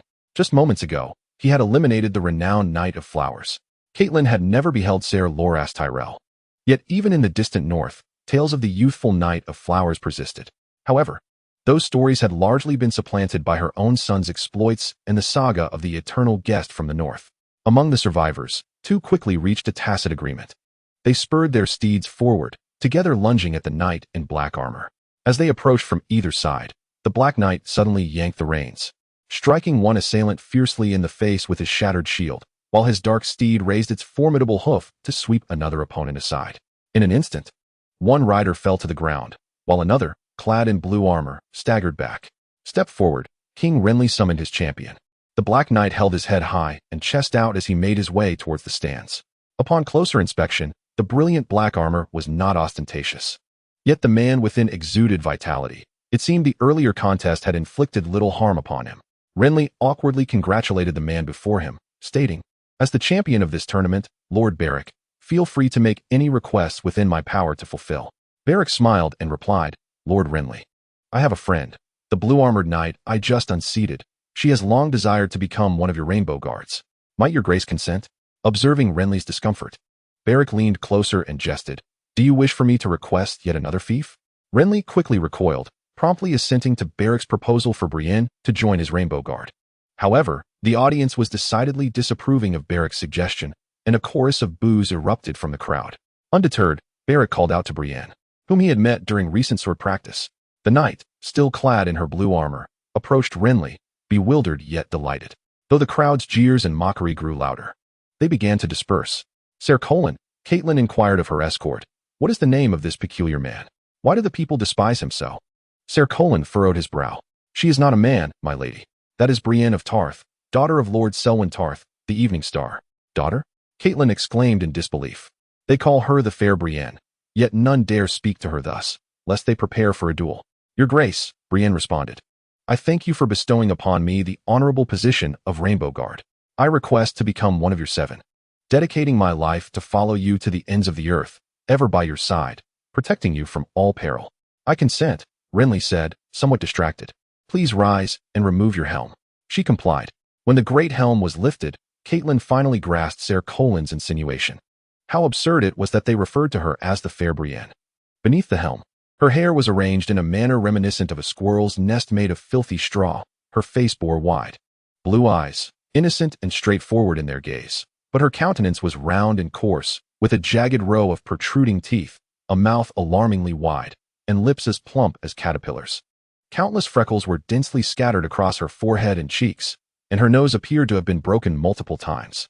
Catelyn felt a surge of sympathy. In this world, what creature could be more unfortunate than an ugly woman? At this moment, as Renly tore away her tattered cloak and personally adorned her with a splendid new rainbow mantle, Brienne of Tarth was far from unfortunate. Her visage radiated joy, and her voice rang out with pride. "My life is yours, your majesty. I swear by the old and new gods that from this day forth, I shall be your shield." She gazed upon the king, her look almost one of condescension. Despite Renly's stature being nearly that of his deceased brother, she still loomed above him by nearly a hand's breadth, a sight that could shatter hearts. Yet, standing beside them, Ser Balon did not perceive Brienne as unseemly. He clapped Renly on the shoulder with fervor. "Your majesty, in 2 days, your future queen will gain an additional knight. I am genuinely happy for you." He then cast his eyes towards the newly erected wedding pavilion, retreating with a hint of melancholy. Just as the crowd was about to disperse, a shout drew their attention back to Renly's dais. "Your majesty!" Sir Cornay Penrose of House Greenpool galloped towards the podium. "Pardon my intrusion, your majesty," he said, dismounting and kneeling. "I am honored to present Lady Catelyn Stark, the messenger from her son, Lord Robb Stark of Winterfell." "The Lord of Winterfell and the king in the north, sir," Catelyn interjected, gracefully dismounting to stand beside Sir Courtenay. "Lady, it is a pleasure to see you again." "I now swear that the Lannisters shall pay for the murder of your husband," the king declared. "Once I seize King's Landing, I shall deliver the head of Cersei Lannister to you." Would this bring Ned back to her side? She pondered. Hearing your willingness to seek justice is enough for me. My lord, your majesty, the newly appointed Brienne of Tarth interjected sharply, and you ought to kneel before the king. Having just taken on her role, Brienne immediately commenced her duties as a protector. The disparity between my lord and your majesty is far less than you might imagine, Brienne, Balon quipped with a knowing smile. Lord Renly wears the crown, and so does my son. In my view, rather than squabbling over etiquette and titles in the dust and mire, we should address the many more pressing matters at hand. Wouldn't you agree, Warden of the North? Catelyn fixed her gaze on Balon, enunciating the title of Warden of the North with precision. Upon hearing this, many nobles in Renly's retinue began to stir, whispering among themselves regarding Balon's audacity. Renly, with a blend of awkwardness and politeness, addressed Catelyn. Dear lady, Lord Balon has not sworn fealty to me. He has merely joined our forces. Thus, upon our assault on King's Landing, he may depart. As for whether he will return to the north, I cannot say. Renly's tolerance for Balon's lack of fealty stemmed purely from the fact that Balon's troops had pledged allegiance on the very day he declared himself king, making Balon the first lord to join the alliance of Highgarden. In response to Catelyn's inquiry, Balon simply smiled. My lady, I shall not forget Lord Ned's charge. You may trust me on this. Though it was but a brief and softly spoken sentence, Catelyn's previously anxious heart was instantly set at ease. For reasons unknown, she and her husband harbored an unwavering trust in the young man before them, who was only a few years elder than Robb. Following this, a series of somewhat formal noble pleasantries ensued. Lancel would occasionally inquire about Robb's military maneuvers. However, unless fully aware of the king's genuine intentions, Catelyn resolved not to divulge even the slightest detail regarding her son's strategies. I did not attend my son's war council, my lord. That is of no consequence.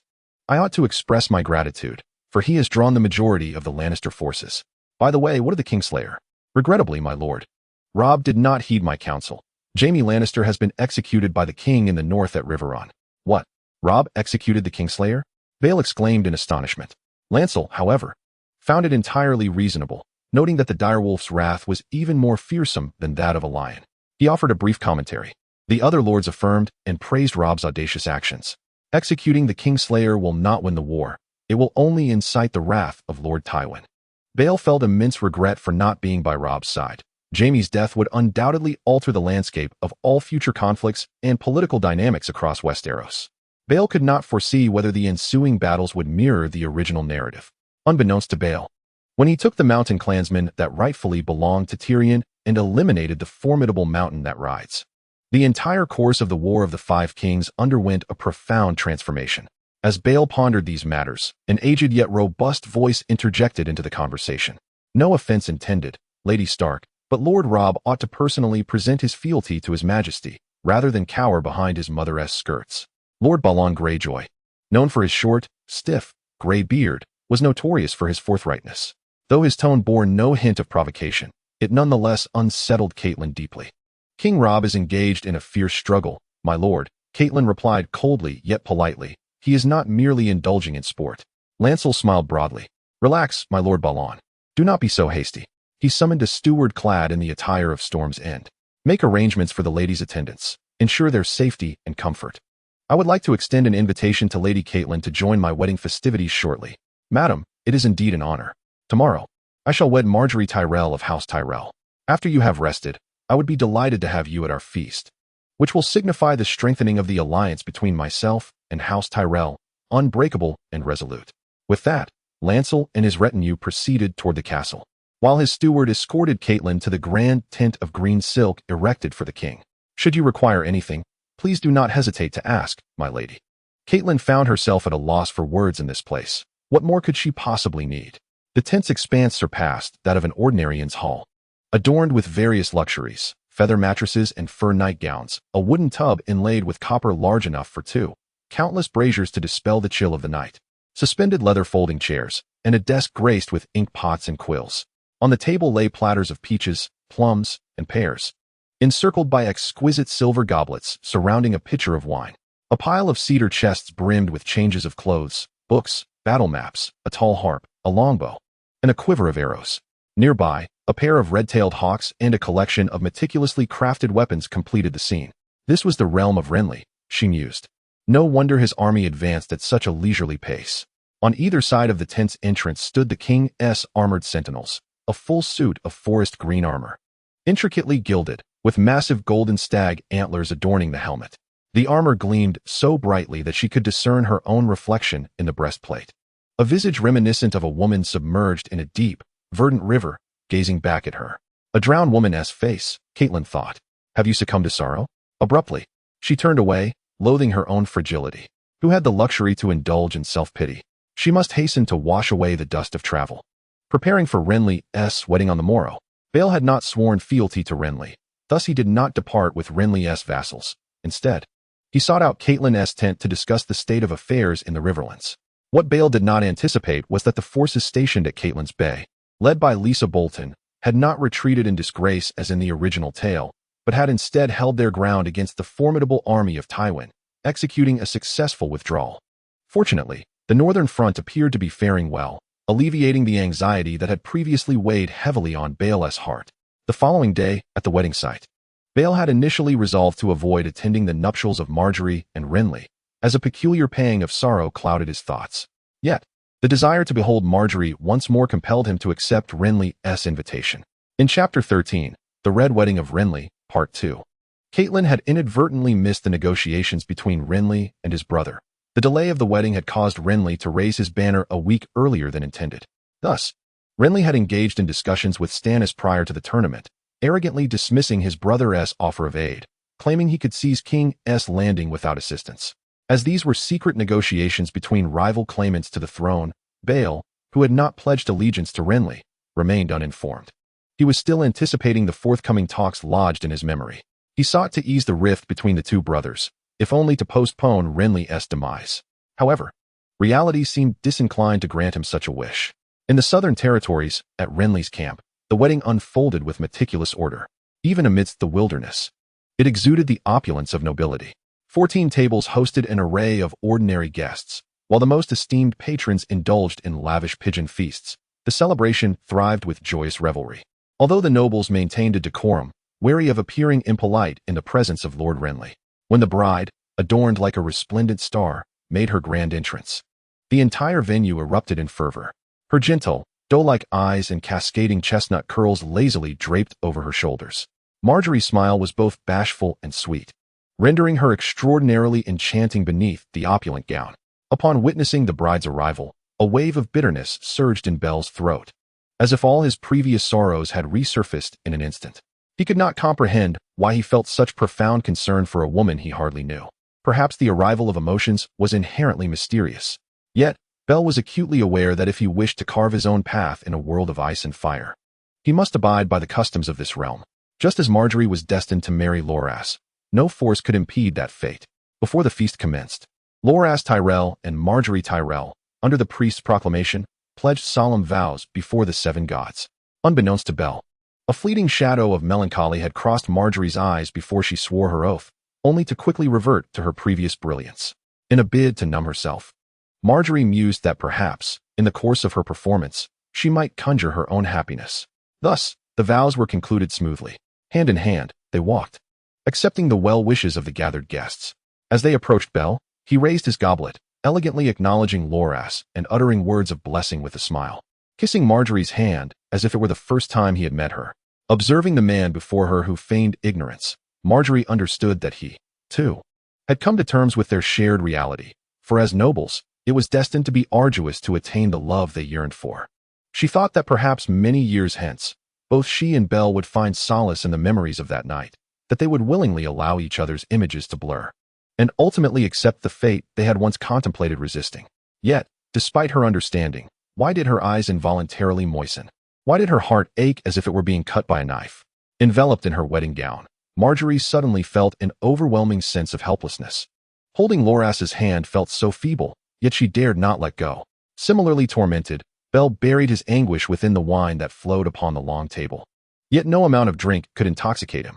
The feast remained a scene of exuberance, with Brienne of Tarth seated at the far end of the long table.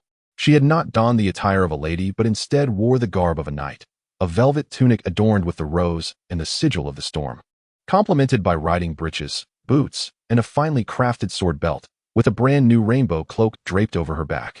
However, no attire could conceal her plain appearance. Large, freckled hands, a round and flat face, and protruding teeth. Without her armor, her physique appeared quite unseemly, with broad hips, stout thighs, and robust shoulders. Yet no semblance of a bosom. From her every movement, it was evident that she, too, felt deeply troubled, silently bearing her own suffering. She responded briefly when necessary, rarely lifting her gaze from the food before her. The provisions were indeed abundant here. The ravages of war had yet to touch the bountiful and prosperous Highgarden. During the performance of the singer and the juggler, the audience first indulged in pears poached in robust wine, followed by delectable crispy fish fried in salt and a rooster stuffed with onions and mushrooms. This was succeeded by generous chunks of golden brown bread, heaps of greens, sweet corn, and peas, along with fine ham and roasted goose, as plates overflowing with beer and barley-fed venison filled the tables. As for dessert, the servants of Baron Caswell presented a platter of exquisite pastries crafted in the castle's kitchen, featuring cream swans, sugar-spun unicorns, rose-shaped lemon cakes, spiced honey biscuits, blackberry pies, apple crisps, and butter cheese. Despite the lavish feast, Catelyn's appetite remained unkind-led. However, her success in her mission hinged entirely upon her fortitude, leaving no room for vulnerability. Thus, she consumed her meal bit by bit, all the while keenly observing the sovereign. To the left of Renly sat his youthful bride, while to his right was her brother. Though a white linen bandage still adorned Ser Loras's brow, he had fully recovered from the day's misfortunes. He appeared as handsome as Catelyn had anticipated. His gaze was no longer vacant, but rather bright and lively, and his naturally curly brown hair would surely incite envy among many a maiden. The tattered cloak from the tournament had been replaced by a new, resplendent striped silk cape of the Rainbow Guard, fastened with a golden rose from the High Court. Renly occasionally used the point of his dagger to pick at food for Marjorie or leaned down to bestow gentle kisses upon her cheek. Though much of his time was spent exchanging banter with Ser Loras or whispering sweet nothings. Clearly, the king relished the food and wine, yet he did not indulge excessively. He laughed heartily, engaging in amiable conversation with both noble lords and humble servants alike. 3 days prior, on Dragonstone, Davos faced Stannis' inquiry and licked his lips. "I am your loyal servant. What is your command?" "Merely a task you are well acquainted with. Under the cover of darkness, and without a soul to notice, you shall land a ship beneath the castle. Is it feasible?" "Yes, this very night." The king nodded slightly. "You need only a small boat. There is no necessity for the Black Bethany. However, this matter must remain shrouded in absolute secrecy. No one must be informed." Davos complied with Stannis' orders, ferrying Melisandre to the foot of the castle. In the inky blackness of the night, Melisandre lifted her hood, shaking off her tightly wrapped cloak. Her eyes blazed like fiery coals, and beads of sweat dotted her skin, seemingly glowing with an inner light. Oh, Melisandre radiated an ethereal brilliance. Breathing heavily, she crouched down, spreading her legs apart. Blood poured forth from her loins, dark as ink. She cried out, caught between agony and ecstasy, perhaps embodying both. Before long, Davos witnessed a crowned child's head struggling to emerge from her body, followed by 2 hands that writhed and grasped, black fingers tightly clutching Melisandre's bleeding thighs.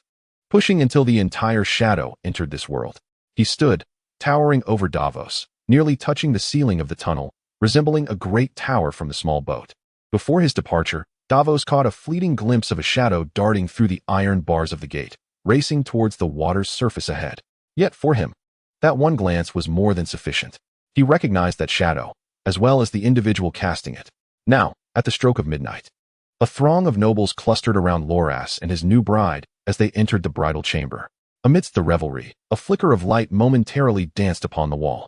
Suddenly, Ser Loras bellowed, "Rainbow Guard, protect the king." As he unsheathed his sword, Brienne of Tarth rose and rushed to Loras's side. The half-drunken Bale sensed the impending danger and promptly seized a chair for self-defense, though guests were forbidden to bear arms. The lights within the wedding tent extinguished, leaving the guests to rely solely upon their instincts to discern the chaos unfolding around them. A resounding clang echoed as the Knight of Flowers deflected an unknown assault. Loras, only inches from the blade, was paralyzed by fear. Then, Brienne shouted, "Over here," followed by several clashes of steel. A cry of anguish erupted as a Rainbow Guard collapsed, blood seeping from his abdomen. Panic ensued among the guests as they scrambled to flee the wedding tent. The scene devolved into utter disarray. Bale approached Loras's side. "Your Majesty, may I borrow your sword?" Terrified and at a loss, Loras remembered Bale's unparalleled swordsmanship. He hastily relinquished his sword just as another Rainbow Guard fell. The remaining guards, along with Loras and Bale, formed a protective circle around Loras and Marjorie, yet the inexplicable attacks only multiplied, as if they were battling a mere shadow. At last, after fending off another onslaught, Loras cried out, "It's a towering beast." He seemed to catch sight of the enemy's silhouette illuminated by the moonlight streaming through the torn wedding canopy. One by one, the rainbow guards fell, leaving only Bael, Loras, and Brienne standing resolutely. They could hear the approaching footsteps of soldiers not far from the tent. They merely had to endure a little longer to escape. Yet, the creature spared them no respite, launching its next strike towards Marjorie, intent on impaling both the queen and Loras. In that moment, Bael lunged at Marjorie, collapsing to shield her from the beast's assault.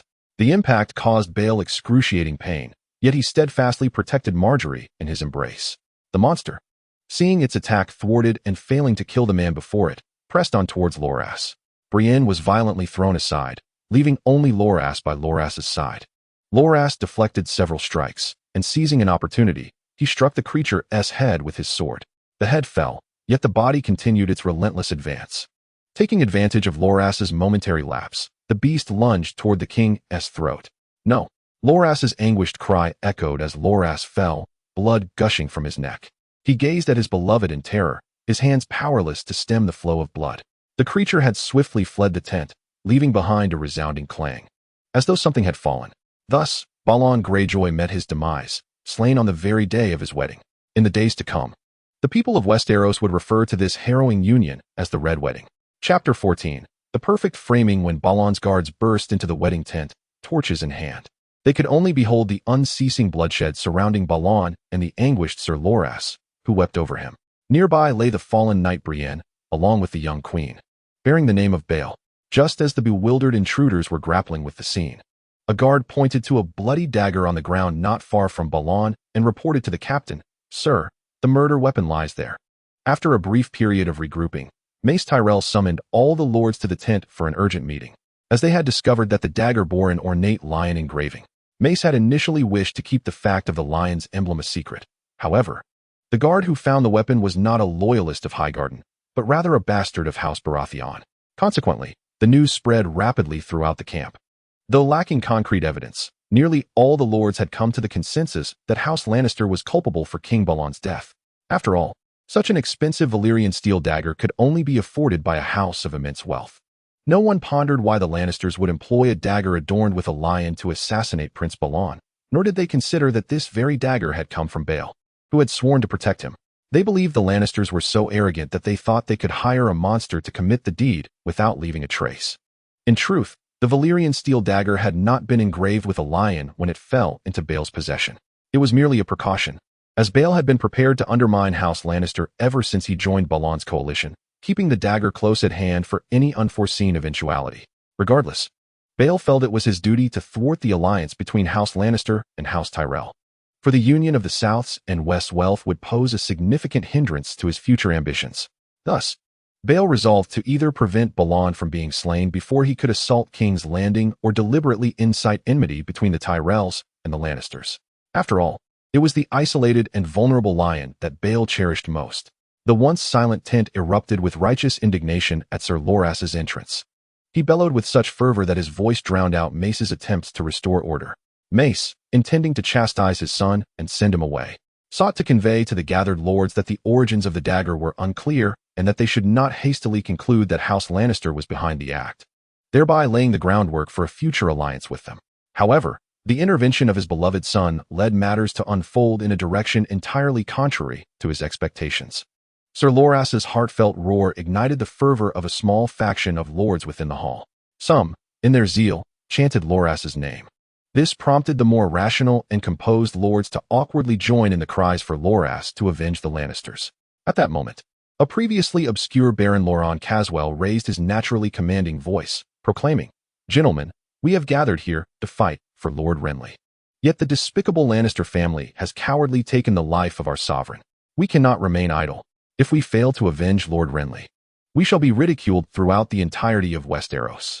He paused before continuing, "Though Lord Renly has passed, his sole knight remains alive. He is the glory of our Highgarden, the hope of the South.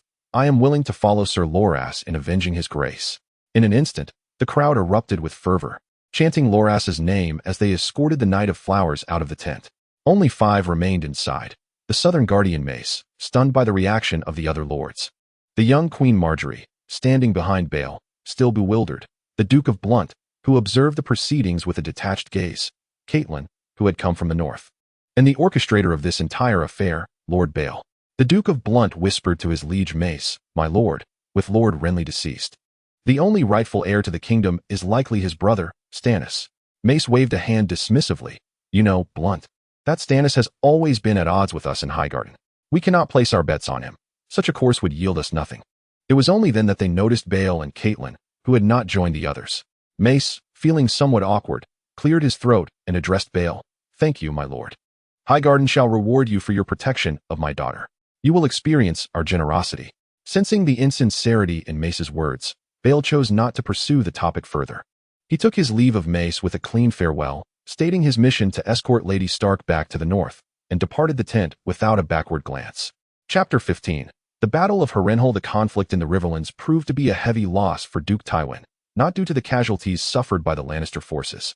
Rather, it was the aged Duke's loss of his eldest son, Jaime.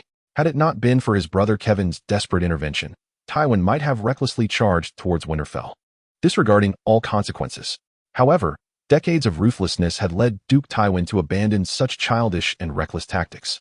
He began to withdraw his forces, shifting the objective of the war from victory to vengeance. He was resolutely determined to kill the Northern King who had ordered the execution of his son. He believed that no one could thwart him. At the same moment, far across the northern seas, Theon Greyjoy seemed to have finally resolved to steer his warships towards the stronghold of Torrance Square. With the steeds he had previously prepared, this young man was ready to present Winterfell to his father. After accompanying Catelyn for 2 days, Bael delegated some of his subordinates to continue escorting her back to Robb's encampment. He then joined forces with the seasoned Charles, who had hurried from Stonehenge, bringing along nearly 1,500 soldiers. Bael observed that a significant number of Charles's men had donned brand new armor. Upon inquiry, he learned that this batch of armor and weaponry had been recently transported from the village of Wigner, crafted by the very hands of the smiths he had previously captured. Initially reluctant, the newcomers soon became assimilated into the rustic culture of Wigner, spontaneously forging weapons and armor for the soldiers destined for the front line. With such skilled artisans now part of his ranks, Bael's armament production expanded significantly, elevating the arsenal of his private army to a new echelon. Equally astonishing was the sight of Borrow's subordinates, who, under the tutelage of the formidable Ser Illyrio Frey, a former chief swordsman in the service of the Sea King of Braavos for 9 years, exhibited a remarkable enhancement in individual combat capabilities. Borrow had even dispatched several elite teams, akin to special forces, designated as Bael's personal guards, or tasked with undertaking missions deemed impossible for ordinary soldiers. When the 3 leaders finally convened their combined force of 2,500 soldiers, the uniformity of their military regalia gave Bael the illusion that these warriors could rival the Unsullied. In terms of morale, Bael's army was poised to sweep across the entirety of Westeros. Moreover, he had brought along several clandestine weapons for their campaign. 3 days later, at Harrenhal, Bael stood atop the towering walls, facing the tens of thousands of Lannister troops. Drawing the frostblade that had rested on his back, he raised the colossal sword, pointing it towards the rising sun while issuing commands. The uniformed ranks of his black-clad army, trained to precision, readied their bows.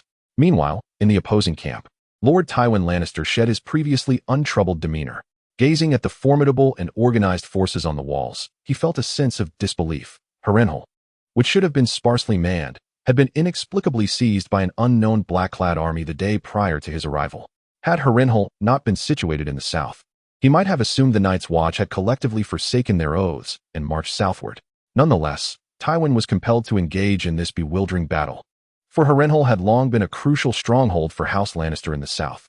Regardless of the cost, it was imperative to reclaim it swiftly to prevent Robb's forces from advancing directly towards King's Landing from the Riverlands. With a gentle wave of his hand, Lord Tywin signaled, and thousands of Lannister soldiers, clad in crimson, began their advance towards this ancient bastion. 50 feet, 40 feet, 30 feet, the Lannister army inexorably closed in. Yet the black-clad soldiers atop the city walls remained steadfast as iron, unyielding in their resolve. The commanding voice of the dark-armored leader resonated like a mighty bell as he issued his orders anew. When the black arrows soared towards them, the foremost Lannister soldier was seized by despair. Despite being well beyond the enemy's range, a shaft was inexplicably hurtling towards his face. He halted, watching in shock as blood splattered from his neck, before collapsing in disbelief and fury. The Lannister troops were unaware that the enemy's archery truly originated from the Wall of Despair, where weapons capable of striking down foes from 100 meters above were far mightier than the bows of the south. The unparalleled range of these arrows sent a ripple of shock through the Lannister ranks, yet Tywin Lannister remained unshaken, just as a nobleman remains a nobleman. He swiftly regained his composure and continued to direct the assault with icy precision. The besieging Lannister forces, too, began to recover from their initial chaos, steadily advancing towards the walls. However, misfortune seldom comes alone. After the first wave of arrows, before the Lannister soldiers could fully recover from their shock, another volley erupted as crossbowmen emerged from behind each black-clad archer.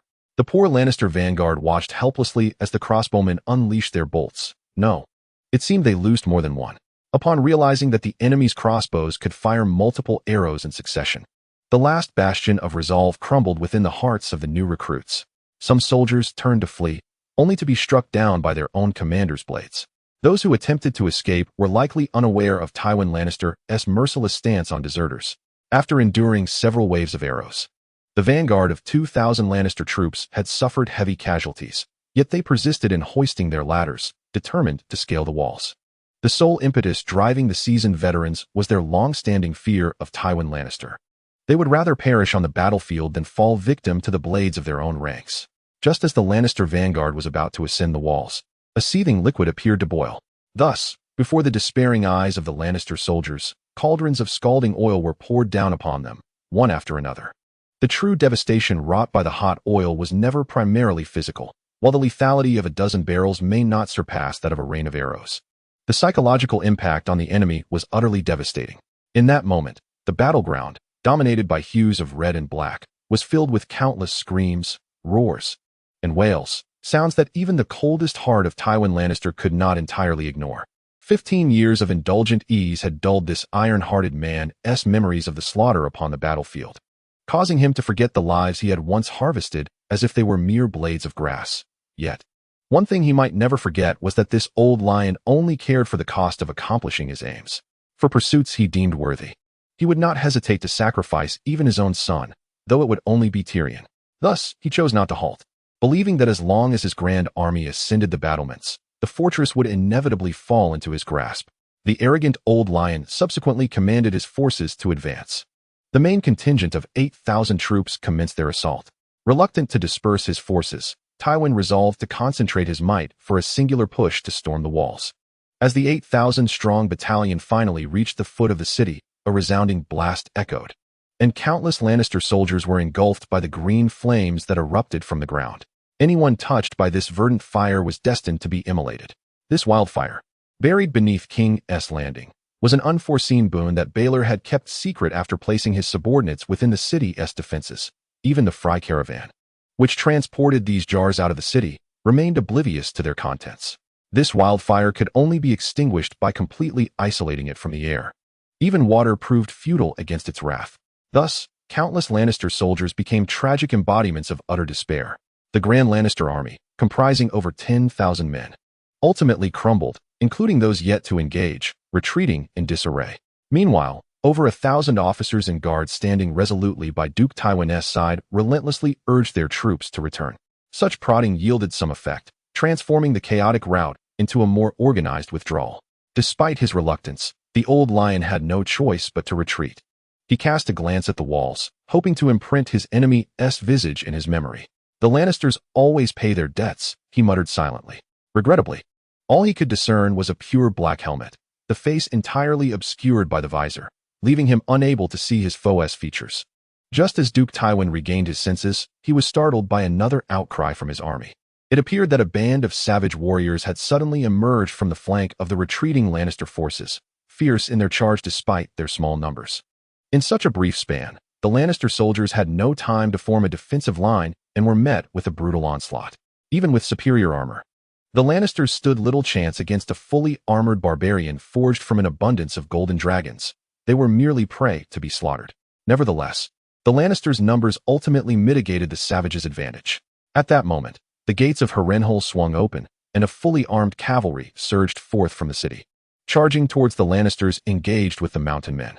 Witnessing this unfold, Duke Tywin felt fear for the first time. He feared this unknown army, and even more so, the lord who commanded it. In a desperate flight, Duke Tywin escaped Harrenhal with a mere 7,000 remnants of his forces. Perhaps Lord Tywin could never have imagined that the wildfire and the savages of the Vale, two formidable weapons that rightfully belonged to House Lannister, would, through the meticulous machinations of another, be wielded against him, ultimately leading to his own demise. Chapter 16, Tales Beyond the Wall, Part 1, Beyond the Wall in the North. The ancestral peak of the First Men rises abruptly from the dense forest, isolated and prominent, its summit visible for miles as the fierce winds whip across it. The Rangers claim that the wildlings refer to it as the Fist of the First Men. It truly resembles a fist, Jon mused. Standing tall between the land and the woods, its barren, brown slopes strewn with jagged rocks. Jon, along with Mormont and Benjen Stark, ascended to the summit, leaving Ghost in the shade of the trees. During their climb, the dire wolf had fled 3 times. The first 2, he reluctantly obeyed Jon's whistle, but by the third, the commander had lost his patience and declared, "Let him be, children. I wish to reach the peak before sunset. You can seek the wolf later." The path upward was steep and treacherous, the summit encircled by a wall of stones piled high to chest level. The group had to make a wide detour to find a passage suitable for horses. "The terrain here is quite favorable," Benjen announced upon reaching the top. "There is no better place than this for our encampment as we await the arrival of the others." With that, the commander dismounted, disturbing the ravens perched upon his shoulders. The birds cawed in protest before taking flight. The view from the summit was splendid. But what truly captivated Jon was the surrounding wall. The weathered gray stones were cloaked in patches of pale lichen, while green moss swayed gently in the breeze. Legend has it that this fist was constructed by the First Men during the Age of Dawn. "Though ancient, it remains formidable," Benjen remarked. "Ancient," the ravens above squawked, flapping their wings and screeching, "Ancient, ancient, ancient." "Silence," Mormont bellowed at the birds. Though the old bear was prideful and reluctant to show weakness in front of others, Jon could easily discern the weariness that had set upon him after such a long journey with the young men. "This high ground is easily defensible when necessary," Benjen noted as he rode around the stone wall, his dark fur cloak billowing in the wind. "Indeed, this place will suffice," Mormont replied, raising a hand against the wind. And a raven immediately settled upon his forearm, its claws gripping tightly to the black leather armor. "What shall we do about the water, my lord?" Jon inquired. "Did we not just cross a small stream at the foot of the mountain?" "There is a considerable climb between here and there," Jon pointed out. "And the stream lies beyond the stone enclosure." Soren interjected. "What's the matter? Too lazy to climb, boy?" Commander Mormont added. "It seems we cannot find a more secure location. We can fetch water first to ensure we have ample supplies." Understanding that further discussion was futile, Jon fell silent. Thus, the orders were given, and the brothers of the Night's Watch swiftly raised tents behind the stone wall constructed by the First Men. The black tents emerged like mushrooms after the rain, blankets and bedding covering the barren ground. The officers arranged the pack horses in long lines, providing them with fodder and fresh water. The forestry officials, bathed in the glow of the setting sun, took up their axes to fell trees for the night's requirements. A group of craftsmen began clearing the ground, digging latrines, and untying bundles of fire-hardened stakes. Before darkness fell, it was imperative to dig trenches at every opening of the surrounding wall and erect the stakes, as commanded by Bear. Once the commander's tent was erected and the horses settled, Jon and his devoted younger brother Mikey descended the hill in search of Ghost. Despite his youth, Mikey's height nearly matched Jon's, a testament to his heritage as the son of a butcher, strong and robust. The dire wolf promptly responded to their call, emerging silently. However, upon reaching the perimeter of the fort, Ghost hesitated to advance. Cautiously, he approached to sniff the crevices of the rocks, only to retreat hurriedly, seemingly disturbed by the scent. Jon grasped him by the scruff, with Mikey assisting in dragging Ghost into the wall, a challenging task, as the dire wolf weighed nearly as much as they did. Undoubtedly stronger than both Jon and Mikey. "What is troubling you, Ghost?" Jon pondered, for the wolf had never been so obstinate. Once inside, Ghost seized the opportunity to bolt back out, traversing the moss-covered stone wall, his red eyes fixed on Jon and Mikey. Mikey had previously received secret intelligence from Lord Beryl, who had mentioned in a letter that when the Night's Watch reached the territory that even Ghost was reluctant to tread, he should follow Jon to assist the Night's Watch in locating the hidden dragon glass weapons. Safety lay within the wall, elevated and commanding a view of the surrounding area, with steep slopes to the north and west, gently easing to the east. Yet, as dusk deepened, darkness gradually seeped into the forest's expanse. The Milk River meandered southward, the surface glimmering like gold in the forge. The upstream terrain grew increasingly rugged, the dense forest giving way to a series of bare stone hills, boldly rising and stretching towards the north and west. On the distant horizon, mountains loomed like magnificent shadows, one after another, fading into a grayish blur.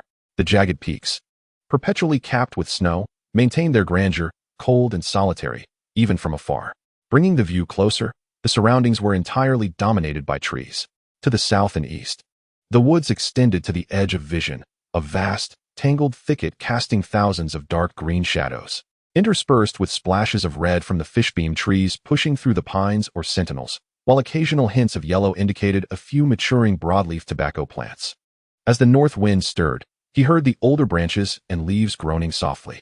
Hundreds of leaves danced collectively. For a moment, the forest seemed to transform into a deep green sea, the storms swirling restlessly, constant as the sun and moon, eluding comprehension. The two stood in place for a long time after Ghost had dashed away, until the sun vanished behind the jagged mountains and shadows crept into the forest. "John, Mikey," Samwell Tarly exclaimed. "Indeed, it is you. How have you been?" "Very well," John replied as he leaped down from the wall. "And you?" "Quite well, I must say." Really, John did not intend to burden his friend with his own worries, especially in the presence of Samwell, who was just beginning to muster his courage. Old Bear planned to wait here for the arrival of the one-handed Colin and the men from Shadow Tower. "This appears to be a sturdy place," Sam remarked. "Do you think the first men fought here?" Mikey cast a somewhat disdainful glance at Sam. Yet, due to the special request from Lord Beryl, he continued to assist young John in protecting this seemingly cumbersome and useless boy. "Of course," he replied. "By the way, you should prepare the birds. Old Bear intends to send a message with them." John responded energetically. "I wish I could send them all away. They despise being caged. If you had wings, you would surely think the same," Mikey interjected. "If I had wings, I would have flown back to the Black Castle for a meat pie long ago," Sam retorted. John patted both their shoulders with his burned palm, and they returned to the camp side by side. The campfires around them blazed to life, and above, the stars emerged. The long red tail of Mormont's torch shone brightly like the full moon. Before reaching the raven cage, John heard their shrill cries. Many birds were calling his name. As ravens were ever eager to create a cacophony without a hint of shame. "Perhaps they sense it too," John mused. "I shall tend to Old Bear," he said. "If I do not feed him, he will surely make a racket." Old Bear was in discussion with Benjen Stark and several other officers regarding military matters. "Ah, you are here," the elder grumbled. "If there is nothing amiss, fetch us some hot wine. It's dreadfully cold tonight."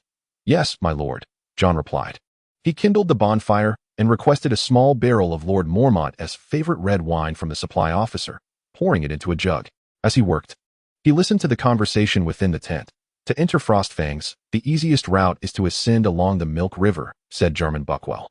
"Yet if we choose this path, it will surely be known to the free folk, as certain as the sun will rise.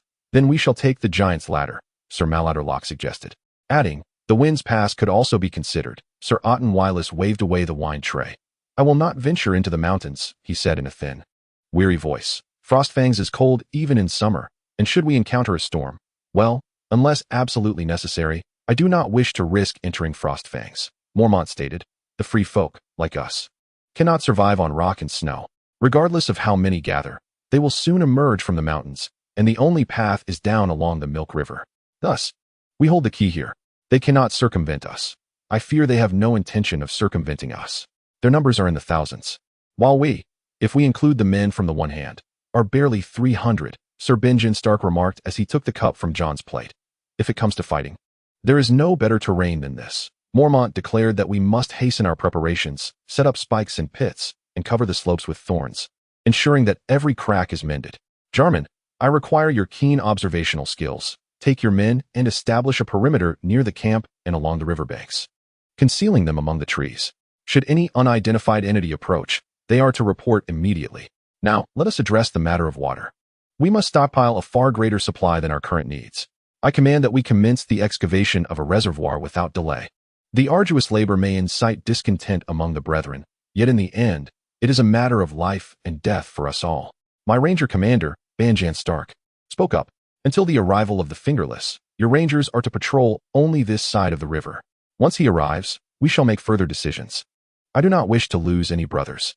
Perhaps Mance Rayder is gathering his forces a day's ride from here, and we remain oblivious," Solence Morwood grumbled. We already know where the wildlings are congregating, Old Bear countered. Castor informed us.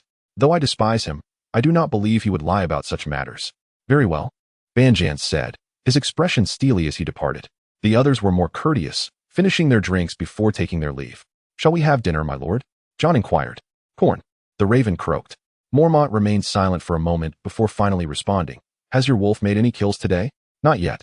He, like us, requires fresh meat. Mormont reached into his pocket, producing a handful of corn to feed the raven. Maester Aemon says you are a clever man. Mormont returned the bird to his shoulder, where it cocked its head, its small eyes shimmering. So, what do you believe I intend to do? Mormont stroked the raven's black feathers, shielding a sudden yawn with the back of his hand. I think I shall forego dinner. Rest would serve me better. Remember to wake me at first light. Please do take care of yourself, my lord, Jon said, stowing away his empty cup as he stepped out of the tent. Laughter echoed in the distance, accompanied by the melancholic strains of a flute. A great bonfire blazed in the center of the camp, the aroma of stewed meat wafting through the air. Old Bear may not be hungry, but he certainly felt the pangs of hunger and made his way towards the fire. Devon, spoon in hand, spoke incessantly. I know this forest better than anyone else in the world. I tell you, it is imperative not to venture out alone tonight. Can't you smell it? Glenn stared at him with wide eyes, yet it was the morose Eddie who interjected. All I smell is the scent of 200 horses' waste, along with the meat pot. To be honest, the odors are rather similar. Could you refrain from speaking so much? Young Mikey lightly tapped his dagger, muttering a few words, and served Jon a bowl of stew. The broth contained barley, turnips, onions, and a few pieces of well-cooked salted beef. What do you actually smell, Devon? Young Mikey asked. The forester had removed his dentures, and Jon observed the myriad wrinkles on his face and the gnarled, tumor-like arms. He licked his spoon before finally speaking. I think it smells, quite cold here. Do you expect your brain and teeth to be made of wood as well? Huck retorted. How could it possibly smell cold? How is that impossible? Jon reflected, suddenly recalling that fateful night at the command tower. It bore the taste of death. Abruptly, he lost his appetite and passed the bowl of broth to Ghost, who appeared to require an additional meal to warm his body against the frigid night. As he departed, the wind howled fiercely. It seemed that by morning, the heavy snow would blanket the land, and the tent ropes would become rigid with frost. A trace of cooking wine lingered at the bottom of the pot, and Jon added fresh wood to the fire, reheating the kettle. As he waited, he warmed his fingers, stretching and curling them until his circulation revived slightly. Surrounding the camp, the brothers on night watch had taken their posts. Torches flickered uncertainly along the perimeter. It was a moonless night, with thousands of stars twinkling above. From the darkness came a distant, haunting howl, unmistakably that of a wolf pack. Their voices rose and fell, resembling a mournful and solitary ballad that sent shivers down his spine. Across the campfire, in the shadows, a pair of red eyes locked onto him, glimmering in the firelight like a set of sparkling gemstones. Ghost, Jon gasped in surprise. You've finally come in, have you? His white wolf typically roamed the night in search of prey, and he and Mikey had presumed they would not see him again until dawn. Is there nothing to catch out there? He inquired, beckoning. Come here, Ghost. The dire wolf circled the fire, sniffing Jon and then the wind, restless and agitated. He did not appear to be one who had just feasted. Ghost stepped back, paused, and glanced back at Jon, urging him to follow. Thus, Jon pulled up the hood of his cloak and left the warmth of the campfire. At that moment, Mikey, ever observant, trailed closely behind, whispering, Jon, wait for me. Together, they traversed the neatly arranged shaggy-haired horses, making their way outward. As Ghost passed, one horse whinnied nervously, prompting Jon to pause and gently stroke its nose, murmuring soothing words. The closer they approached the perimeter, the clearer they could hear the wind howling through the rocky crevices. Ahead, someone questioned them as Jon stepped into the light of the fire. I'm going to fetch water for the commander, he stated. All right, you may go, the guard replied. But make it quick. The man, huddled in a black cloak, pulled up his hood against the biting wind, rendering his face invisible. He resembled a stationary barrel. Jon and Mikey squeezed between two sharp stakes, while Ghost slipped beneath them. A burning torch was wedged in the wall as fissure, and as the wind gusted, it flickered, casting a mix of white and orange light. The forest lay just below, like warriors clad in tough hide and lush foliage, silently lined up, awaiting the command to assault the hill. Their forms were shrouded in darkness, only revealing hints of green when the firelight swept across the branches. Faintly, he heard the trickling of water between the rocks. Ghost vanished into the low thicket, and Jon strained to keep pace, listening intently to the call of the brook and the sighing leaves in the wind. Branches snagged at his cloak, the thick canopy above obscuring the stars. Ghost reached the creek's edge, lapping at the clear water. "Ghost," he called, "come here, quickly." The dire wolf lifted his head, eyes glowing red, a fierce glint flashing, as the clear water dripped from his jaws like drool. In that instant, he appeared utterly terrifying. He then dashed away, sprinting past Jon and Mikey, plunging into the depths of the forest. "Ghost, wait. Stop," he shouted, but the wolf paid no heed. The pale, slender figure vanished into the boundless darkness, leaving Jon and Mikey with two choices, either to ascend the mountain alone or to persist in their pursuit. They chose to follow, and thus he lowered the torch and trudged forward, simmering with indignation, while cautiously watching for rocks that might trip them, roots that could ensnare their feet, and holes that could twist their knees. After a few steps, they paused to call out for Ghost, but the howling night whined through the thicket drowned their voices. "This is madness," he thought. The deeper he ventured into the forest, the more convinced he became. Just when he resolved to turn back, he suddenly glimpsed a white figure darting to the right, racing towards the hill. They circled the base of the knuckle peak for about a quarter of a mile until they lost track of the wolf once more. Breathless and fatigued, they took refuge among a thicket of bushes, thorns, and rubble. Beyond the flickering light of the fire, darkness encroached upon him from all sides. At that moment, a faint scratching sound caught Mikey's attention. They cautiously moved towards the source of the noise, navigating through stones and underbrush. Eventually, beneath a fallen tree, they discovered Ghost, the ice wolf, fervently digging into the earth, kicking up clouds of dust. "What have you found?" Jon lowered the torch, revealing a mound of loose earth shaped into a circular form. A grave, he pondered. Whose could it be? Mikey knelt and planted the torch into the nearby soil. The ground was soft and sandy, and Jon scooped up a handful, finding neither stones nor roots within. Whatever lay buried here could not have been there long. Digging down 2 feet, his fingers brushed against fabric. He suspected it might be a corpse, but sensed something unusual. As he pressed the material, he felt a small, hard, inflexible object beneath. There was no odor, nor any sign of maggots. Ghost stepped back, crouching and watching him intently. Jon cleared away more soil and uncovered a round package, nearly 2 feet in diameter. He plunged his fingers into the earth, pulling it forth with effort, producing a clinking sound as it emerged. Could it be treasure? He wondered. Though he felt no coin's familiar shape, and upon closer inspection, the sound was not metallic. A bundle of worn rope tightly secured the package. Jon drew forth his dagger, severing it, and gingerly unfolded the fabric. The package tumbled over, its contents spilling onto the ground, glimmering with a dark sheen. He discovered a dozen small knives, a multitude of leaf-shaped spearheads, and countless arrowheads. Jon picked up one of the knives. It was light as a feather, glinting ominously, lacking a grip. The torchlight danced upon the blade, casting an orange line that outlined its keen edge. It was dragon glass, what Master Reuven referred to as obsidian. Had Ghost unearthed the ancient cache of the children of the forest, relics buried here for millennia? The ancestral knuckle peak was indeed an ancient site, but beneath the dragon glass lay an ancient horn, crafted from cow horn and edged with bronze. Mikey brushed away the dust from both inside and outside the horn, causing a cascade of arrowheads to tumble forth. The two individuals allowed the objects to fall, casually tugging at a corner of the bundle and rubbing it with their fingers. The material was exquisite wool, thick and double-layered. Although it had succumbed to moisture, it had not decayed. It could not have been buried for long. In the dimness surrounding them, Jon lifted the woolen fabric closer to the torch. It was not merely dim, it was pitch black. Jon had come to understand what he had unearthed. It was the black cloak of a Night's Watch brother, sworn to serve. Yet, the Night's Watch was currently robust. Surely they had no need for such antiquities, Jon pondered, preparing to leave with Mikey. Observing Jon's insistence to depart, Mikey interjected, "Jon, trust me just this once. If we remain here, we are bound to uncover more weapons." He paused and added, "This is what Lord Bael instructed me." Chapter 17, Tales Beyond the Wall, Part 2. As the two continued to excavate through the earth, they suddenly tumbled into a deep pit. It appeared to have been previously dug by someone. Though the wood within had long since rotted, the signs of human construction were unmistakable. Upon entering the cavern, they were astounded by the countless obsidian spearheads buried deep within. This was evidently an armory of the Night's Watch from millennia past. Yet there was no mention of it in any of their records. Even the erudite Maester Aemon was unaware of this place. After much deliberation, Mikey finally persuaded Jon, and with the assistance of the White Wolf, they managed to transport some obsidian out of the cave. Under the cover of night, they infiltrated old Mormont's tent, where they nearly faced expulsion before revealing the obsidian.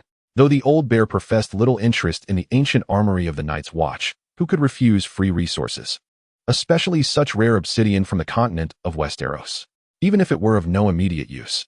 Selling it to merchants beyond the wall could procure resources for years to come. Thus, by a twist of fate instigated by Bael, the reluctant Bran Stark received orders that night to lead the still drowsy brothers in extracting all the obsidian from the cavern. Ultimately, amid the brothers' grumbling, the obsidian was packed among their supplies. The following night, a haunting call echoed through the inky darkness. Jon propped himself up, instinctively gripping Longclaw. All around, the camp stirred restlessly. It was the horn to awaken the sleepers, he thought. This deep, sonorous sound lingered at the edge of perception. The sentinels on the wall stood motionless, turning westward, their breath fogging in the cold air.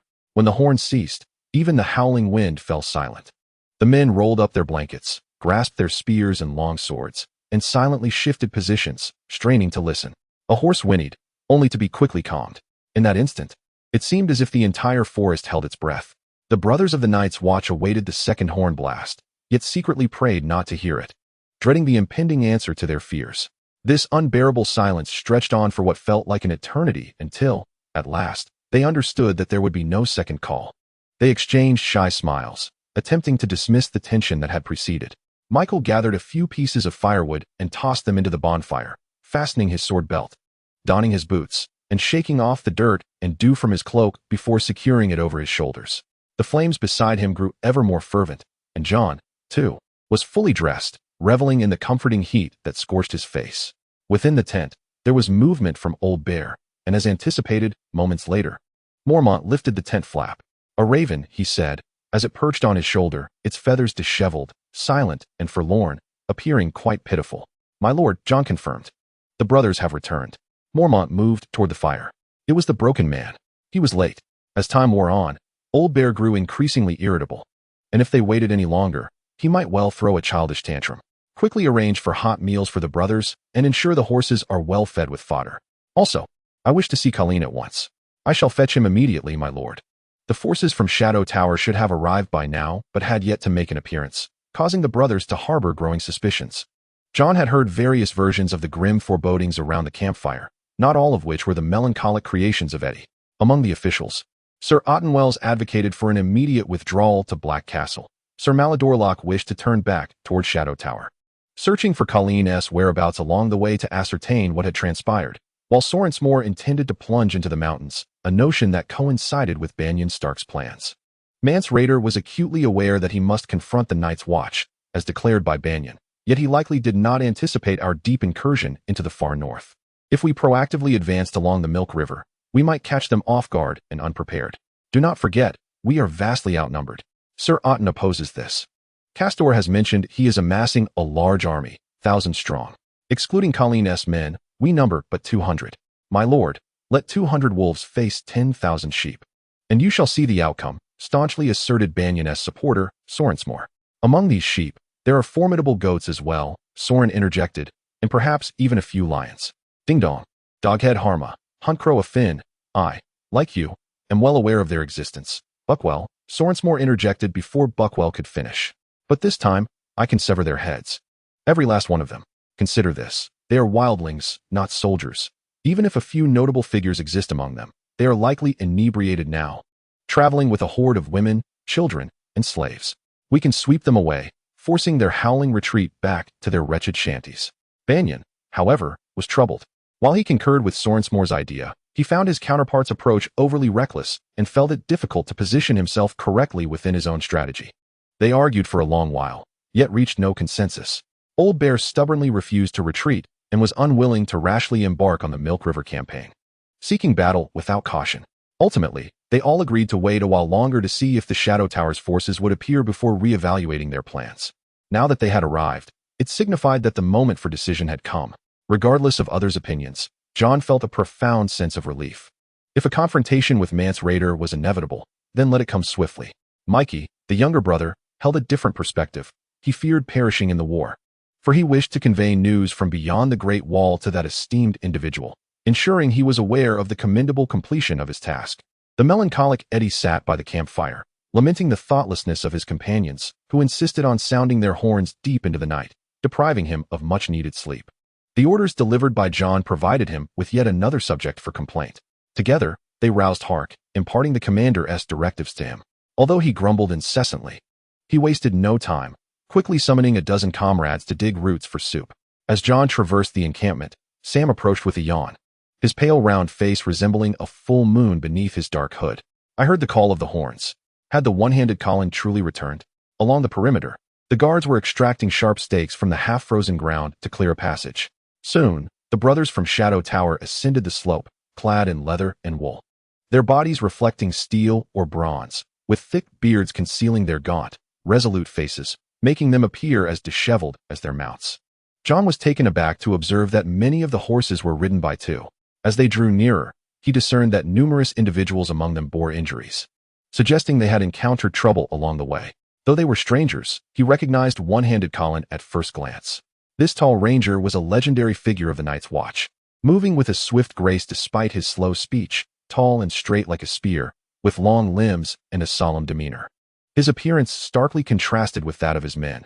His face was clean-shaven, and his frost-kissed long hair was braided and flowed beneath his helmet, while his once black attire had faded to a dull gray over time. His hand held the reins with only his thumb and index finger. The rest of his fingers lost long ago to a savage blow from a wildling's axe, intended to deflect a fatal strike to his head. It was said that after blocking that blow, he retaliated with his maimed fist, striking the axe-wielding foe and blinding him with blood, ultimately slaying the wildling.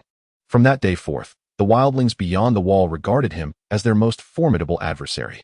Jon extended a greeting. Lord Mormont wishes to meet with you immediately. Allow me to guide you to his tent. Colin dismounted, stating, my men are famished, and our horses require care. My lord, everything is prepared, Mikey interjected. The ranger entrusted his steed to Mikey and followed suit. You are Jon Snow. You bear the likeness of your father. Do you know him, my lord? I am not a lord, merely a brother of the Night's Watch. Yes, I knew Lord Eddard, and I knew his father as well. Jon realized he had to quicken his pace to keep up with Colin's long strides. Lord Ricard passed before my birth. He was an ally of the Night's Watch. Colin's gaze shifted. I have heard you possess a direwolf companion. Ghost will return at dawn. He always hunts at night. Upon reaching the tent, they found the melancholic Eddie frying bacon and boiling a heap of eggs in a pot over the campfire. Mormont sat upright in his chair made of wood and leather. I was beginning to worry about you. Is there trouble?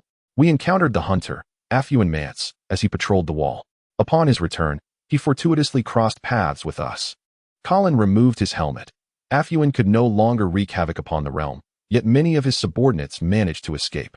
We exerted ourselves in pursuit, but a few eluded us, vanishing into the mountains. The cost? 4 brothers perished, and around 10 were wounded. The enemy's losses were threefold compared to ours. We also captured a prisoner, one who succumbed to his grievous injuries shortly thereafter, while another lingered long enough to divulge some intelligence. It would be best to discuss this inside. Perhaps Jon could assist you with a pint of ale? Or would you prefer spiced hot wine? A cup of hot water will suffice for me, and a bit of bacon, along with an egg. Very well. Mormont lifted the tent flap, and Colin bent low to enter. Outside the tent, the brothers buzzed with chatter regarding Colin's return. I have heard that giants dwell upon Frostfawn, along with wargs and even more fearsome creatures, Sister Menlark remarked. I assure you, I shall never venture there. Old Bear will not heed your wishes. Young Mikey had already settled the horses and joined the brothers' discourse. Perhaps we shall also not heed his wishes, Chet retorted. At that moment, a dog lifted its head and barked loudly, prompting Jon to hastily depart before being noticed. I did not eavesdrop intentionally, he mused. He intended to inform Mormont of the situation, yet his conscience forbade him from betraying his brothers in secrecy, even those like Chet and Sister Menlark. It was merely idle chatter, he reassured himself. Jon, do you not intend to report this to the commander? Young Mikey caught up with Jon, who was preparing to leave alone. They are cold and frightened. Are we not all in the same boat? There is no need to report such trifles. The bald stone peak, looming over the forest, awaited day after day, each passing moment steeped in the dread of tomorrow's fate, a truly arduous existence. This sentiment aligned Jon's heart with that of his brothers. Jon, have you forgotten what Sir Bael taught us at the wall?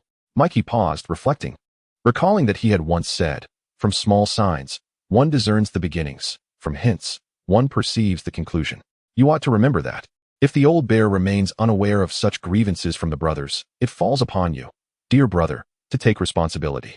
After a lengthy contemplation, Jon grasped Mikey's arm and made his way towards the commander's tent. Inside the tent, Colin sat cross-legged upon the ground, his spine as straight as a spear. As he spoke, the candlelight danced upon his resolute and flat cheeks. The ding-dong shirt, the weepers. All these leaders, great and small, were present as he spoke fervently of their gathering strength, bolstered by wargs and mammoths, a force beyond our imagination. At least, that is how he presented it. I cannot guarantee the veracity of his claims. Ivan suspected he was spinning tales to prolong his own existence. Regardless of the truth, we must alert the wall, Colin interjected, placing the dish between the two of them. And the king. Which king? All kings.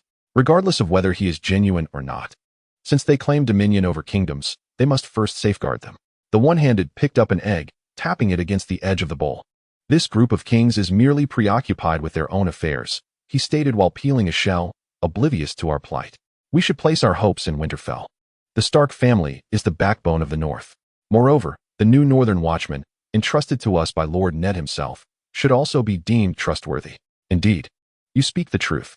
That lad has visited the wall. Though astute, he possesses a compassion rare among others. After concluding his remarks, Old Bear unfurled a map, furrowing his brow in contemplation before casting it aside and unfurling another. He was assessing potential points of incursion by the wildlings, a task Jon discerned. The wall stretches for hundreds of miles, and the Night's Watch once commanded 19 castles, but as their numbers dwindled, these fortresses were abandoned one by one. Presently, only 3 remain manned, and Mance Rayder is fully aware of this situation. We might rely on Ser Alistair Thorne to bring back some fresh recruits from King's Landing. For the time being, it would be prudent to send men from Shadow Tower to guard Greyguard, while requesting reinforcements from Eastwatch to occupy Long Barrow. Greyguard is on the verge of total collapse. If we can spare personnel, it would be wiser to defend Stone's Gate. As I recall, Icecrag and Deep Lake could also be of use. In addition, we must dispatch patrols to inspect the city daily. Yes, we must strive to patrol at least twice a day. Fortunately, the wall itself serves as a formidable barrier, even if they discover a weak point in our defenses. While the wall may not completely prevent passage, it will significantly hinder their progress. The greater their numbers, the longer it will take. Given their fervor in gathering everything, it seems they have brought along all women, children, and livestock. Surely, no one has ever seen goats scaling a siege ladder? Climbing ropes? Impossible. They would need to construct proper staircases or build a substantial ramp, a task that would require at least a month, if not longer. It appears that Mance's best course of action is to pass beneath the wall, through the city gates, or a breach. Mormont suddenly lifted his head. What? They do not intend to scale the wall, nor to dig tunnels, my lord. They aim to breach it. But the wall stands 700 feet tall, with a solid foundation far broader than the walkways above. Even if 100 strong men wielded shovels and axes with relentless vigor, it would take them a year. That said, Mormont tugged at his beard, brow furrowed. What then? How else? With magic, Colin quipped, biting into half a boiled egg. Otherwise, how to explain why Mance chose Frostfang as the rallying point? It is cold and desolate there, a long and arduous journey from the wall. I thought he selected the mountains to avoid detection by our cavalry. Perhaps so, Colin replied as he swallowed the egg. But I sense there is a deeper mystery at play. He seeks something in this high and frigid place, a necessity. What sort of thing? Upon hearing this, even Mormont's raven perked up, cawing sharply. The sound pierced through the confined tent like a dagger. Some kind of power. As for what it is, our captive could not say. Perhaps we pressed him too hard. He revealed little before he died. Yet, I suspect he was not fully aware himself. Jon heard the wind howling outside the tent. The fierce wind trembled as it passed through the stones of the surrounding wall, tugging relentlessly at the tent's ropes, producing a hauntingly thin sound. Mormont pondered, gently touching his lips. There exists a certain force, he repeated. I must comprehend its true meaning. Then you must promptly send men deep into the mountains. I am reluctant to place my brothers in peril.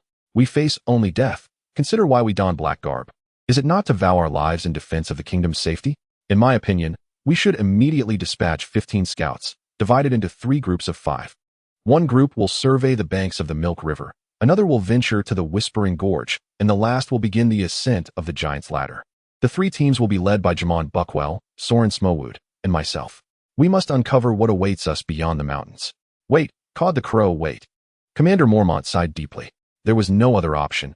He reluctantly conceded. If you do not return, someone will inevitably descend from the Frostfangs. My lord, the ranger interjected. If it is us, all will be well. If not, it must be Mance Rayder, and you hold him by the throat. He cannot disregard you and rush southward, for that would leave his rear and supplies vulnerable. He must launch a strong assault. and this place is indeed easy to defend yet difficult to attack. It is not so impenetrable, Mormont replied. At most, we shall perish together. However, our deaths may grant the brothers on the wall the necessary time to hold the empty fort, to secure the gates, to seek aid from kings and lords, to sharpen axes and repair crossbows. Our sacrifice is justified. Perish, the crow muttered, pacing upon the old bear's shoulder. Perish, perish, perish, perish. The old bear sat despondently and silently, seemingly unable to bear the weight of such a speech. After a long silence, he spoke. May the gods forgive me. Choose your men. The one-handed Colin turned, his gaze meeting Jon's, and they held each other's eyes for a long moment. Very well. I want Jon Snow. Mormont blinked. He is still a child, and my steward, not even a ranger. One other to look after you should suffice, my lord. Mike is the true child. I cannot be so cruel as to take both. Colin raised his maimed hand, now reduced to 2 fingers. Beyond the wall, the power of the old gods remained strong.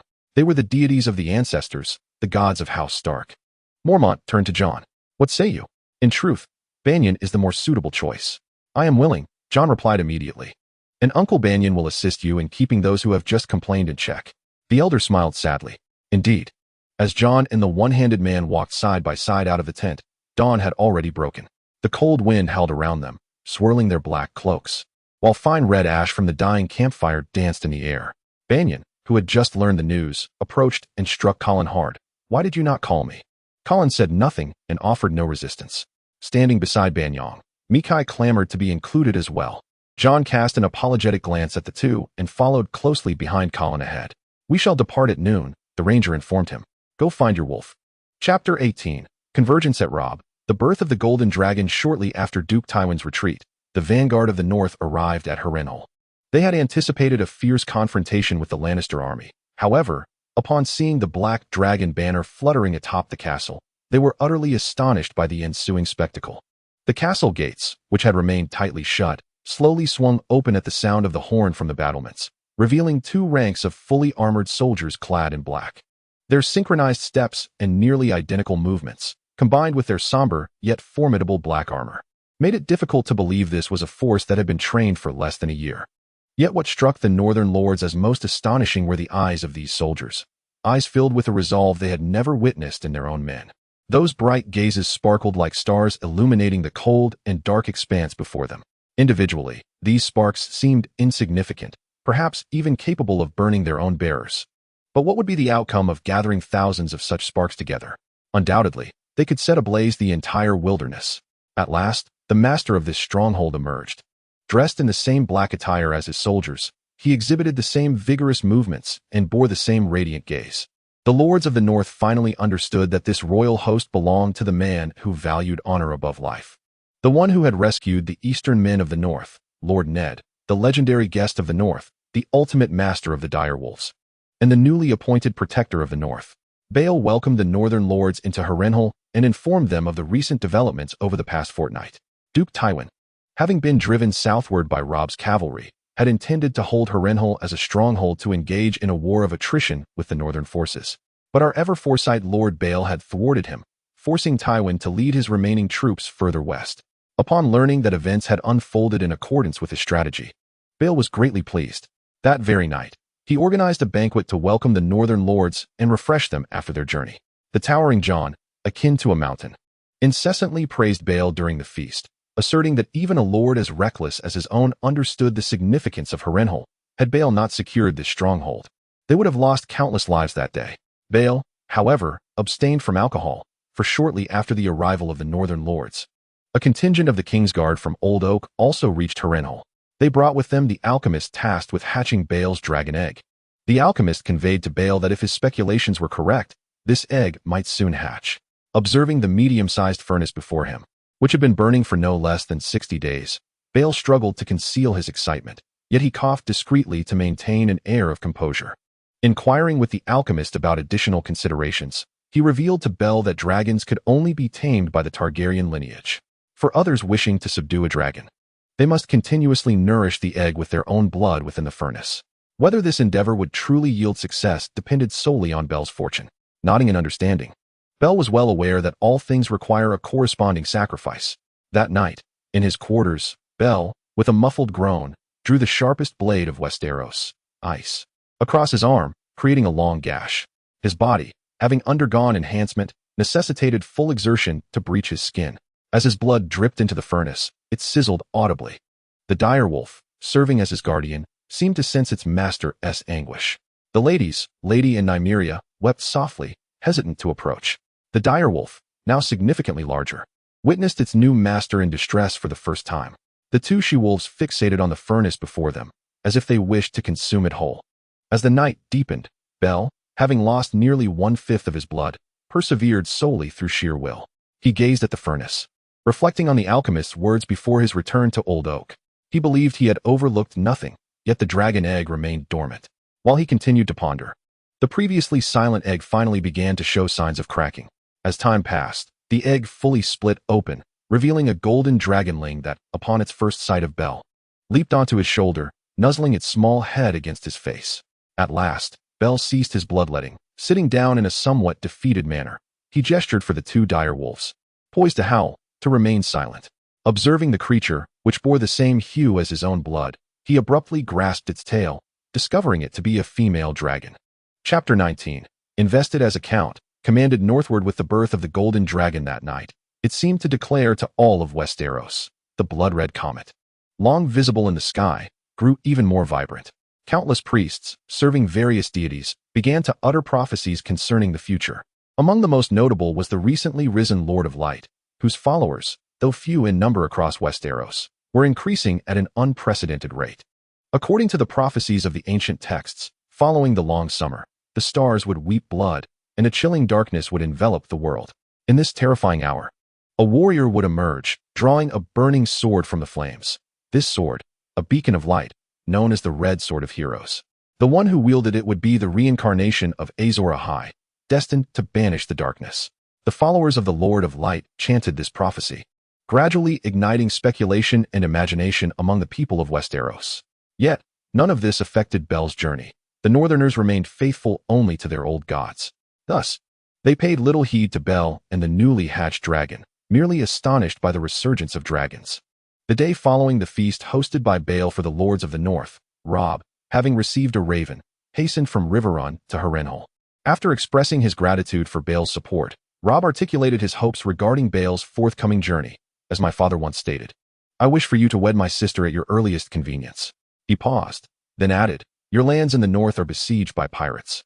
Those wretches have taken advantage of our southern advance to assault Deepwood Motte and its surroundings." Observing Bael's expression, he continued, "Such trivial matters should not trouble you. Yet I earnestly hope that after reclaiming our lands, you can marry Sansa at Deepwood Motte." Bael, bemused by Robb's solemn demeanor, chuckled softly. "Are you truly so eager to marry off your sister, lad?" Bael could discern Robb's intentions. The people of the North were well aware that the achievements in other battles paled in comparison to the firm hold on Harrenhal. Although Robb had previously led the Northern Lords to several victories, establishing a strong foothold in the south necessitated Harrenhal as a central stronghold, advancing step by step. If Robb aspired to maintain his authority among the Northern Lords, he must exhibit his military prowess to the utmost. Allowing Bael to continue in the fray risked overshadowing Robb's own contributions. Thus, arranging for Bael to marry his sister not only solidified their alliance, but also provided Bael with a temporary reprieve, allowing Robb to bolster his standing as the king in the north. With this thought, Bael nodded wryly. Fortunately, he had plans to journey to the north, and thus acquiesced to Robb's request. However, upon hearing Bael's prompt agreement, Robb appeared somewhat taken aback. He cleared his throat softly and remarked, "My Lord Bael, as the future protector of the north, do you not find the title of Viscount somewhat beneath your station?"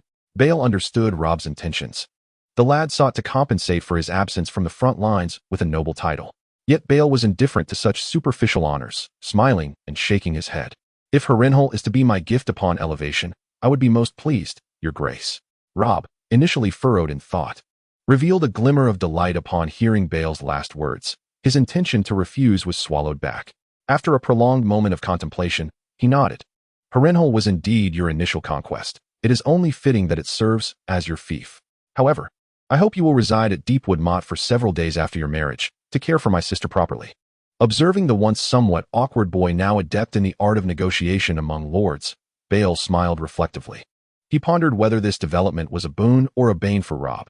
He simply understood that power swiftly matures a person, regardless of who they are. Simultaneously, in the north, at the village adjacent to Torrens Square, Theon wiped the saliva from his cheek with the back of his hand. Greyjoy, Robb will carve out your heart. Benford Tohar bellowed that he would feed your chameleon heart and lungs to his wolves, the refuse of sheep. Like a sword slicing through cheese, wet-haired Euron interjected, demanding the affront cease. Kill him. I must first pose a question, Theon declared.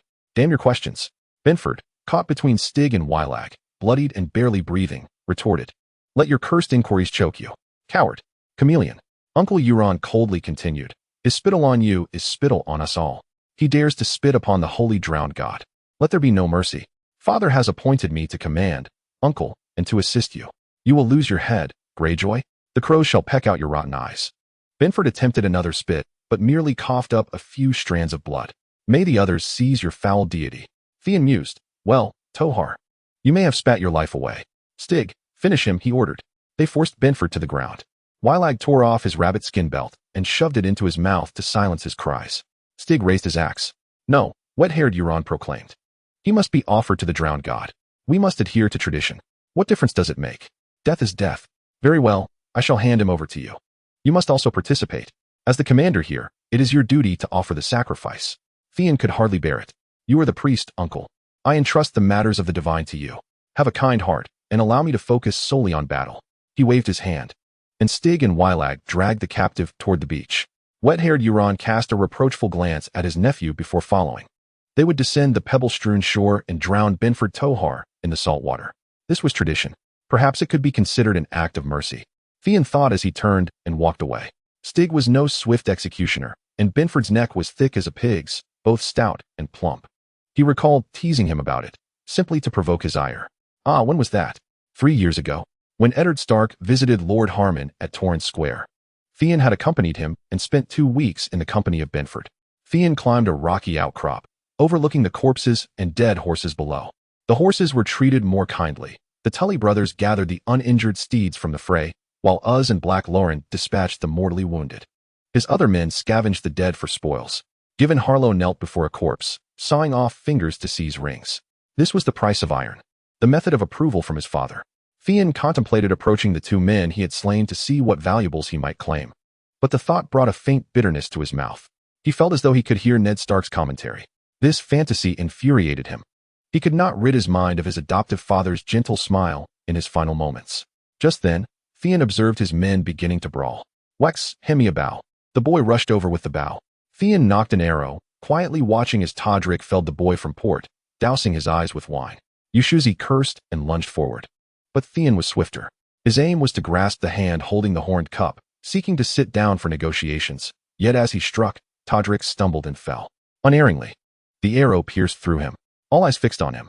Theon lowered his bow and declared, I have stated that I do not wish for drunkards. There shall be no quarrel over spoils.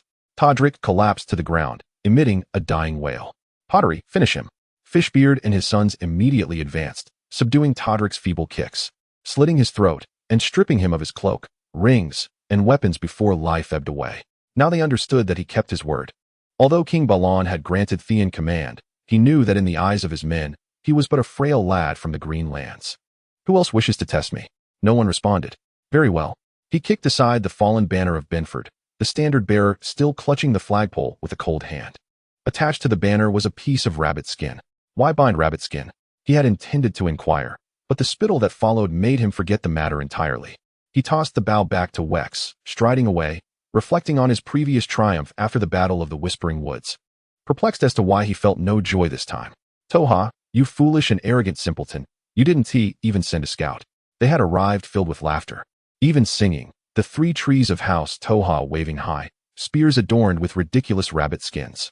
Yet, from behind the gorse, a rain of arrows interrupted their merriment. And Theon led his infantry forward, daggers, axes, and warhammers completing the slaughter. He commanded that only the enemy leader be spared for interrogation. To his shock, the enemy leader was Benford Toha, a friend from 3 years past. Theon approached his ship, the Sea Bitch, where the swollen body was being washed ashore by the waves.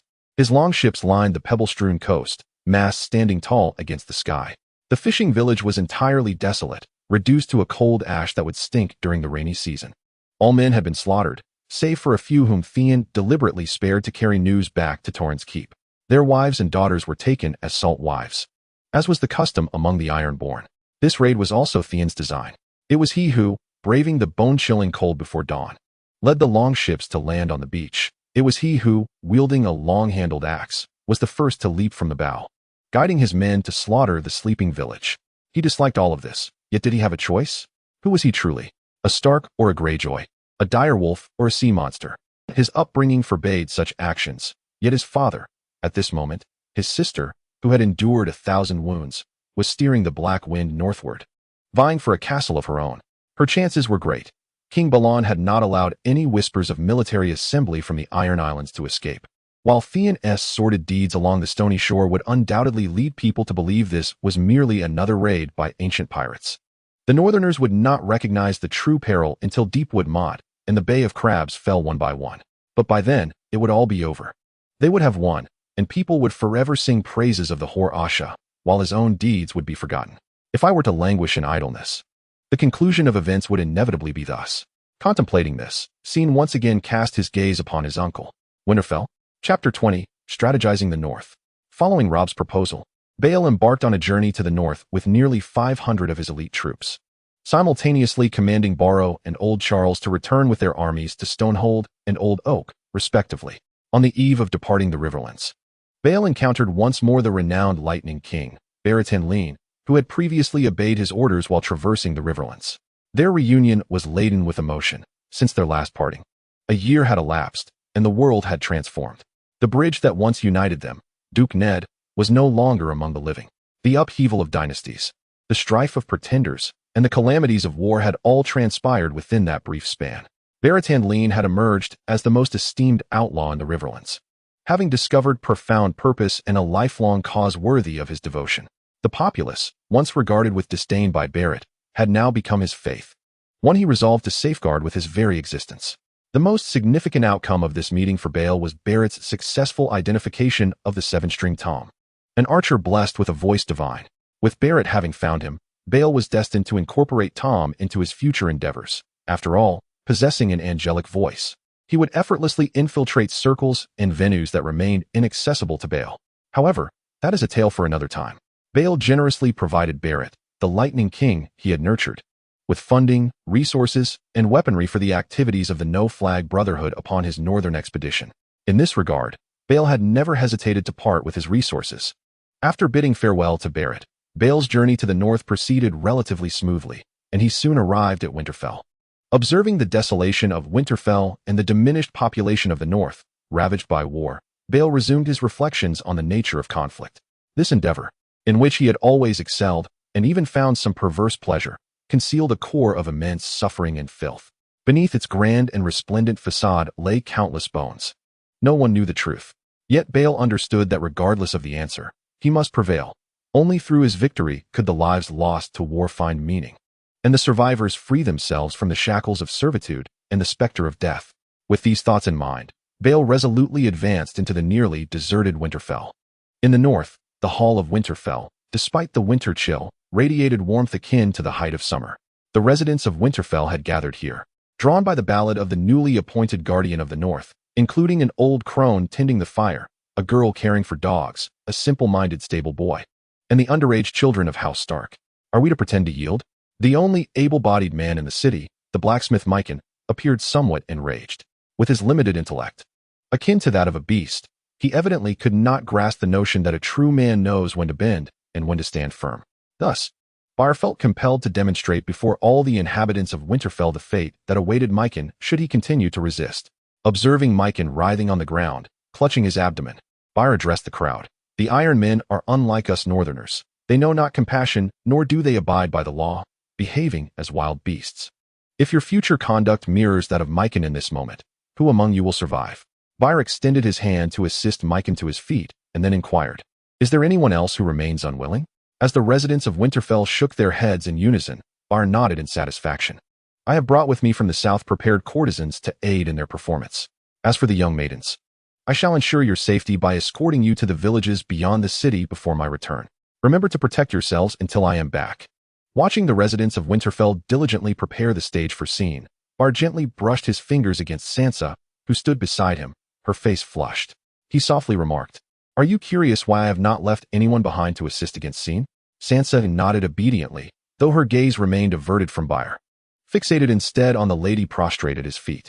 I seek to lure forth a great serpent, Byre murmured. With that, he abruptly turned and strode purposefully toward the exit. Hurry and prepare. The journey to Deepwood Motte is long, and we have other matters to attend to. With these parting words, he vanished into the distance. We other matters? Sansa was so flustered she could scarcely articulate her thoughts. She hopped back to her chamber, excitedly beginning to prepare her wedding attire with Sister Moden. She believed that Byre's mention of other matters pertained to the imminent wedding they were to celebrate at Deepwood Motte. However, Byre had no such intentions. He had not even contemplated a wedding, for Deepwood Motte was likely already in the hands of the Iron Men. He needed to devise a plan to reclaim it swiftly. Thus, the carriage, bearing Sansa, Arya, Bran, and Rickon, departed toward Deepwood Motte, escorted by 500 soldiers, while Byre, alone, accompanied only by his dragon and wolf, ventured into the mountains of the north. Chapter 21, Clan Allegiance, Night Assault on Deepwood Motte Huzzah. With the 51st challenger vanquished by the man before them, the youths of the clan tribes erupted in exuberance. They danced fervently, shouting the name of the bare-skinned man with all their might. Byre, god of war, Ura. In the north, where martial prowess reigns supreme, the secluded tribes often resolved matters through sheer force. They had always respected and revered those who wielded power. Even in the face of the new Northern Guardian, they would not easily bow their heads. It was only before the might of Byre, unleashed in full force, that they chose to rally in his honor. During his days in the mountains, Bell continuously vanquished the youthful challengers. He reveled in camaraderie with the clan leaders, even showcasing his wolves and dragons, wholly disregarding any sense of being an outsider. Thus, he earned the trust and respect of the clan's inhabitants. When Bell deemed the moment ripe, he summoned all the leaders of the clans nestled within the mountains, revealing to them the vile machinations of the Ironborn in the vicinity of Deepwood Castle and Torrent Square. Our brothers have been brutally slain, and our sisters have been mercilessly ravaged. If we do not exact blood for blood, we are unworthy to call ourselves men of the North, Bell proclaimed to the gathering. Though my tenure as the Guardian of the North has been brief, I am certain that Lord Ned would never allow the atrocities of the Ironborn to go unpunished. He continued, for he understood that Lord Ned was the Achilles heel of these indigenous clans. They were prepared to sacrifice their lives to uphold Lord Ned's honor, rather than their own. That very night, Bell led 1,000 clan warriors out of the mountains, embarking on a clandestine route towards Deepwood Castle. Fortuitously, upon their arrival at Deepwood Castle, they were greeted by a caravan from Winterfell that had already arrived, along with Bell's 500 guards.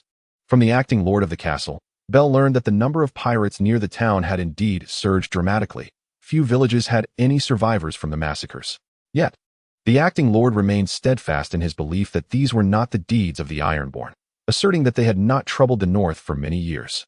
Even in times of war, it would be foolish for them to provoke the North again.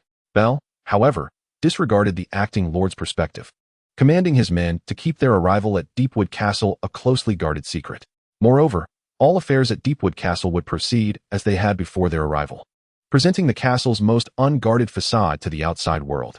In reality, Bell's most elite scouts ventured out daily to gather intelligence, returning each night to inform Bell of all movements surrounding Deepwood Castle. As time passed, under Sansa's orders, the women from Winterfell prepared for the wedding. Adorning the chambers of Deepwood Castle, Bell found himself at a crossroads, unable to either permit or prevent this endeavor. After much contemplation, he could devise no suitable resolution. After all, he had pledged to rob, and to renege was not in his character. Thus, one afternoon, Bell finally received the intelligence he sought. A substantial fleet, flying the banner of the sea monster, was approaching the shores of Deepwood Castle with remarkable speed. Bell commanded all his subordinates to ready themselves for battle, to vacate the castle defenses, and to retreat to prearranged chambers, awaiting his command to strike. That night, Sansa gazed somewhat shyly at Bale, who sat at the edge of her bed, her cheeks flushed. She endeavored to inquire with utmost elegance, "My lord, the Earl, what brings you to my chamber at such a late hour?" Bale placed his index finger gently over Sansa's lips and whispered, "It may grow quite noisy outside later. You and your siblings must remain in this room and not venture out, understood?" As he spoke, he instructed his subordinates to bring Bran and the others into the room. Observing Sansa's face, which bore an expression of deep grievance, Bale smiled softly and placed a gentle kiss on her forehead. He refrained from saying much more to her and, after conferring on matters of safety with his men, hurriedly departed from the room. In the deep of night, Asha successfully led her Ironborn warriors into the unguarded town. After strangling the sentry guards with ropes, they made their way directly to the Lord's Hall, intent on capturing the Lord of Deepwood Motte and seizing control of the entire stronghold. However, when the group discovered that the Lord's Hall was utterly deserted, Asha felt a pang of panic. She chastised herself for being too reckless and resolved to retreat immediately, for the night was unsettlingly quiet. Regrettably, it was too late. Just as she prepared to issue the command, the horns of attack sounded. Countless fully armed soldiers, concealed in various rooms, surged forth, charging at the unsuspecting Ironborn. In the midst of the carnage, those Ironborn who managed to retreat to the battlements found that the ropes which had aided their ascent had been severed, an act wrought by the very guards they had strangled. It turned out that the sentinels had donned pre-prepared neck protection and, after a brief struggle, had feigned death, successfully severing the escape route behind the enemy.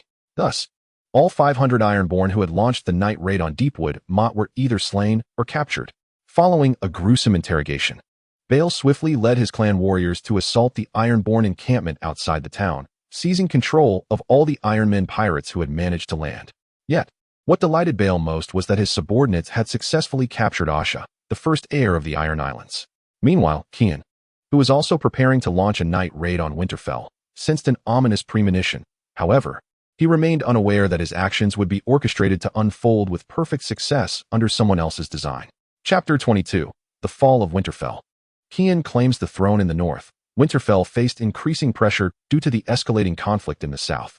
Sir Roderick summoned every able-bodied man to arms, leaving only a handful of symbolic guards at Winterfell. 8 days prior, they had departed, gathering 600 soldiers from Winterfell and the surrounding estates. Ser Crazen, leading over 300 men, was to rendezvous with them en route, while Maester Luwin had earlier dispatched ravens to command the lords of White Harbor, the Barolans, and even deep within the Wolfswood to muster reinforcements. Simultaneously, the town of Torrance Square was under siege by a ruthless pirate known as Cleftjaw Dagmer. Undoubtedly, this so-called Cleftjaw Dagmer was a ruse perpetrated by the marauders from the Iron Islands. Yet, at that time, no Lord of the North had discerned the truth. Until this night, Theon Greyjoy dispatched 4 men equipped with grappling hooks and ropes to scale the castle walls, unlocking a small gate for the Ironborn. Before the residents of Winterfell could react, his men had likely eliminated all the guards stationed there. They traversed the moat and ascended the walls, drenched and armed with sharp blades, infiltrating the castle. The gatekeeper, a portly man, was ambushed, slain, and Strawhead was injured in the ensuing chaos. Just before they stormed through the gate, Maester Luwin had managed to release 2 ravens. One flew swiftly to White Harbor, while the other was struck down by an arrow. In the Great Hall of Winterfell, Theon Greyjoy sat regally upon the Stark Patriarch's throne, having shed his cloak. He wore a finely crafted chainmail shirt adorned with the black cloak emblazoned with the golden kraken of House Greyjoy. His hands rested comfortably upon the wolf's head carved at the end of the massive stone armrest. The hall was dimly lit by a scant few torches, the flickering flames of the fireplace dancing in the shadows, leaving most of the chamber shrouded in darkness. Benches leaned against the walls, offering no place to sit. So the castle's inhabitants huddled together in small groups, none daring to utter a word. An elderly wet nurse, still in shock, repeatedly opened and closed her toothless mouth. 2 guards supported Strawhead, whose bare chest was swathed in blood-stained bandages. Tim, with a gaunt face, wept uncontrollably, while a woman's sobs echoed with palpable dread. The people of Winterfell were incessantly herded into the hall, the Ironborn striking them with spear shafts and shouting commands. Gage and Osha were driven in from the kitchen, flour from the breakfast bread scattering across the floor, while Mikken cursed as he was dragged inside. Bran limped forward, each step a battle. A woman's dress was torn in half, and she could only clutch the remnants tightly with her fists. Maester Luwin reached out to assist, but was struck down by an Ironborn. The last to enter was a foul-smelling captive, whose stench preceded him, overwhelming the senses. He was locked in the tower's dungeon, and his escort declared him a youth of no consequence, with pale yellow hair and soaked through. Undoubtedly one of the first to swim across the moat. He claimed the others called him Stink. Undoubtedly, Theon wore a broad smile. Have you always smelled this wretched? Or did you happen to foul a pig? Since I was captured, I have indulged in nothing, my lord, he replied. My true name is Heck, serving as a steward to the bastard of House Bolton from the Dreadfort, until Lord Stark shot him through the back with an arrow at his wedding. Theon found this amusing. Whom did he marry? The widow of House Harlaw, my lord. That old woman. Is he blind? He did not wish for her as a wife. My lord. The Ironborn slammed shut the grand door at the end of the hall. From his elevated position, Theon observed that around 20 Ironborn had arrived. Surely, there remained guards at the gate and armory, but even so, the total would not exceed 30. Theon raised his hand for silence. You all recognize me. Indeed. We all recognize you, Prince Greyjoy, Mikken obsequiously replied. Theon disregarded his interruption. My father has donned the ancient crown of salt and rock. Crowned as king of the Iron Islands. As the conqueror, he possesses the right to claim the entirety of the North. You are all his subjects. We shall honor you as Prince Mikken of the North, he continued. It is a simple truth that even blacksmiths can comprehend, and I trust you will not be oblivious to it. Theon commented, feeling immense satisfaction at Mikken's submission. I believe you are wise. As long as you serve me with unwavering loyalty, akin to how you served Eddard Stark, I assure you, I shall be the most generous of masters. I will be a good lord to you, much like Eddard Stark was. Theon raised his voice. But let me make this clear. Whoever harbors treachery shall suffer immensely. Do not be misled into thinking that the forces you see before you represent my full might. We will soon seize Torrance Square and Deepwood Motte, while my uncle advances towards Salt Pans to take the Bay of Crabs. Even if Robb Stark can withstand the Lannisters, he will only reign over the Trident. And the North will henceforth belong to House Greyjoy. To serve you, my lord, Mikken fervently replied, which pleased Theon greatly. He immediately accepted the blacksmith's fealty. Your vassals will rise against you. The man known as the Stinking Man proclaimed loudly. There's the fat pig of White Harbor, along with Amber, Karstark. And the most troublesome of all, the new Northern Guards. You require more men. Release me, and I shall serve you. Theon scrutinized him. You seem more astute than you smell, but I cannot abide the stench. Very well, the Stinking Man responded. I shall wash up immediately if you release me. A rare understanding man, Theon chuckled. Kneel. A fellow Iron Man presented the Stinking Man with a long sword, which he laid at Theon's feet, swearing allegiance to House Greyjoy and King Balon. After this, no one else stepped forward to pledge their loyalty, prompting Theon to declare the assembly dissolved, cautioning everyone to work diligently and refrain from causing trouble. The people of Winterfell obediently accepted the command. The net has been cast. Now we await the catch. Chapter 23. The hunter becomes the prey. 2 months had elapsed since Theon's conquest of Winterfell, due to Ash's capture. He was unable to ascertain the Greyjoy family's successes in Deepwood Motte and Torrance Square. Anxiously, he awaited news from the Iron Islands, sending forth ravens to the Iron Islands for 5 consecutive days. Yet regrettably, no word came until Ser Rodrik, seeking to atone for his missteps, arrived with 500 northern soldiers from the southern battlefield, meeting with Balon on the way back from Torrance Square. From the walls of Winterfell, Theon gazed down upon the formidable mass of northern forces, alongside a seemingly chaotic amalgamation of troops. All that remained in his heart was despondency. He began to question his actions, his morals, and his conscience. Oh no, he even started to doubt his lineage, uncertain whether his blood coursed with that of sea monsters or direwolves. All he knew was that today, he would be crowned as king. 35 Iron Men, even against the towering walls of Winterfell, could not hold out for more than a day. Xion understood that he faced a dire choice, to perish in the battle for his coronation or, as Master Reuven advised, to join the Brotherhood of Shadows. With his capabilities, he could undoubtedly ascend to the rank of a ranger in the shortest possible time, securing his own position atop the wall. Just as he found himself in a state of indecision, another northern army emerged from the highlands northwest of Winterfell. However, this force was distinct, bearing the emblem of the Flayed Man, a contingent from the dreaded Castle of Terror. Observing the abrupt arrival of these reinforcements without prior communication, Xion felt an unexpected sense of relief. He even felt a twinge of pride, standing before nearly 3,000 northern soldiers. With the courage to unsheath his sword and stand tall above Winterfell, a feat that would suffice for him to boast about in the latter part of his life, should he indeed have a future. At the forefront of the northern army, Bael, upon sighting the troops from Castle of Terror, finally exhaled with relief.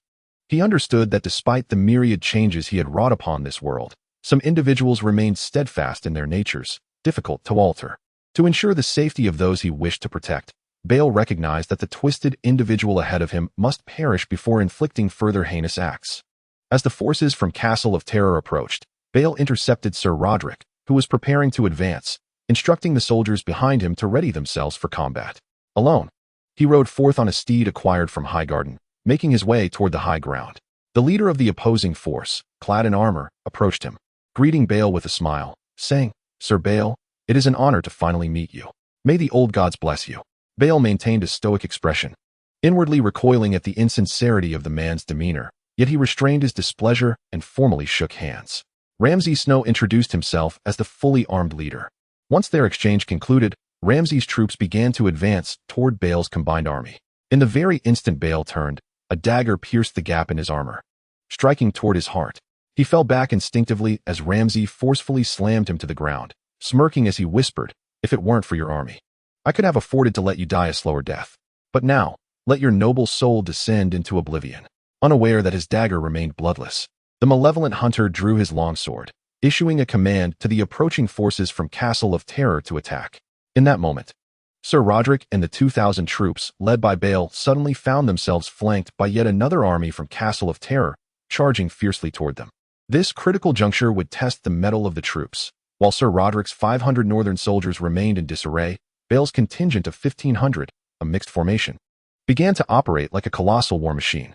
No one could have anticipated that a mere army of 1,500 could so adeptly confront an adversary thrice their number, particularly in the absence of their commander, whose fate remained shrouded in uncertainty.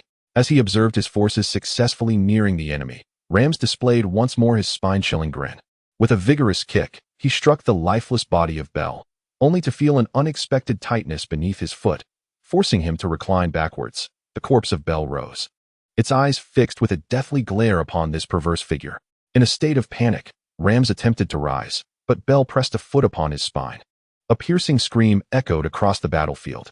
The bewildered guards rushed to encircle Bael, who, amidst the advancing soldiers of the Terror Fortress, found himself engulfed in a sense of resignation and desolation.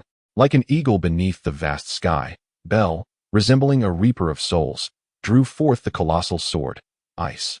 Gifted by Duke Ned, the arcane engravings upon its blade may have been incomprehensible to many, yet the sheer presence of the sword instilled trepidation among the soldiers of Terror Fortress, causing them to falter momentarily.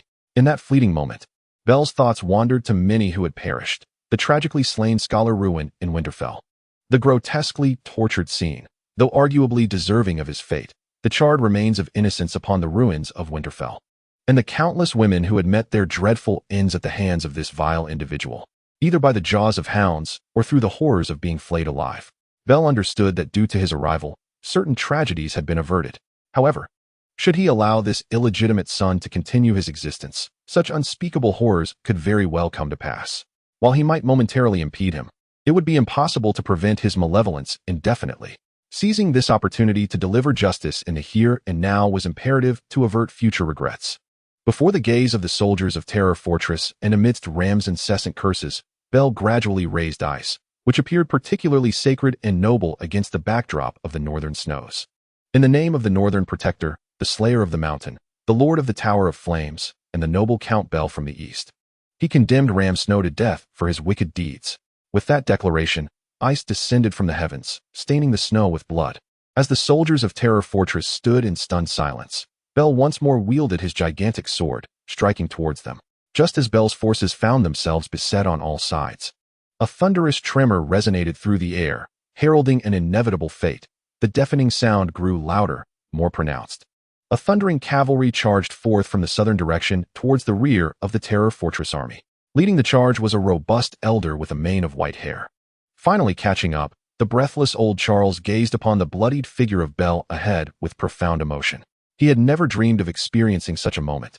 Leading 1,000 cavalry into battle, at that instant he truly felt alive, armed with his lance and mounted upon a steed, traversing the expanse with purpose. Initially, the troops of the Terror Fortress, still reeling from the recent demise of their commander, succumbed to utter chaos upon encountering the cavalry before them. Meanwhile, as the leader of the Terror Fortress army sensed impending doom and prepared to retreat, a formidable force of armored warriors from the northern clans surged forth unexpectedly from their flank, effectively severing their escape route.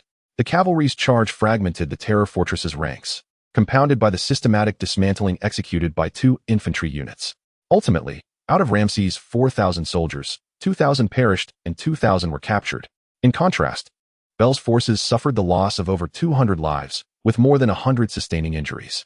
The casualty ratio starkly illuminated the overall combat effectiveness of the respective armies.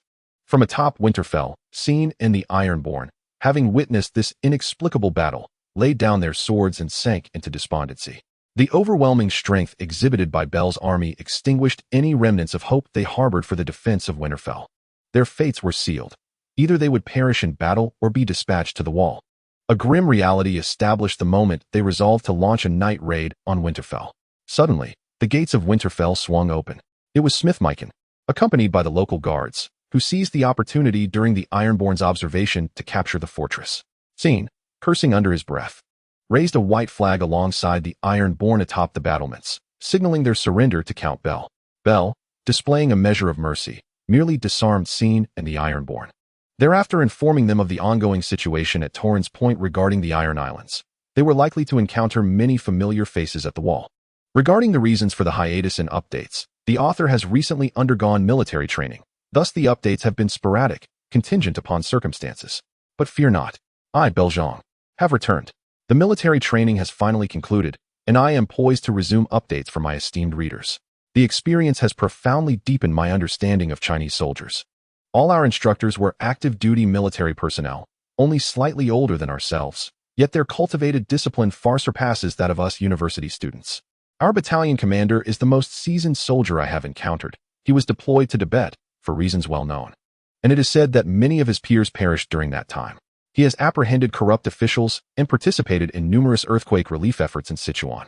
When he recounts these experiences in private conversations, he does so with an air of nonchalance. An indifference to life and death, a steadfast commitment to duty, and a relentless pursuit of progress are qualities I, a recently matured student, have observed in them. We are fortunate to exist beneath the protective wings of such valiant warriors. Thus, I implore my readers to respect soldiers, strive to comprehend their sacrifices, cherish them, and appreciate the weight of their responsibilities. Our happiness is a direct result of their sacrifices. Lastly, our battalion commander also serves as our department's chief instructor. I am a member of the capture unit, which operates under the direct command of our battalion leader. One of our comrades in the capture unit is named Li Yunlong, just those 3 characters. Battalion commander, where's your Italian cannon? Find an opportunity to unleash a shot. Chapter 24. The Battle of Torrenfang City. The capture of Asha during the skirmish at Deepwood Fortress significantly facilitated Bel's assault on Torrenfang, a city already overrun by the Ironborn. In the presence of seemingly inhumane torture devices, the captured Ironborn at Deepwood were shaken.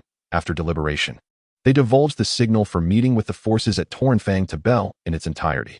2 days later, at the gates of Torrenfang, Asha Greyjoy rode atop her steed, leading her retinue of Ironborn to the foot of the city. Upon witnessing the arrival of the future queen of the Iron Islands, the soldiers atop Torrenfang were filled with confusion. According to the original plan, both sides were to engage independently, communicating through ravens only upon success. How could Asha have seemingly forgotten the arrangement, arriving here with such a multitude of Ironborn ahead of schedule? Perched atop Torrenfang, Victarion Greyjoy furrowed his brow. He believed himself to have a fair understanding of his niece. Yet, he could not fathom Asha's motives for approaching Torrenfang. Regardless of the situation at Deepwood, Asha's temperament assured him she would not require his assistance. Victarion commanded an inquiry into the meeting signal, prompting Asha's attendant to rush forth and announce the code aloud at the base of the city.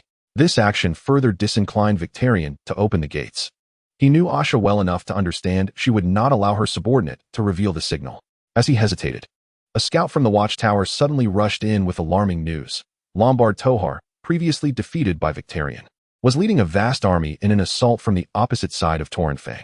This revelation left Victarion no room for speculation regarding Asha's actions. He recognized that the castle, seized through a surprise attack, would undoubtedly face retaliation from its former lord.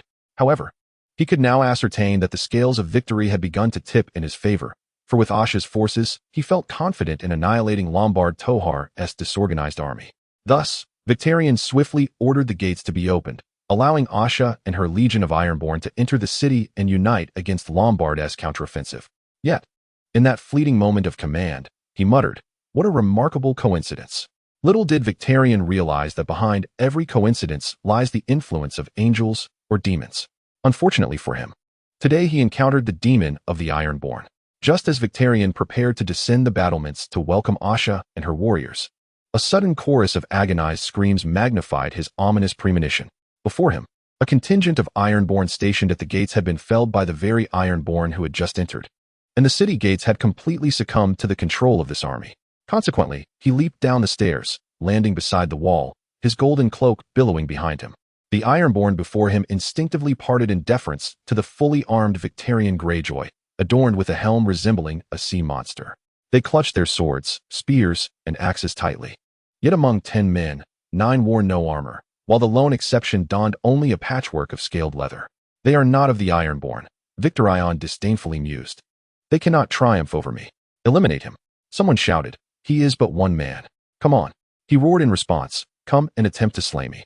Stand down. Echoed a voice that seemed almost familiar. The newly arrived squire, who had called out the signal, addressed the soldiers blocking his path. Yet, the Ironborn warriors closed in from all sides, their cold iron weapons in hand, their eyes resolute. Victorion could sense their fervent combat spirit. He surged forward, cleaving off the first man's arm, hacking through the second man's shoulder. The third struck his axe into Victorion's soft wooden shield, which he retaliated against by smashing the shield into the warrior's face, sending him sprawling. As that warrior attempted to rise, Victorion unleashed a vicious blow. Just as he was exerting himself to extract his axe from the ribs of the fallen, a spear pierced between his shoulder blades. Feeling as if he had been patted on the back, Victorion turned and swung at the spearman's head, steel cleaving through helmet, hair, and skull. A tingling sensation coursing through his hand. The man staggered slightly. By the time the captain withdrew his axe, the corpse lay sprawled at the city gates, appearing more intoxicated than dead. At that moment, the true Ironborn had arrived at the city gates alongside him. He heard one earwolf let out a battle cry and caught sight of Ragnar Pike, clad in rusted armor, joining the fray. While the barber Newt hurled a spinning throwing axe, striking the enemy in the chest. Victorion dispatched 2 more foes, intending to claim a third, but Ragnar struck first. Well done, Victorion called out to him. He turned to seek his next victim, only to find the squire charging directly at him. On the other side, the man's gray cloak was spattered with droplets of blood. You, Ironborn captain, he bellowed amidst the carnage. What have you done to my niece? The adversary made no extraneous movements. You invaded our northern territory. Do not expect to leave here. Let us see if you possess the capability. Victorion charged at him. Bale leapt forward to meet him. The colossal sword, ice, wielded by the young knight, was a weapon that would bring shame to any smith, and he wielded it with a grace that stirred the air. His first strike aimed low, but Victorion deflected it with his axe, only to be struck on the helmet by a second blow before he could raise his shield. Victorion retaliated with a side swing of his axe, but Bale evaded, then relentlessly struck at Victorion's thigh, shattering his exquisite iron armor. The young knight was remarkably swift, Victorion, the commander of the Iron Fleet, realized. Thus he slammed his shield into Bale's face, forcing him back toward his brethren. Then, raising his axe high, he sought to cleave the young man in two, but Bale swiftly spun aside. The axe forcefully struck the city wall, sending stone shards flying. As he attempted to withdraw it for another strike, it became lodged. In a moment of misstep, he knelt on one knee. The giant's sword descended. As Victorion fell, his shield twisted to the side, leaving him to grasp Bale's sword with his ironclad fist. The joints of the iron gauntlet creaked ominously, and a sharp pain caused him to stifle a groan. To his astonishment, the blade of the colossal sword was remarkably sharp. The young man before him deftly twisted the sword, severing all 5 fingers of his left hand in one brutal stroke. The overwhelming agony rendered Victorion unconscious. Meanwhile, on the other side of the city of Torren, the relentless assault by Lambard Tohar was underway. Ultimately, the Ironborn could no longer withstand the pincer attack. Following the capture of their leader, their forces collapsed entirely, and Torren once again fell into the hands of the Northmen. Chapter 25. Chaos in King's Landing. Tyrion Lannister found the scene before him utterly distasteful. The streets of King's Landing, once bustling with activity and lively with the sounds of horses and people, were now filled with an unprecedented sense of peril. By the side of the textile street, a lifeless body lay in the gutter, completely naked, being torn apart by a pack of feral dogs, yet no one seemed to take notice. Pairs of gold-cloaked guards were omnipresent, clad in black iron armor, patrolling the alleys with iron clubs never leaving their grasp. The marketplace was teeming with ragged individuals selling their possessions, while farmers offering meat and vegetables had become a rarity, and those few stalls presenting food demanded prices 3 times higher than just a year prior. A vendor called out, peddling skewered roasted rats, proclaiming loudly, "Fresh rats for sale." Indeed, fresh rats appeared more appetizing than the decaying alternative, and disconcertingly, they seemed more enticing than the meat sold by butchers. As Tyrion ventured down Flower Street, he noticed guards stationed at every shop entrance, prompting him to ponder, in these dire times, It seems hiring mercenaries has become more affordable than procuring bread. Is there no food being brought into the city? He inquired of the guard beside him, Villar. Tyrion found it increasingly difficult to accept the chaos within the city. Even with his sister Cersei nearly confining herself, the imp still yearned to contribute in any way possible. After all, their father faced unfavorable military outcomes, and his brother Jaime. Tyrion could never forgive that so-called Kingslayer. He would go to any lengths, even sacrificing his own life, to assist his father in securing victory. Scarce as it is, the captain of the guards admitted, the war in the Riverlands is going poorly, and the remnants of Renly's forces are causing turmoil in Highgarden. While both the western and southern routes are blocked, what plans does my dear sister have? She is gradually restoring order within the realm, Villar assured him. Lord Stannis has tripled the number of guards in the capital, and the Queen has dispatched 1,000 craftsmen to construct fortifications. Stonemasons are reinforcing the walls. Carpenters are crafting numerous great crossbows and trebuchets. Fletchers are busy making arrows, and blacksmiths are forging swords, while the Alchemist Guild is willing to provide 5,000 jars of wildfire. Upon hearing this, Tyrion shifted uneasily in his saddle. He felt a sense of relief that Cersei was taking action amid the prevailing circumstances. Yet the volatile substance was undeniably precarious. While 5,000 jars might not reduce King's Landing to ashes, they could certainly engulf the entire city in flames. Where will my sister procure such funds? The monumental debts left to the crown after King Robert's death were no secret, and the alchemists were hardly altruistic. My lord, Lord Peter always has a way of acquiring money. He decreed that all who entered the city must pay a tax. As Tyrion remained in King's Landing, he could not possibly assume the position of prime minister appointed by his father. At present, he merely participated in governance as an observer. Indeed, it was an effective measure. Tyrion remarked lightly, yet in his heart, he mused, a clever, both astute and ruthless approach. Even with the loss of an arm, Pycelle remained a master of profit. Thousands fled to King's Landing to escape the ravages of war, believing it to be a sanctuary.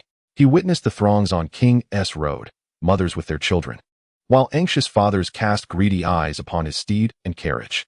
Once these individuals reached the city outskirts, they would undoubtedly expend their fortunes in hopes of securing the towering walls as their refuge. Yet, were they aware of wildfire, they might reconsider their choices. The alchemists advised him to dress warmly, thus Tyrion Lannister donned heavy padded trousers and a woolen coat. At that moment, they found themselves deep within the depths of the Rennies Hills, just beneath the hall of the Alchemists' Guild. The damp stone walls were adorned with saltpeter, and the only source of illumination emanated from a sealed iron-barred glass lantern, carefully held by the fire mage, Harlan. The carefulness was likely due to the jars. Tyrion picked one up to examine closely. The crimson round vessel resembled a plump ceramic pomelo. It was slightly larger than his palm, yet he knew it would fit comfortably in the grasp of an average individual. The clay was thin and brittle, prompting the mage's warning against applying too much pressure lest it shatter. Furthermore, the surface was rough, embedded with pebbles. Harlan explained this was intentional. A smooth surface would easily slip from one's hands. Tyrion tilted the jar slightly, and the wildfire solution began to flow slowly toward the mouth of the vessel. He knew the liquid should appear a murky green, yet the dim light hindered his ability to ascertain its true nature. It was quite viscous, he remarked. My lord, this is due to the cool air below, Harlan replied. He was a pallid man, with soft, damp hands and an exceedingly obsequious demeanor, clad in a black and red striped robe trimmed with fur. The pelage appeared sparse and somewhat moth-eaten. As the temperature rose, this substance would flow smoothly, akin to lamp oil. This substance was the fire mage's term for wildfire.